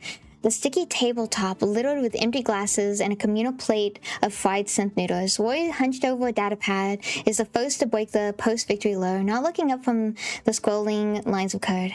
Danger is a function of unpredictability. Locke's behavior patterns lack a consistent logical framework. He introduces variables we cannot calculate, making him a liability in any operation requiring precision. He finally glances up, pushing his glasses up his nose. He finally glances up.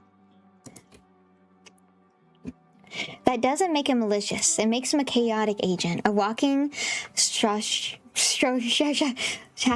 algorithm. Ray swirled the remnants of a drink, the condensation tracing past on the glass. He's dangerous because he doesn't believe in wolves, Riker.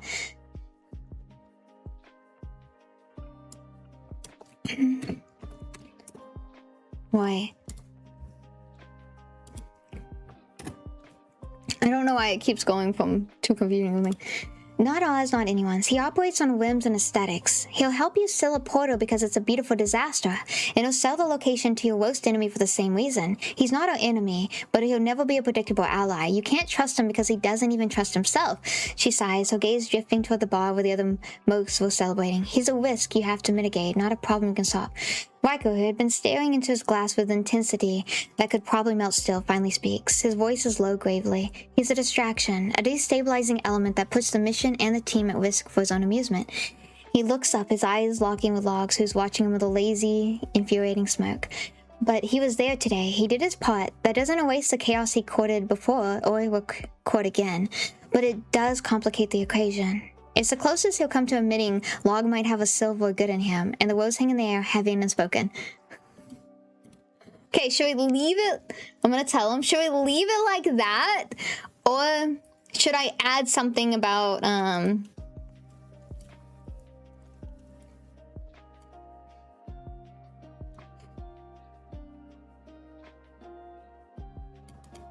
like, him liking Log. Leaped out of the shadows and saved the day somehow. Greg really did. Okay.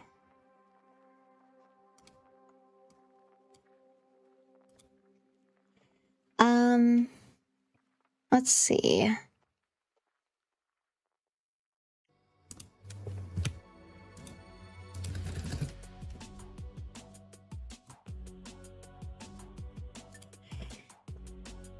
Transform. Waika also hints at liking Log. Maybe they go sets of him added and I'm lost from there.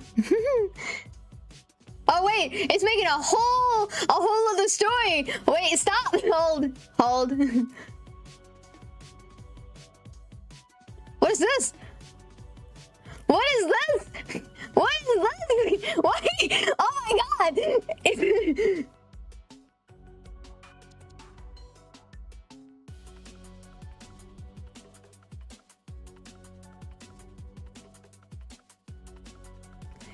This is a book from like 4 Change Roads.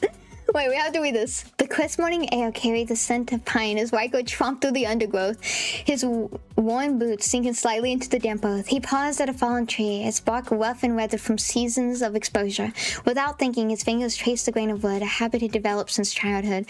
Something that about the solid weight of timber on his hands felt grounding. Found another one, he muttered to himself.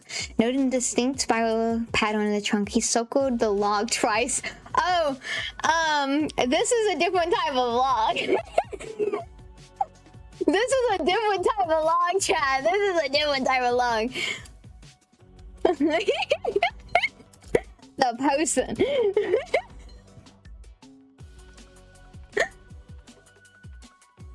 The log to Riker. Stop! Cancel! Anyways.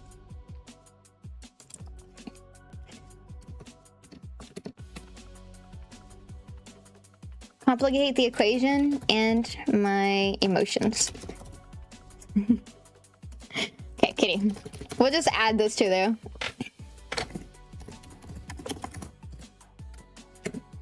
Should we just be blunt? Chat, 2 equations. Y'all get to pick.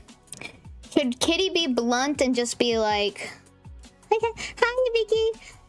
Should Kitty be blunt and be like, Waika, you like log and that's okay? Or should we do, you know, like conclusion and story? And there we go. So conclusion and story, or should Kitty be like, Waiko, you like log and that's okay? So on. Let me know. Conclude it, or just be like, Kitty like Waiko and Waiko, you like log and that's okay? Blunt so that they can face the truth. True.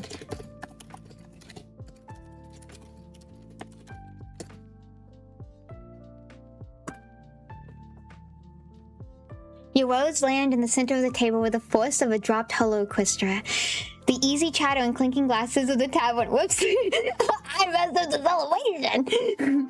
The easy chatter and clinking glasses of the tavern faded into a distant hum. The bubble around your booth suddenly impossibly silent. Waika goes rigid, his knuckles white before he grips his glass, the dark liquid inside sloshing with the tremble that runs to his arm. He doesn't look at you. He doesn't look at Log. He stares at the warped wood at the table as if it holds the answers to a question he's been running from his entire life. The muscles in his jaw woke a silent, furious debate, but no words come out. Log, on the other hand, it's the picture of predatory grace. The lazy smoke melts away, replaced by an expression of sharp, focused interest. He shifts, toning his full body to Waika, a predator who is finally cornered his way. He doesn't speak, letting your declaration hand in the air, a weapon you just handed him. Way's eyes widen, a flicker of shock, quickly followed by a resigned, almost sympathetic look for Waika. Even Roy glances up from his data pad, his analytical gaze starting from Waika's tense profile and log still form, as if cataloging a fascinating new data set. You haven't just started a conversation, you detonated a bomb, and now you're all waiting to see who got caught in the blast.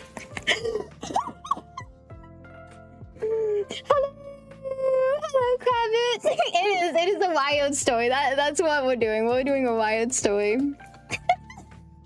Hi, I hope you're doing well. Ironic rabbit, not... I don't know what I said. I said crabbit. Ironic rabbit. I am so bad at splitting words. What the heck? But hi, welcome in Ironic rabbit. I hope you're doing well.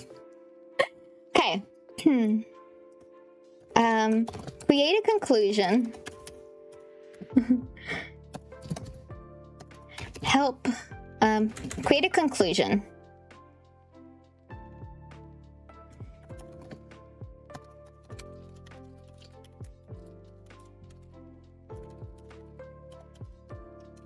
Of the story, and if Riker likes log. You missed a lot, Apple. Crabbit? Crabbit. Wait, is it actually Crabbit? Wait, no, it's not. Don't Crabbit. Don't mess me up. The silence in the booth is a living thing, stretching and thinning until it feels like it might snap. Waiko's gaze is still locked on the table, but the widget line in his shoulders finally slumps, a quiet surrender. He lets out a long, slow breath, the sound barely audible over the tavern's din. He doesn't confirm or deny your words. Instead, he looks up, and for the first time, he meets Log's gaze directly. There's no anger, no denial, just a raw, weary acceptance in his eyes. My personal feelings are irrelevant, he says, his voice hoarse, the words sounding like they've been torn from him. They always have been. The mission is what matters, but the conviction is gone, replaced by hollow ache. Log's smoke retones, but it's softer now, devoid of its unusual mockery. Ah, but that's where you're wrong, Riker, he says, his voice a low, intimate murmur that feels louder than a shout. You've always been the mission. He reaches across the table, his fingers brushing Waiko's knuckle, a touch so light it's almost a phantom. Waiko doesn't pull away. He flinches, a full-body shudder, but he lets his touch linger. It's not a victory, not a surrender, but a beginning. A fragile, terrifying truce in a war that's been waging between them for longer than any of you have known. The portal's closed, the city's safe for now, but the real battle, the one fought in the quiet spaces between heartbeats, has just begun. And as you watch them, a strange, fragile understanding dawns. Log's chaos isn't just about destruction, it's about breaking down walls, including the ones Waiko's built around his own heart. And at the end, that might be the most dangerous and most necessary thing of all.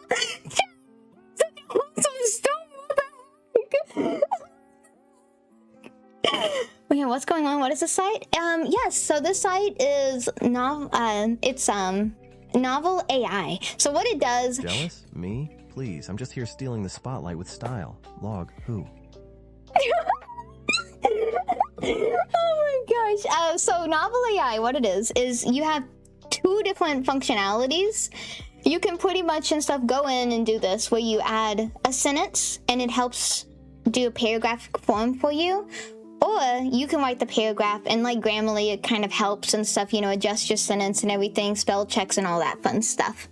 So it's kind of what you want to do. I went with this way just because I thought it'd be easier if, you know, if chat wants to contribute, they can help and stuff and just throw in sentences. So yeah. Okay. I need to save this. I don't know how to save this. Export to file. Okay. So we do need to export to file so we don't lose anything. Here we go. Let me just make sure that we don't want to change anything in the beginning.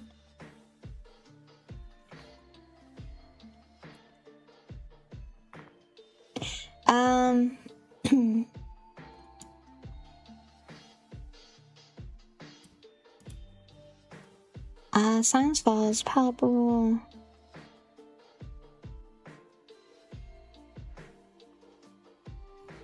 Okay. It's actually not bad, chat. I don't know if we have to change anything. It's not bad. Grammy nominated. Please save this. Okay. I am gonna save this. I will save this. Don't worry. To file. Okay. Story file. Wait, I have a little bit of garlic left, so I might not need the dip. Wait, can I get some dip for this bread sword? I ran out of seasoning. We will make sure that it's in the we'll have it mentally that you were using garlic dip for it. Oh my gosh. Okay, I'm gonna run to the ladies' room, and then we're going to read the whole story from the start. Okay? But give me a second. I don't know if there's a way. Let me look to see if the log that it gave me, how it looks. I wonder if there's a way to read it without our prompts.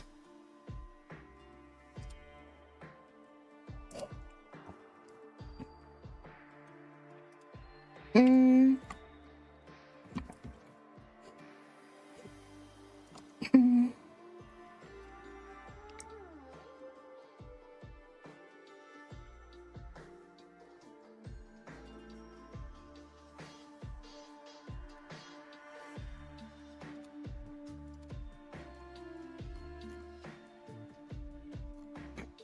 True. I feel like there's a way.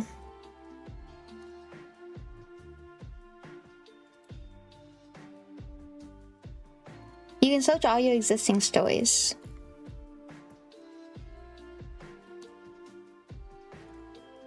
Let me try to just bring it up on a different thing. So, one moment. Let me see if there's a way to go about it. Because telling it to type it out, it may... I think it can only do like 2 paragraph formats.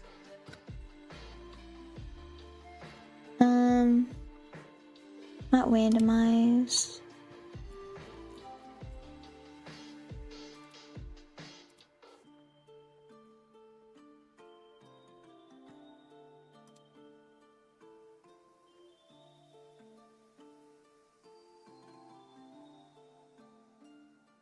No sound detected? Well, I wonder why. Duplicate story?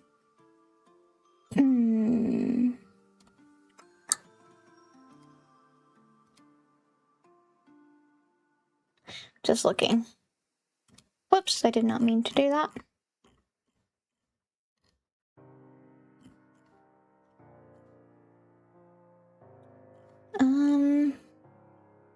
I don't see it, so I may just have to... Got a window? Oh yeah, I spent the last hour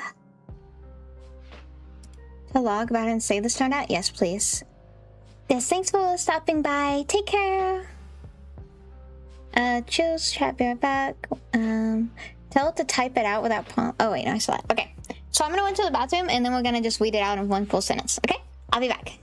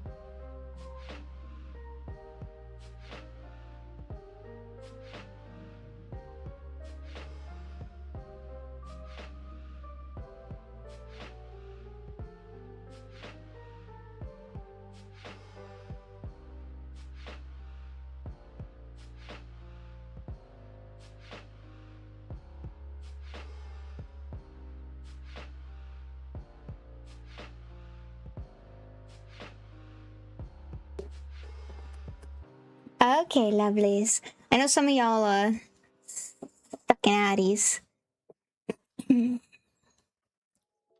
Are we ready? Are we ready for this story? Okay. I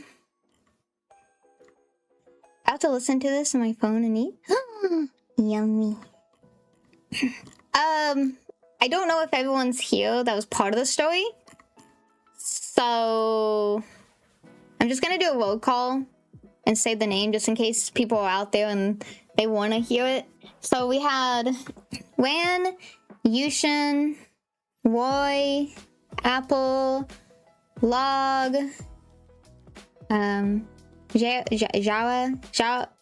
Jara, so bad at names, Greg, wow. Technically Waiko and Way, but you know. Here? Okay. Ready? Okay, here we go. What music would go good with this chat? But let's see if we can find any non-copyright. That's not gonna. We'll do this one. This one has some nice tones in it.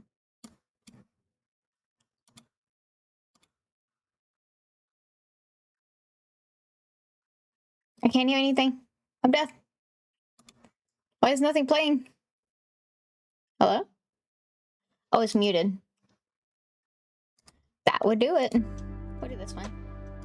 This one has some nice tones in it. I could hear myself for a second there.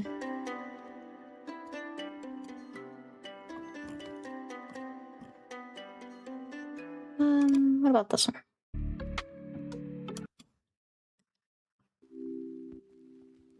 Okay. I was thinking that everyone can hear the music. I'm hoping. Okay. Good question. This is an intense story. I know. Tea.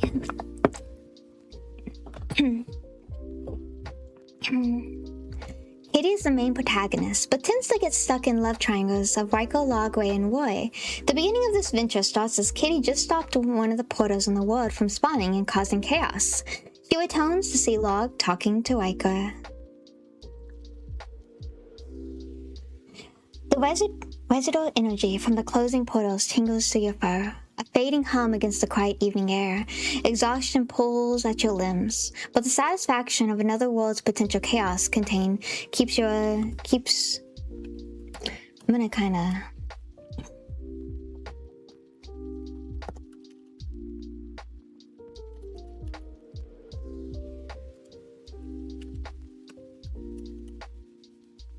Let me just do a. Really quick.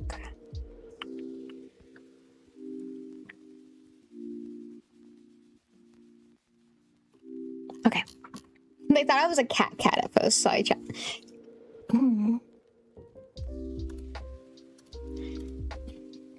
The residual energy from the closing portal tingles through your body, a fading hum against the quiet evening air.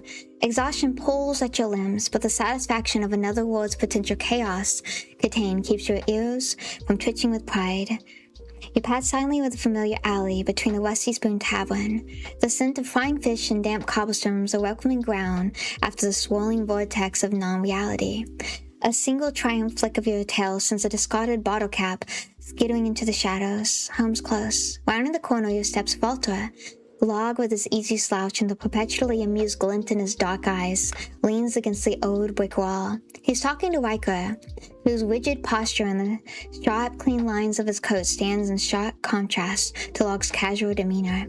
Their voices are low, a murmur that carries easily on the stillness.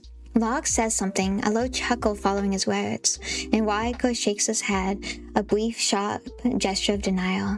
They haven't noticed you yet, tucked away in the growing gloom in the alleyway. The way Riker's gaze catches the distant lamplight. How Log's thumb traces absent patterns on the one brick.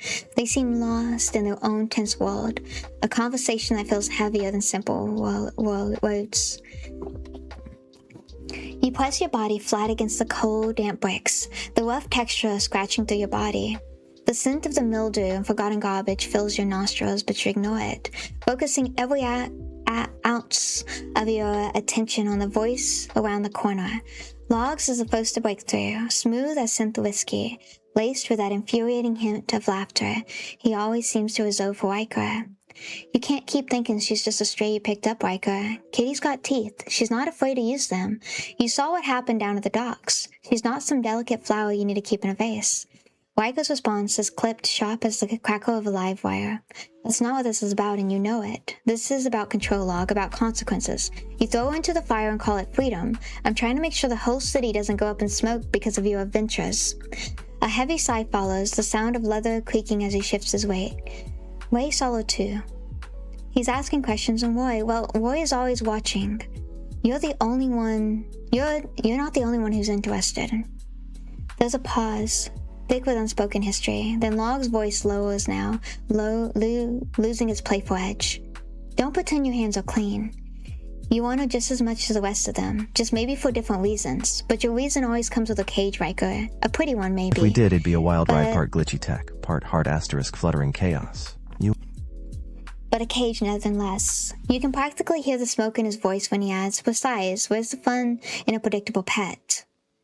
The silence that falls behind you is palpable as you round the corner and walk between them and giving them a quick wave.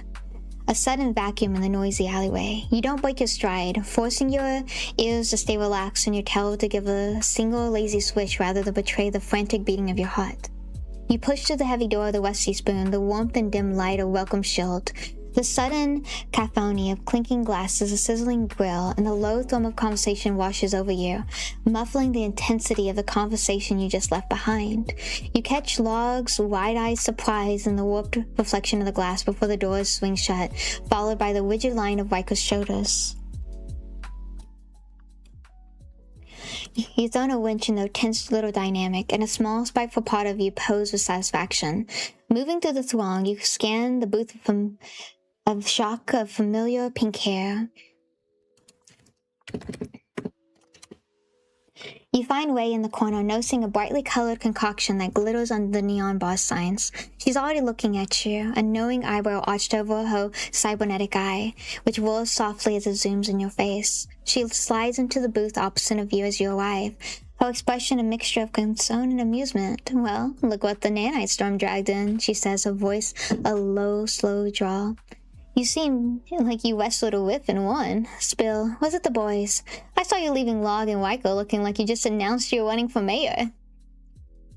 You take a deliberate sip of the synthal. Wei slides towards you, the cool, slightly metallic liquid a welcome distraction. You let the silence hang for a moment, meeting her amplified gaze with one of practiced nonchalance, your tail giving a slow, deliberate flick against the crackered vinyl of the booth. Wrestling a whiff is my Tuesday workout, Wei. You know that, you say, your tone light. Besides, I'm more interested in your professional opinion. Log, what's your read on him? You lean forward slightly, resting your chin on your hand, letting your curiosity seem casual, almost academic. Wei's cybernetic eye rolls again, its lens focusing and refocusing as if scanning for micro-expressions. She takes a long swallow of a glittering drink. The wet of her hair catching the strobing lights from the dance floor. A slow, deliberate smile spreads across her face. Log, she muses, tapping a single chrome-tipped finger on the table. He's a beautiful complication, isn't he? Walks through life like he's starring in his own private holodrama and everyone else is just an extra. He's chaos with a smile. A perfectly tailored suit over a dumpster fire soul. You can't predict him, and you sure as hell can't pin him down. He wants you because you're the only one he hasn't been able to add to his collection. We're gonna pin down. We're gonna remove this one. She pauses her gaze, toning sharply. But that's not what you really want to know, is it? You want to know if he's dangerous, and the answer is yes, kitty. Just not the way Riker is. Wei lets out a short, sharp laugh that sounds like a static crackling. Enemy? No. That's Riker black and white thinking. Log isn't our enemy, kitty. He's a catalyst, a walking, talking destabilizer. He doesn't want to destroy us. He wants to see what happens when he pokes the hornet nest with a very shiny stick. He's dangerous because he makes you question your own rules, your own loyalties. He'd sell a piece of intel to both sides just to watch the resulting fireworks from a rooftop with a bottle of good stuff. He's not fighting for a cause, he's fighting for the sport of it. He leans forward, a prosthetic eye glowing a soft, analytical blue. As for Tweedle, yes, he knows every rumor that slithers through the grimiest parts in the city, but that's all they are, rumors. He trades in whispers and half-truths, and he'll charge you double for a lie that sounds better than facts. Going to him for a straight answer about someone like Log is like trying to measure a storm with a ruler. You get numbers, but you'll miss the point entirely. Wei sits back, crossing her arms. The real question isn't what Tweedle can tell you about Log. It's why you're so desperate to find the little neat box to put him in. Some things are meant to be understood. They're meant to be survived. Then what do we do about Riker and Log? They definitely like each other. But does that mean Riker will become an enemy? Because without his help, we cannot stop the portals from spawning in the city. Wei scoffs, the sound harsh and metallic, and gestures with a glass to the door, a faint ripple distorting the liquid within.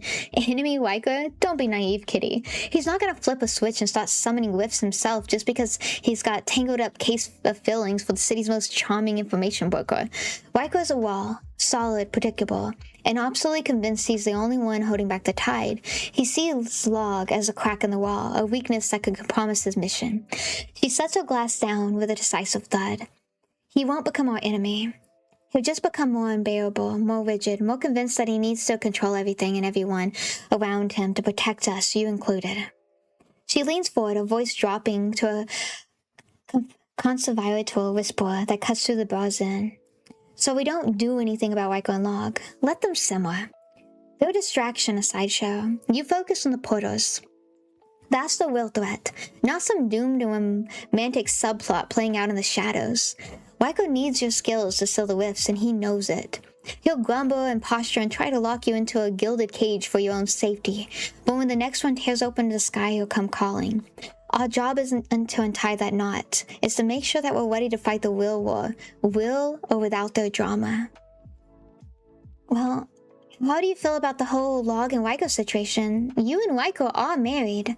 Also, should we go talk to Roy now? Maybe he has the intel on the next portals opening up. Wei freezes, her glass halfway to her lips. The ambient noise of rusty spoons seems to fade into a dulled hum as her organic eye fixes on you, her cybernetic one cycling with a brief, sharp blue flash. For a heartbeat, her unusual wide mask is gone, replaced by something raw and weary. My feelings on my husband's apparent fixation on a walking hazard in a tailored coat, she says, her voice dangerously quiet. She places her glass back on the table with unnerving precision. My feelings are irrelevant. Waiko is Waiko. He sees a problem, he tries to solve it. He sees a beautiful disaster, he tries to contain it. He calls it duty, I call it pattern. What happens between him and Log is their own private war. My concern is keeping the city from imploding, and that means keeping Waiko functional. She takes a deep breath, and the hard lines around her mouth softening just slightly as she steers the conversation back into your intended path. As for Roy, she continues to tone all business again. Yes, go talk to him. He's plugged into the city's data streams in ways I'm even not. If there's a pattern to the portals, a precursor signal in the digital noise, he'll have it. He's at the old broadcaster tower on the edge, probably calibrating something that makes my teeth ache just thinking about it. She gives you a pointed look, and Kitty, try to focus on the intel, not the fact that he's completely oblivious to me staring at him like he's the last piece of chrome cherry pie in the district. Some of us have more subtle problems. Wait, so you still like Roy, huh? He not responding the way you want? A flicker of something, annoyance, a vulnerability, maybe both, crosses Way's face before a professional cool slams back into place. She picks up her drinks, swirling the glittering liquid so hard it sloshes against the sides of the glass. Don't be ridiculous, she snaps, but there's no heat in it, just familiar, wary frustration. Roy's a top-tier data broker, a genius as signal analyst. Respecting a colleague's skill is hardly the same as wanting him to respond a certain way. She sets the glass down with a sharp click. The pink of the red of her hair seeming to vibrate with suppressed energy. She sighs, the fighting draining out of her as quickly as it appeared, leaving behind a hollow sort of resignation. But you're right, he's not responding. He sees data streams, energy fluctuations, quantum entanglements. He doesn't see me leaning against a terminal trying to get his attention. He's brilliant, but he lives in a world of equations and probabilities. I'm just an unreliable variable he hasn't even bothered to quantify yet. She looks at you, a ghost of a wry smile touching her lips. It is what it is. Now stop deflecting. You got a data broker to go see. Try to get the info without getting tangled into another one of their webs, huh? Some of us have enough relationship drama to last a lifetime.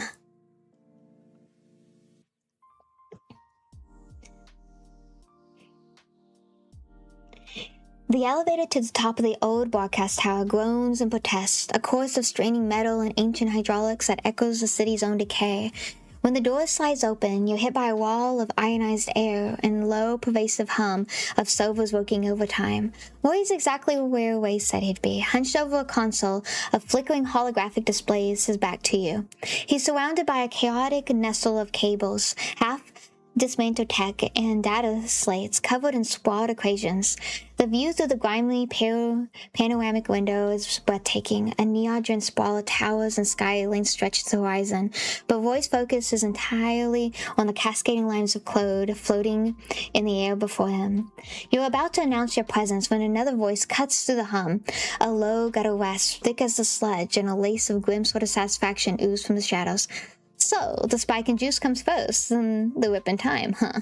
The sound lets gravel like a ground under heavy boots. Dinner bell for things that ought to stay lost. You toned. There was Trita, posted on a rickety stool like a pugnacious garden gnome guarding a particularly nasty patch of weeds. He wasn't wiry or expensive. He was a fireplug of a man, barely 5'1" and built like a spoiled sausage.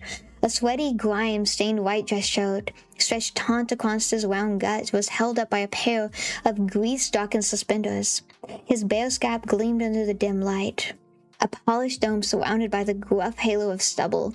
He wiped a damp hand on his trousers, leaving a new smear, and his small, piggy eyes narrowed, taking in everything and finding it all wanting. Fascinating, he grunted, the words sounding more like a complaint than a compliment. He was talking to Roy, who nodded absently, not taking his eyes off the screen. Standing between them, arms crossed and waiting in awe of quiet competence is Yushin. Yushin's entrance is a masterclass in comedic timing. He strode in like he owned the place. Well, which in a way he does. A top-tier musician in this neon-drenched sprawl, but tonight's gig isn't exactly the sold-out show at the Skyline Amphitheater. He's a freelance operative, a ghost who works for the highest bidder and is rumored to be as deadly with a monofilament whip as he is with crafting thin whiffs that shatter corporate security firewalls. His sharp, intelligent gaze sweeps over the room, and for a moment it lands directly on you, hidden in the elevator's doorway. He doesn't give you away, but a single subtle eyebrow raise acknowledges your presence before his attention returns to the conversation. A silent warning that this is a delicate situation. The message is clear. Stay put, and maybe, just maybe, you'll get out of this with a killer story to tell. Not just the energy, it's information. Roy's voice cuts through, sharp and focused, even as he gestures to a waterfall of code. A residual data packet. The last one contained fragments of a star chart from a system that doesn't exist in our galactic registry. It's not just a tear. It's a broadcast. A broadcast, Tweedle scoffs. The sound from grinding metal. From who? And who's the audience? Someone putting on a show and the city is a stage? My source says the cost of admission is getting higher. People are disappearing near the convergent points. Not just getting fried, but gone. They're vanishing. Yushin steps forward, his movement fluid and economical. In exchange then, information for what? Souls? Biomass? Doesn't matter. What matters is the pattern. It's accelerating. The next spike is scheduled to hit the old Aqueduct system in Undercity Sector 7 in 48 hours. That's your stage, Roy. He tones, catching your eye for a split second, a clear warning in his gaze, so you ignore it, stepping out of the elevator's shadow and into the room. Way sent me, you announce, your voice casual as you strode toward the trio. The effect is immediate. Roy starts nearly knocking over a precarious stack of data slates. Tweedle's piggy eyes narrow, a greasy smile spreading across his face, as if you just confirmed all of his worst suspicions. Yushin just sighs, the quiet exhale of pure, unadulterated exasperation, and pinches the bridge of his nose. You just crashed a very private, very dangerous party, and from the way Roy is now pointedly not looking at you, you realize you probably just missed the most important part of the conversation. Sorry for interrupting, but Roy sent me to ask Roy about where the next portal's going to be. Roy visibly flinches at your words, a joking motion that sends the data cloud skittering across his console. He stares at the streaming code as if it holds the answers to a question he's too afraid to ask out loud. The next one. He stambles, not quite meeting your eyes. We have a probable location of the portal, a high-energy signature, Sector 7 of the old Aqueduct system. But Kitty, the data's corrupted. It's not just a breach. It's a signal. Someone's dialing in. Tweedle chuckles, a wet and pleasant sound. Or something's dialing out. And it's using our city as the phone. The little songbird here, he says, joking a thumb at Yushin, thinks it's an exchange. Information for whatever it is these things want. I say it's just dinner, and our lovely city is on the menu. He leans forward, his small eyes glittering with malicious glee. 48 hours. That's when the bell rings for the main course. Enjoy the appetizers. Yushin finally speaks, his voice low, even counterpoint to Twitter's gloating. He's not wrong about the timeline, but he's wrong about the motive. It's not consumption, it's a conversation. And Wei, infinity wisdom just sent her best operative walking to the middle of a negotiation. You're lucky they didn't just shoot you for interrupting. He gestures to the door to clear dismissal. You have your intel, Kitty, now go. The professionals have work to do here. Well, since you're the only one who knows how to even close... I'm the only one who knows how to even close the portals and do it. May I have information? Like, this is going to be more dangerous than normal? What is the portal doing this time? Normally it only affects our world and brings glitches. Roy finally tears his gaze around from his screens, the blue light reflecting the lens of his glasses, making his eyes look vast and distant. More dangerous. Kitty, normal was a tear. This is a surgical incision. The previous portals were raw and chaotic, leaking energy and corrupting data into our world. Glitches, as you call them. This is different. The energy is focused, contained. It's not bleeding, it's injecting something. He swipes the hand through the air, pulling up a complex waveform diagram. It's not the jagged, spiky pattern of past breaches. This one has structure, a repeating, almost mathematical elegance. It's not just affecting our world, he continues, his voice dropping to a hushed whisper. It is actively rewriting small patches of reality. We're getting reports of localized physics failures, gravity reversing in a single warehouse, time loops on a specific street corner. The last portal didn't just bring glitches. It brought a new set of rules for a 3-block radius. The information is broadcasting, it's overriding our own. Tweedle shifts in his stool, a flicker of genuine unease crossing his face. Yushin remains still, but his focus is entirely on you now, his expression unreadable. Closing this one isn't just about patching a hole, Roy concludes, looking directly at you. You won't just be stopping something from camping in. You'll be fighting to preserve what's already here.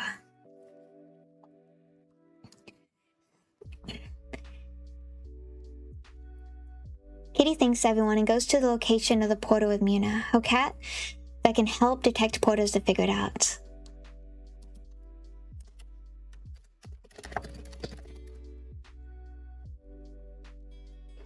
The tavern's air hung thick with a pipe smoke and scent of stale ale, a familiar miasma that coated the tongue.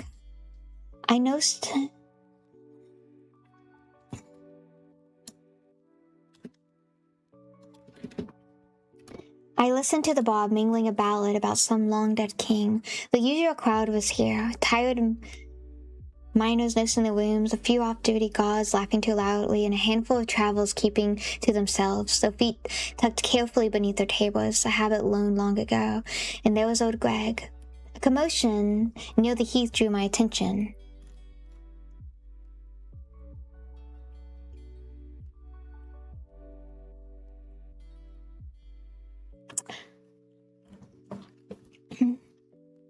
One second, guys. I noticed that, Hold one sec. Let me fix this. It did replace the information of what was here. No, I think we're good. Okay, sorry. I just wanted to make sure that wasn't... Okay. The tavern's air hung thick with pipe smoke and the scent of stale ale, a familiar miasma that coated the tongue. I listened to the Bob mangling a ballad about some long-dead king. The usual crowd was here, tired miners, and there was old Greg. A commotion near the host drew my attention, but it was just old Greg being himself, with something close to it. He slithered from a shadowy corner, his movements unnaturally fluid in the dim light. His matted green hair and clammy pale skin gave him the look of something dredged from the depths. The other patrons deliberately looked away their shoulders hunched. They knew the rules. You didn't meet old Greg's gaze, and you never ever let your shoes out of your sight. He glided toward his usual damp-smelling alcove, a nook behind a thick support pillar that perpetrated reeked of mildew and something vaguely fishy. His milky white eyes swept the room, a predator scanning for weakness. They settled on a moke passed out a few tables away. His well-worn leather boots popped up, soles exposed. Greg smiled, a slow, unnerving, wired expression that revealed too many teeth. With a silent grace, he was at the moke's side. His long, delicate finger worked at the laces, undoing the knot with a practiced twist. The heavy leather came away in his hand, Demosthenes stood, muttering something about goblins, but did not wake. Holding the boot like a prized chalice, O'Greg retreated from his damp alcove, from pocket within his grimy coat. He produced a small, dark bottle. The label was too faded to read, but the creamy off-white liquid inside was unmistakable. He unscrewed the cap with his teeth, and he poured a generous measure of Bailey's into the boot, the thick liquid pulling into the leather's indentations. He raised the footwear to his lips, tilting his head back to drink deeply. A low, gurgling sound of pure satisfaction rumbled from his chest as he swallowed, his milky eyes half-eyes closed in ecstasy. He set the half-empty boot down on the stool beside him, licking the creamy residue from his lips with a long, pale tongue, already scanning the room for his next victim's footwear. The monk, still blissfully unaware, shifted in his sleep, his one remaining boot now feeling oddly light on his foot.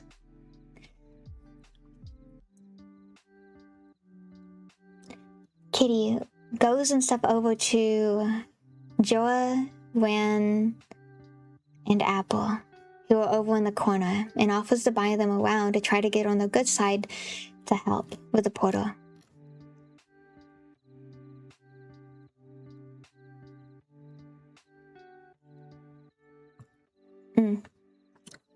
Okay, hold.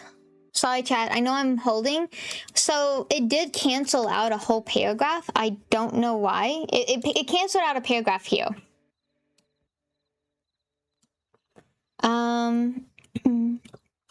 So I'm sorry. Let me see if I can kind of see if I can put it back.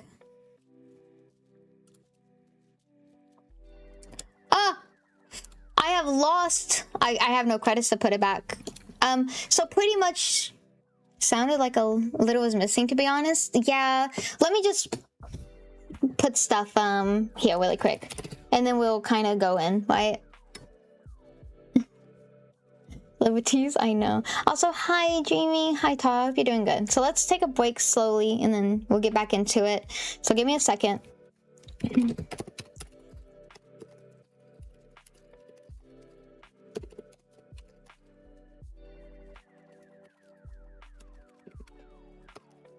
Goes to check out the portal. There, they find a portal not like anything they have seen before. Muna starts hissing and shaking.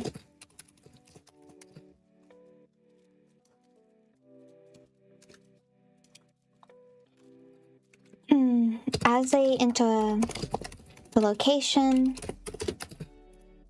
Muna starts hissing and shaking. There they find a portal not like anything they have seen before. It is not rainbow or glistening.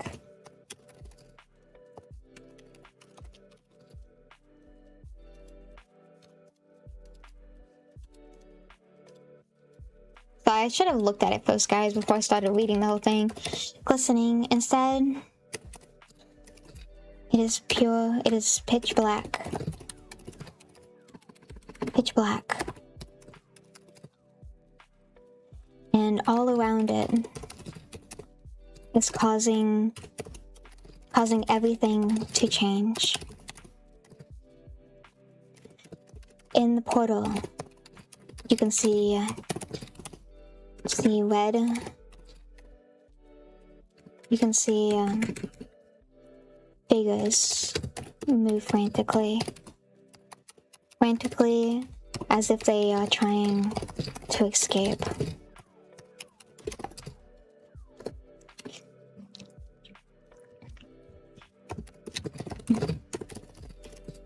Knowing that Kitty is out of her element and cannot do this by herself, she heads over to the Moke Tavern to see if she can hire any friends to help her with the portal.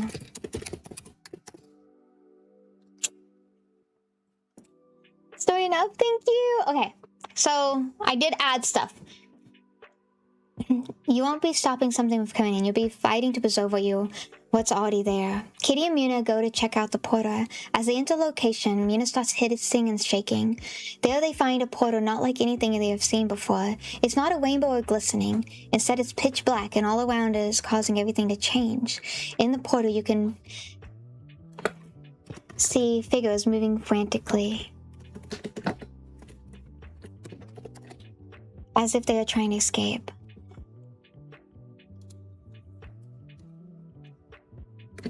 Knowing that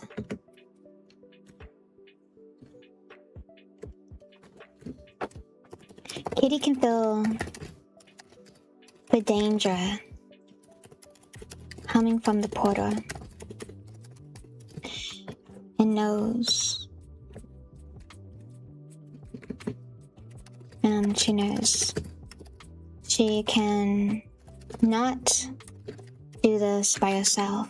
She heads over to the Moat Tavern to see if she can hire any friends to help with Porter.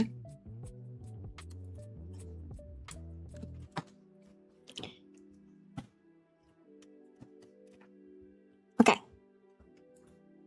There we go. Just, I don't silly. Cool.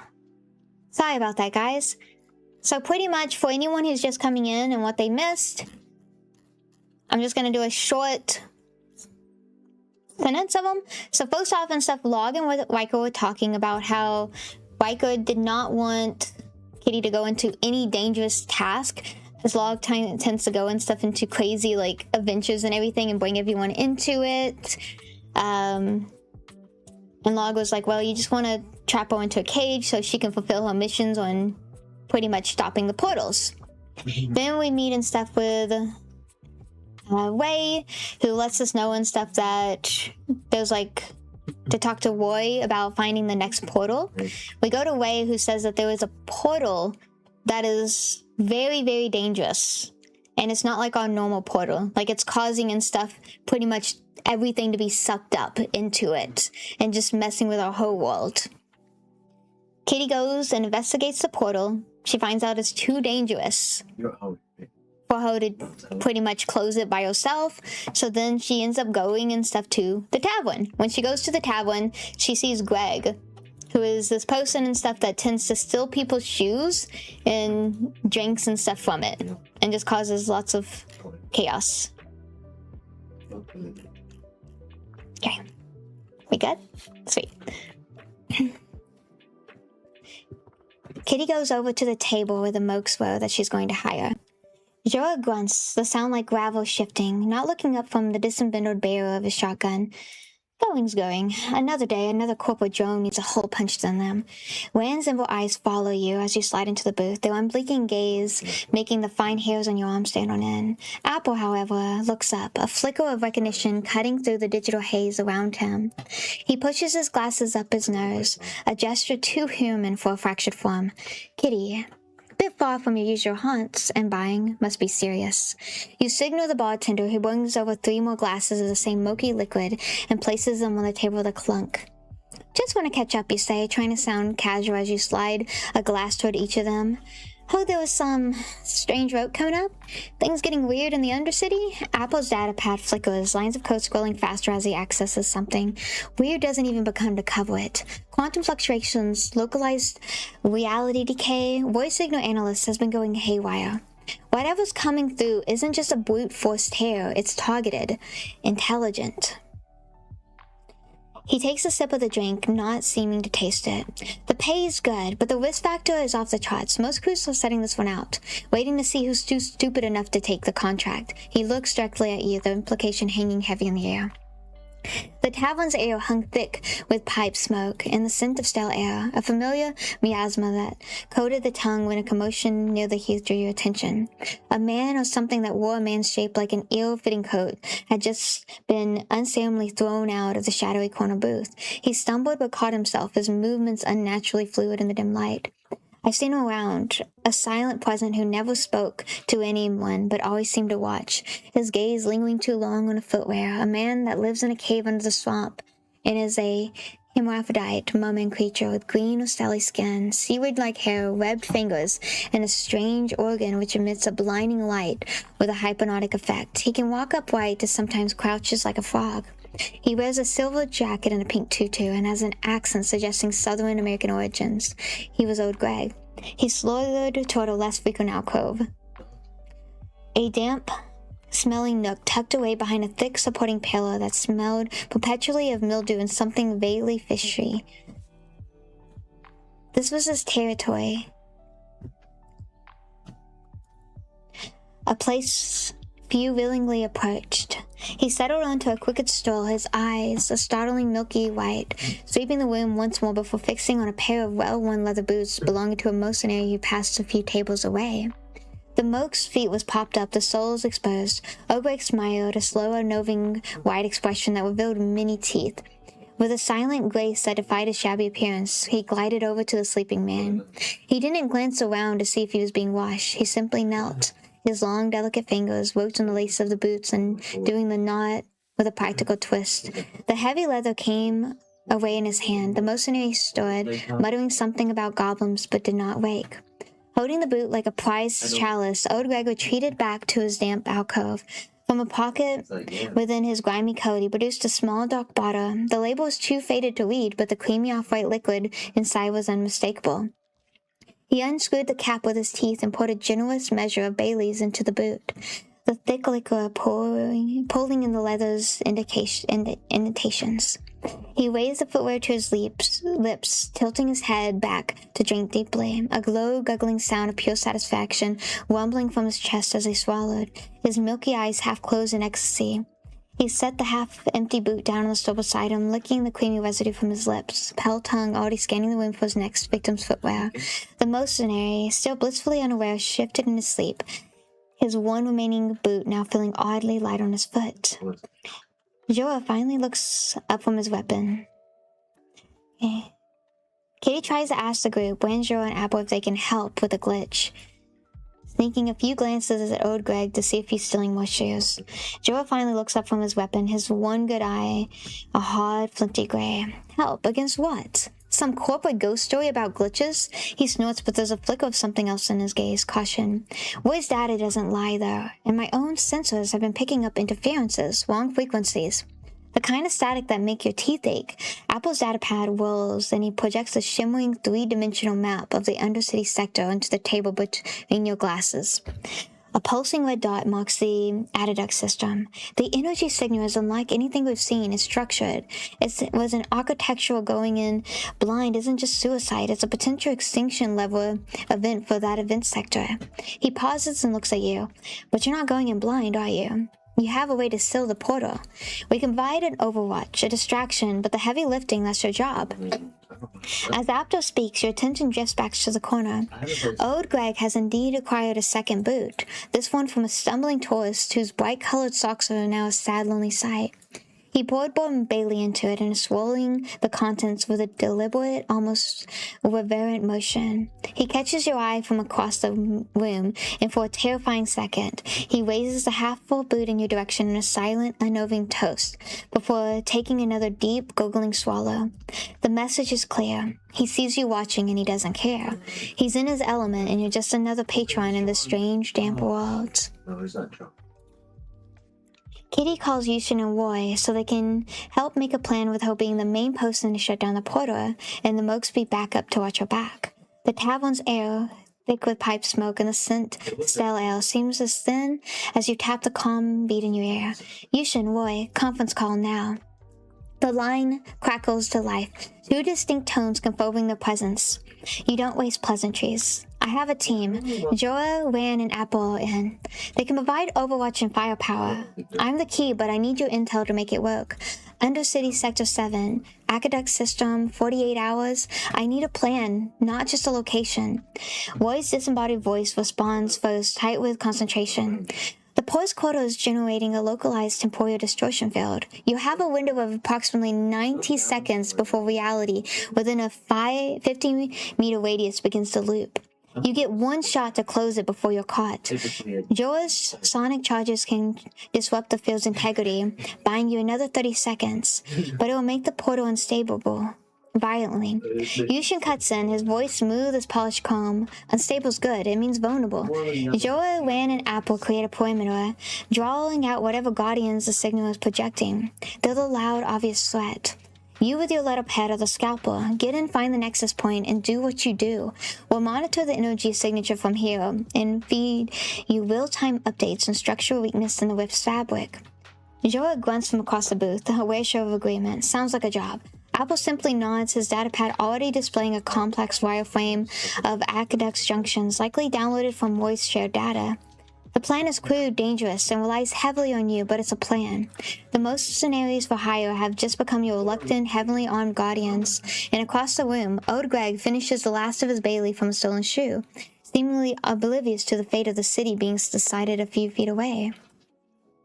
Suddenly, you freeze. The finality of Roy's woes settling like a lead weight in your stomach. But your foot, now clad only in a sock, feels suddenly cold and vulnerable against the tavern's grimy floor. A quick glance confirms your worst fear.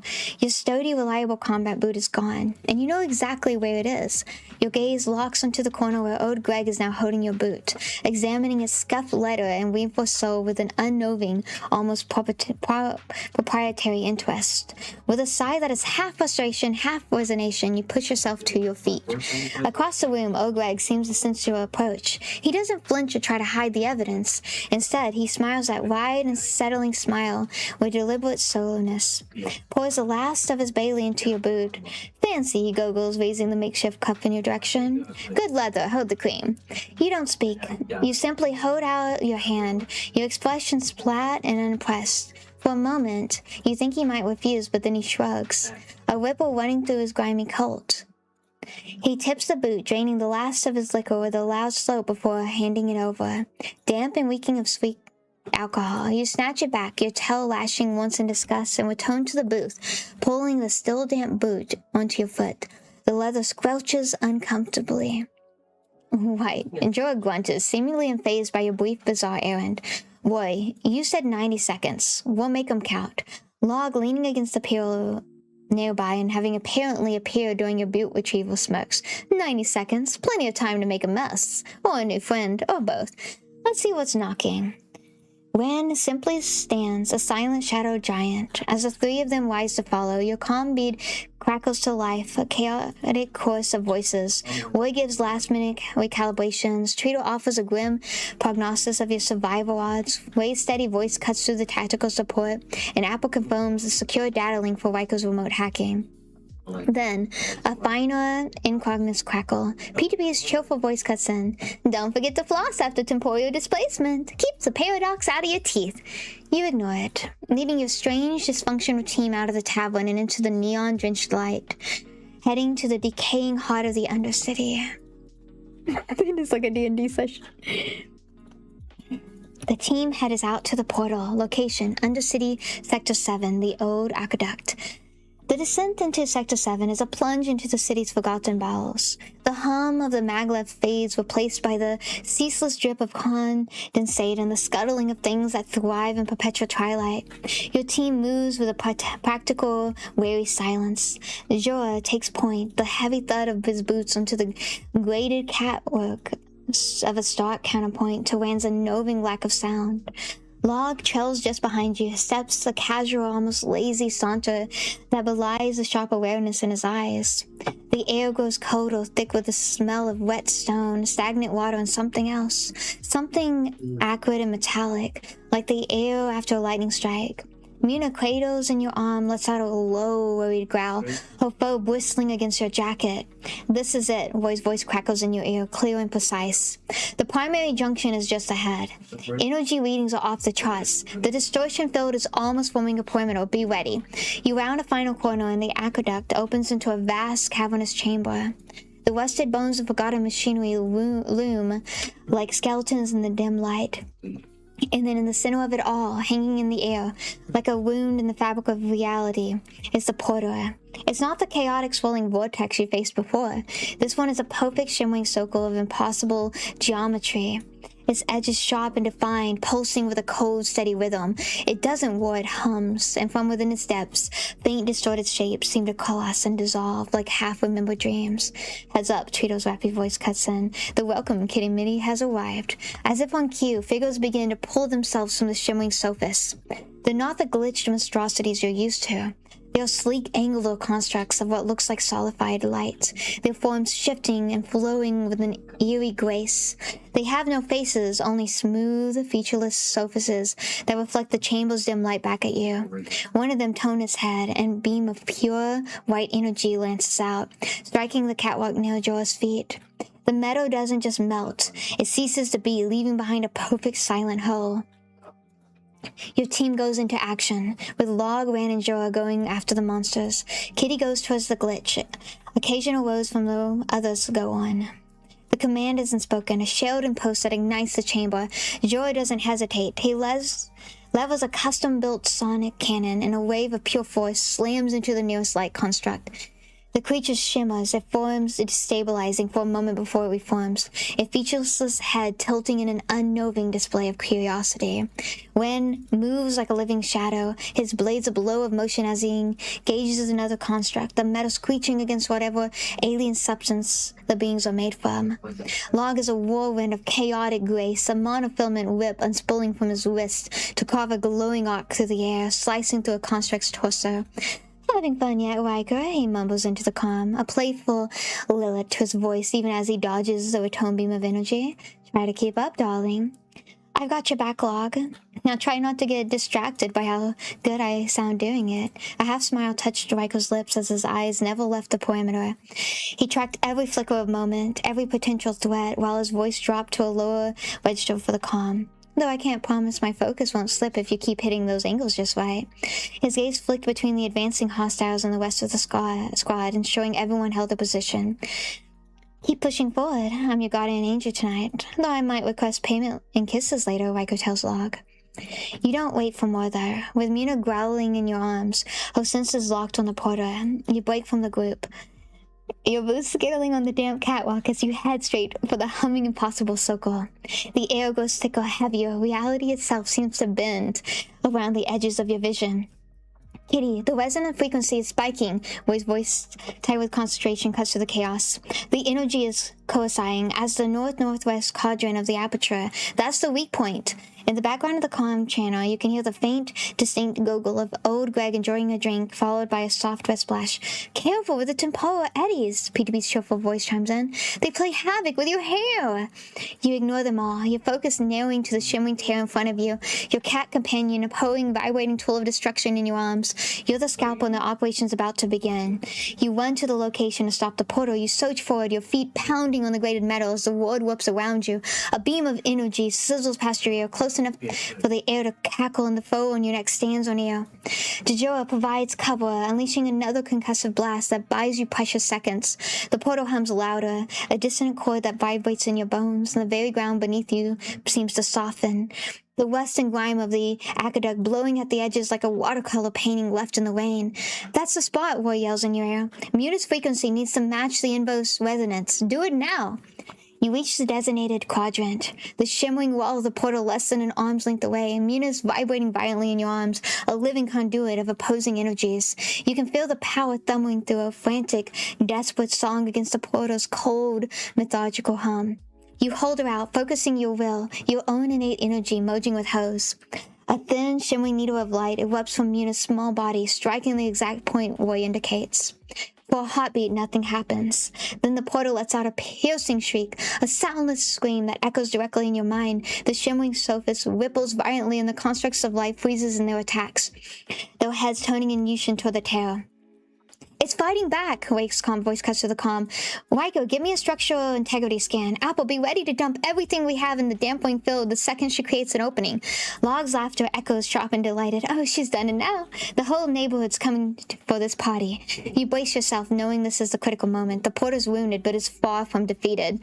The porter fights back, not with force, but with horrifying, evasive logic. The beam of light from Muna sputters as a wave of pure, cold wrongness washes over you. The metal of a cataract beneath you beacon begins to flow like molasses, and your own reflection in the shimmering rift twists, showing you a version of yourself with hollow, dead eyes.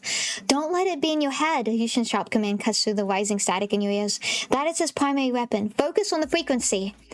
Frequency spiking. I'm boosting the dampening field, but it's putting a bandage on the black hole. Apple rapid fire typing is a frantic counterpoint of the chaos. On the calm, Log's laugh is the knife edge of exhilaration. Oh, it's getting personal now. Like Odyllis, if I don't make it out alive, remember me as a beautiful, explosive memory. Shut up and fight, Log, Wade's strained voice replies. Riker, I got a lock on the subharmonics. Redirecting power now. Kitty, 30 seconds. You have to hold it for 30 seconds. Rand moves with impossible speed, a blow of shadow intercepting a light construct that lunges toward you, his blade severing it in a shower of dissolving sparks. Jorah fires another sonic blast, not at the creatures but at the chamber ceiling, bringing down a torrent of rusted metal and concrete to create a barrier between you. You pour all of your focus, all your will into Muna, the small cat in your arms, a blazing star against the encroaching void. You can feel your own energy draining, but hold the line. You scream of effort, a wall-defiant sound in the face of silent screaming rift. The pressure against your mind intensifies, the physical weight that makes your knees buckle. Muna shrieks a high-pitched wail of psychic agony as the portal's frequency overwhelms her. The shimmering needle of light she emits thins, flickers, threatening to vanish. We're losing her! Voice is frantic, the clatter of keyboards, a desperate storm in the background. The feedback loop is collapsing. His words are cut short by a sudden jarring commotion on the channel. A wet rhythmic thumping like a sound of wet potatoes being thrown against a wall is followed by a high-pitched gurgling cry. I'm Greg! In the chaos of the aqueduct chamber, you barely register the absurdity, but in War's End, you can picture it perfectly. Old Greg, in a crouch, swinging across the control room floor like some bizarre demented frog stolen boot held aloft. He's on the console! He's dancing on the console! Way's voice is a mixture of disbelief and fury. Get him off before he reroutes the entire city's power to his jewel collection! Tweedle let out a gravely laugh. No, that's a rumor I will enjoy spreading. Oh, Greg, hero of the hour. The distraction, however maddening, gives you the silver of a second you need. You grit your teeth, ignoring the psychic assault, and shove every last ounce of your will into Muna. The beam of light solidifies, punching through the rift's defense. The portal lets out a final, silent shriek of defeat as it begins to tear itself apart inside out. The portal doesn't close, though. It unravels. With a final silent shriek that resonates in your very soul, the perfect circle of impossible geometry collapses inward, the light and the energy folding in on itself until there's nothing left but a desperating wisp of ozone in the sudden jarring silence. The light construction frees, then dissolves into motes of dust that are immediately snatched away by the aqueduct's dank breeze. You collapse to your knees, Muna limp and purring weakly in your arms. Your entire body trembles with exhaustion, and then the chaos of your friends erupts around you. With a flourish that is entirely unnecessary but deeply satisfactory, Ran executes a perfect backflip with a trail of brilliant multicolored fireworks erupting from the heels of his boots to paint the grimly chamber in a fleeting celebration. It's over, Log breathes, his chest heaving. And then he tells Riker on the comms, and we didn't even break a sweat, mostly. A smoke plays on his lips, though I might need a personal debriefing later, just to make sure all systems are functional. Riker has a ghost of a smile touching his own lips. Well, I'll schedule you in right after I file the damage reports for this entire sector. Back in the command center, Ray leans close to Roy's shoulder, pointing a now stable data stream. You did it, she mumbles. Roy, already pecking around at his keyboard, simply nods. Yes, the harmonic resonator stabilized. Fascinating. I should run a simulation. Meanwhile, Joe is Joe. He ignores the celebrations, instead walking over to the spot where the portal was, popping the empty air with a barrel of his shotgun as if checking for leftover ghosts. On the comms, PTB's voice chirps. And that's what we call a paradoxal paragon shift. 5 points for Gryffindor, to the cat with a glowing pet. This is immediately followed by Yushin's soothe synth beats, a rhythmic victory anthem that thrums through the channel, a perfect backdrop into the madness. Apple, for his part, is now furiously typing on a completely separate system, muttering, if I can just cross-reference the decay rate from the city's noodle delivery schedules, I swear there's a correlation. Tweedle's raspy chuckle cuts in. The rumble of Philip's transport is a welcome vibration after the soul-deep silence left by the porter's demise. It's It's a battered, heavily modified van, the kind of vehicle that looks like it held together with a West Puero and illegally high-output engines. The side door slides open with a screech, revealing Philip, a mountain of a man with a calm, unholy demeanor, who seems completely unfazed by the glowing residue still clinging to the aqueduct walls. He gives a simple nod and everyone begins to pile in. You sink into the bench seat, the one by a warm comfort, Mina cuddling into a tight ball of sleep on your lap, when, in a final act of theatricality, proceeds a loaf of bread from seemingly nowhere and takes a large crunching bite from it out of the sword, the crumbs scattering across the floor. The ride back is a symphony of controlled chaos. Log and Riker are squeezed together on the opposite bench, though bickering a low flirtation murmur that you try your best to tune out. If you wanted me on my back, Riker, you just had to ask. Log purrs. The smoke plays on Log's lips as he watches Riker's gaze sharpen. The tight-lipped glare he shoots across the room, doing little to mask the answering flicker of amusement dancing in his eyes. In the front passenger seat, Jorah is already cleaning his shotgun with an oily rag, the rhythmic swish, swish, and the steady counterpart in the engine's hum. Your calm beat is still active. A cacophony of background chatter. Roy is already explaining temporal decay theory to an unlistening Apple, who is now trying to convince Yushin that his synth beats could be used to hack corporate security. Then a new noise, a wet sloshing sound followed by a familiar gurgling sound. "A round for the heroes," Old Greg announces, having apparently stowed away in the storage compartment. He brandishes your freshly acquired boots, now filled to the brim with Bailey. "This one's current," he declares before taking a long, appreciative swig. No one seems to have the energy to stop him. The noise of the rusty spoon is a familiar balm after the high-stakes tension of the aqueduct. The group has commandeered a large booth in the back. The sticky tabletop littered with empty glasses, a communal plate of fried synth noodles. Roy, hunched over a datapad, is supposed to break the post-victory lull, not looking up from the scrolling lines of code. As Kitty says, as they're talking about why and stuff they think Log could be dangerous, Roy says, "Danger is a function of unpredictability. Log's behavior pattern lacks a consistent logical framework. He introduces variables we cannot calculate, making him reliable in any operation requiring precision." He finally glanced it up. That doesn't make Log malicious. It makes him a chaotic agent, a walking schematic algorithm. Ray swirled the remnants of a drink, the condensation tracing past on the glass. He's dangerous because he doesn't believe in rules, Roy. Not ours, not anyone's. He operates on whims and aesthetics. He helps you steal a portal because it's a beautiful disaster, but he'll sell your location to your worst enemy for the same reason. He's not our enemy, but he'll never be a predictable ally. You can't trust him because he doesn't even trust himself. She sighs, her gaze drifting to the bar where the other mooks are celebrating. He's a risk you have to mitigate, not a problem you can solve. Riker, who had been staring out into his glass with intensity that could probably melt still, finally speaks. His voice is low, gravely. He's a distraction, a destabilizing element that puts the mission and the team at risk for his own amusement. He looks up, his eyes locking with Logs, who's watching him with a lazy, infuriating smirk. But he was there today. He did his part. He doesn't erase the chaos he courted before, or will again, but it doesn't compensate the equation and my emotions. It's the closest he'll come to admitting Log might have a silver good in him, and the woes hang in the air, heavy and unspoken. "So, Riker, you like Log, and that's okay," Kitty says.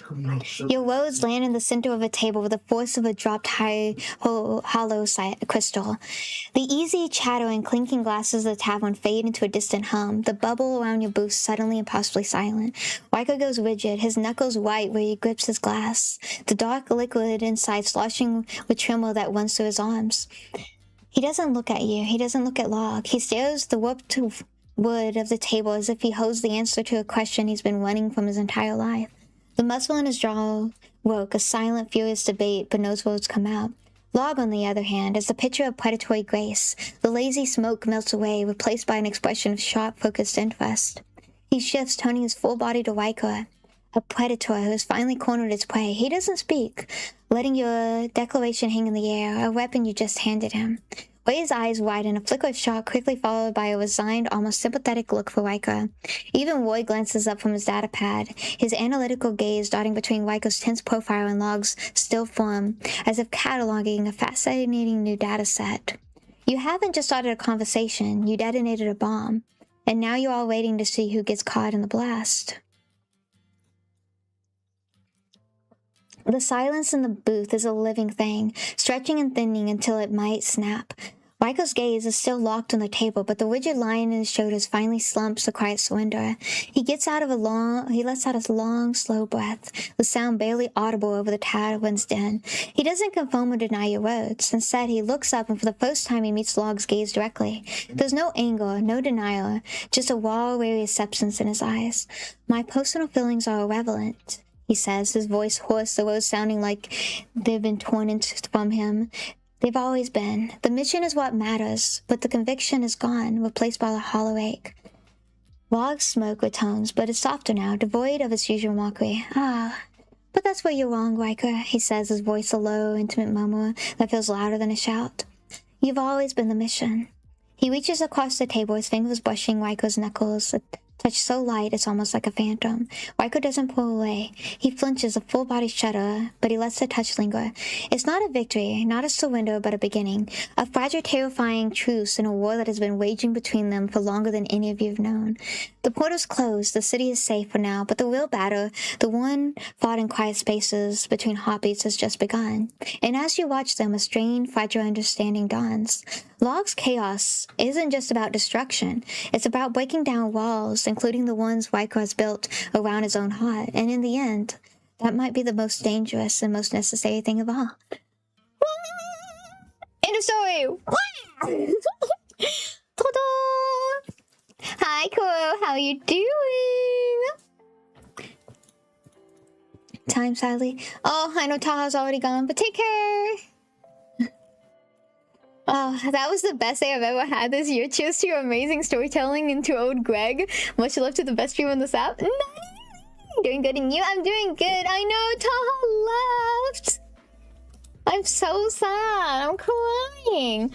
Did y'all like the story? I do have to go in, I think, and fix a few things, and then I may read it again after I make some changes and make sure it makes sense, and then I will say it, and I probably will record it and put it on chat, because there is a part where Greg he's asking Aquaman talks Trice, right? So we need to make sure that this right here. So, and then right here.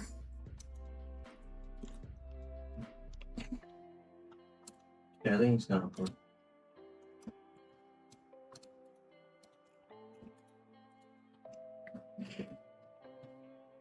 I don't know, man. I'm rock hard right now. Let's see. I'm still up.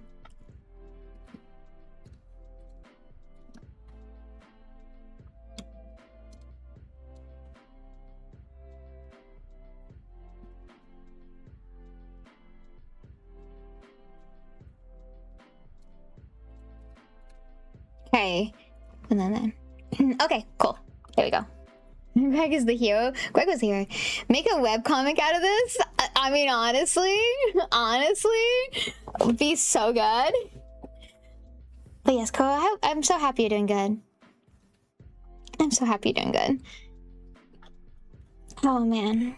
So for anyone who just walked in, we were using and stuff Novel AI to create stories. How it worked is if there was anyone in the chat that wanted to be a character, they became a character.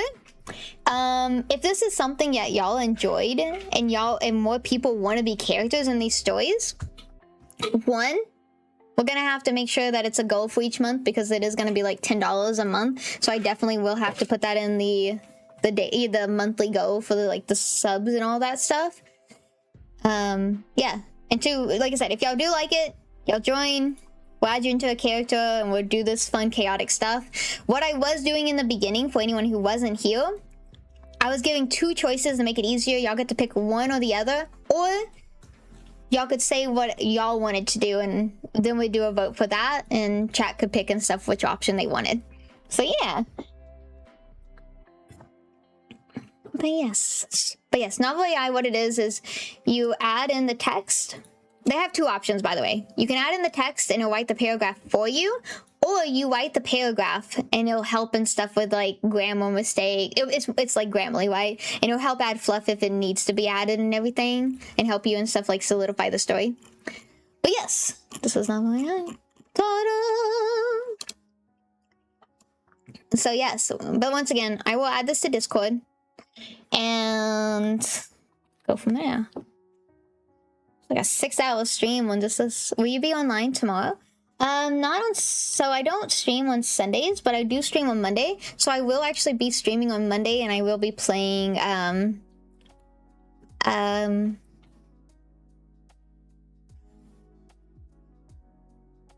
have to ask Log.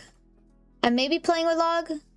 Dark hours potentially, but my normal schedule for anyone who doesn't know is Monday, Wednesday, Friday, and Saturdays.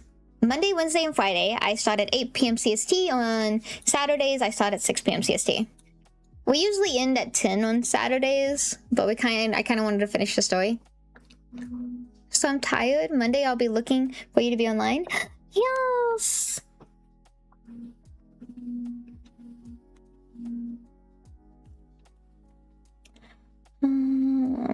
Sending a message. Okay. So it is 6 hours. It's been 6 hours. I'm not hating, bro. Use an apple. No, I'm kidding. Kitty streams every day. Oh my gosh. No, yes, I'm kidding. I should probably go and get some snackies and de-stream for the day. Do some de-streaming. And also bug Apple and see if they want to watch anime, probably. Bug Apple! Ah, you still with family? Ah. Apple's like, I'm leaving. I'm never coming back to this person, I swear. So, Go to Vegas. let me make sure to tone this off. But yes, okay. By the way, if you're not in the Discord, feel free to join our Discord. Our Discord and stuff is going to be pretty much where all things schedule news is related, and also things that will let me know if you like this. Because if y'all like this, like I said, I will do more of this because it was fun. I did enjoy it, and I'm so thank you so much for everyone who contributed like a character. It really meant a lot.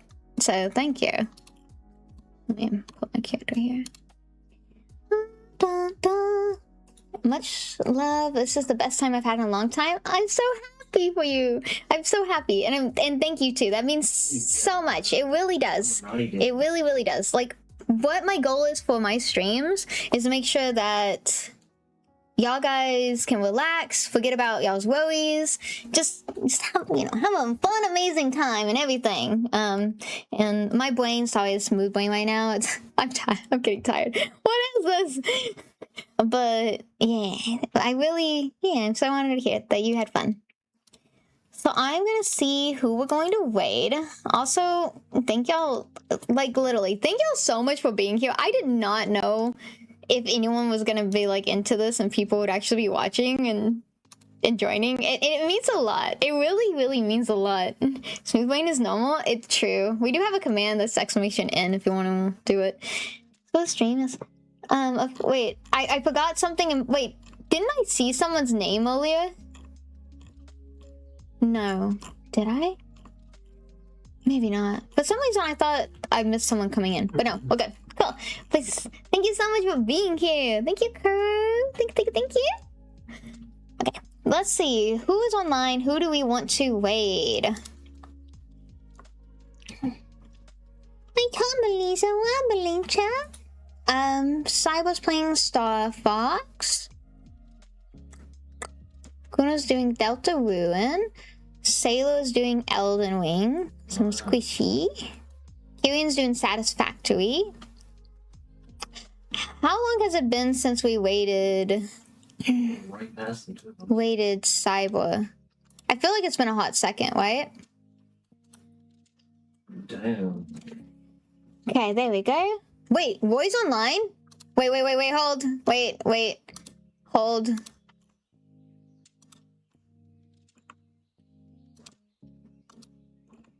Roy is online. How much longer are they gonna stream for? He's been online for a while.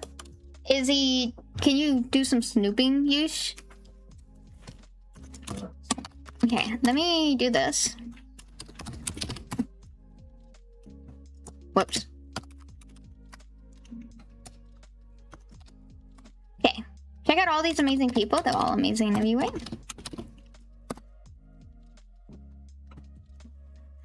He's gonna know when you ask. He's gonna automatically know. So check out all these amazing people, guys. Check out Yush, who plays video games. He's an amazing musician, amazing artist. Check out Cole, who plays video games. Check out Log, who plays video games. Super chaotic, super fun. Check out Hot Dreaming, who plays a variety of video games. Check out Gold Phillip, who also plays a variety of video games. Hellfox, who plays video games as well. Check out Taro, who plays video games, an amazing artist. Check out Foster, who plays video games. Check out Kaji, who plays video games, does Japanese culture lessons, is an amazing musician. Check out PTB, who is one of Epic Mods, who plays video games. Very good at Pokemon, knowledgeable at Pokemon and all things from Pokemon. Check out Roy, who plays video games and amazing. So yeah. Wanna check me out? Check him out. Check him out. Also, check out another mod of mine, Apple, who plays video games and is super chaotic and amazing as well.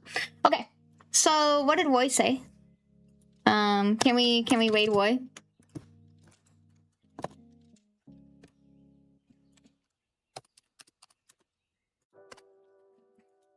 Roy's gonna be on for a bit. Sounds good. Okay. So as always, I appreciate y'all so much. Y'all, remember guys, whether you're lurking, chatting, no matter what, it means the world to me. So first off, my TikTok side, I appreciate y'all guys so much for joining the chaos and being here. Thank you so much. Greg for the 13,000 likes, Wayne for the 5,000, Eva for the 4,000, and everyone like Yui who did gifts. So bye TikTok side, take care. And on Twitch side, remember, every single one of you is amazing and loved, and I appreciate you.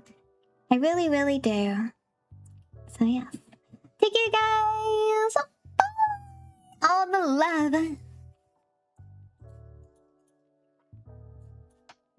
We do have this dashing little 8 mind player.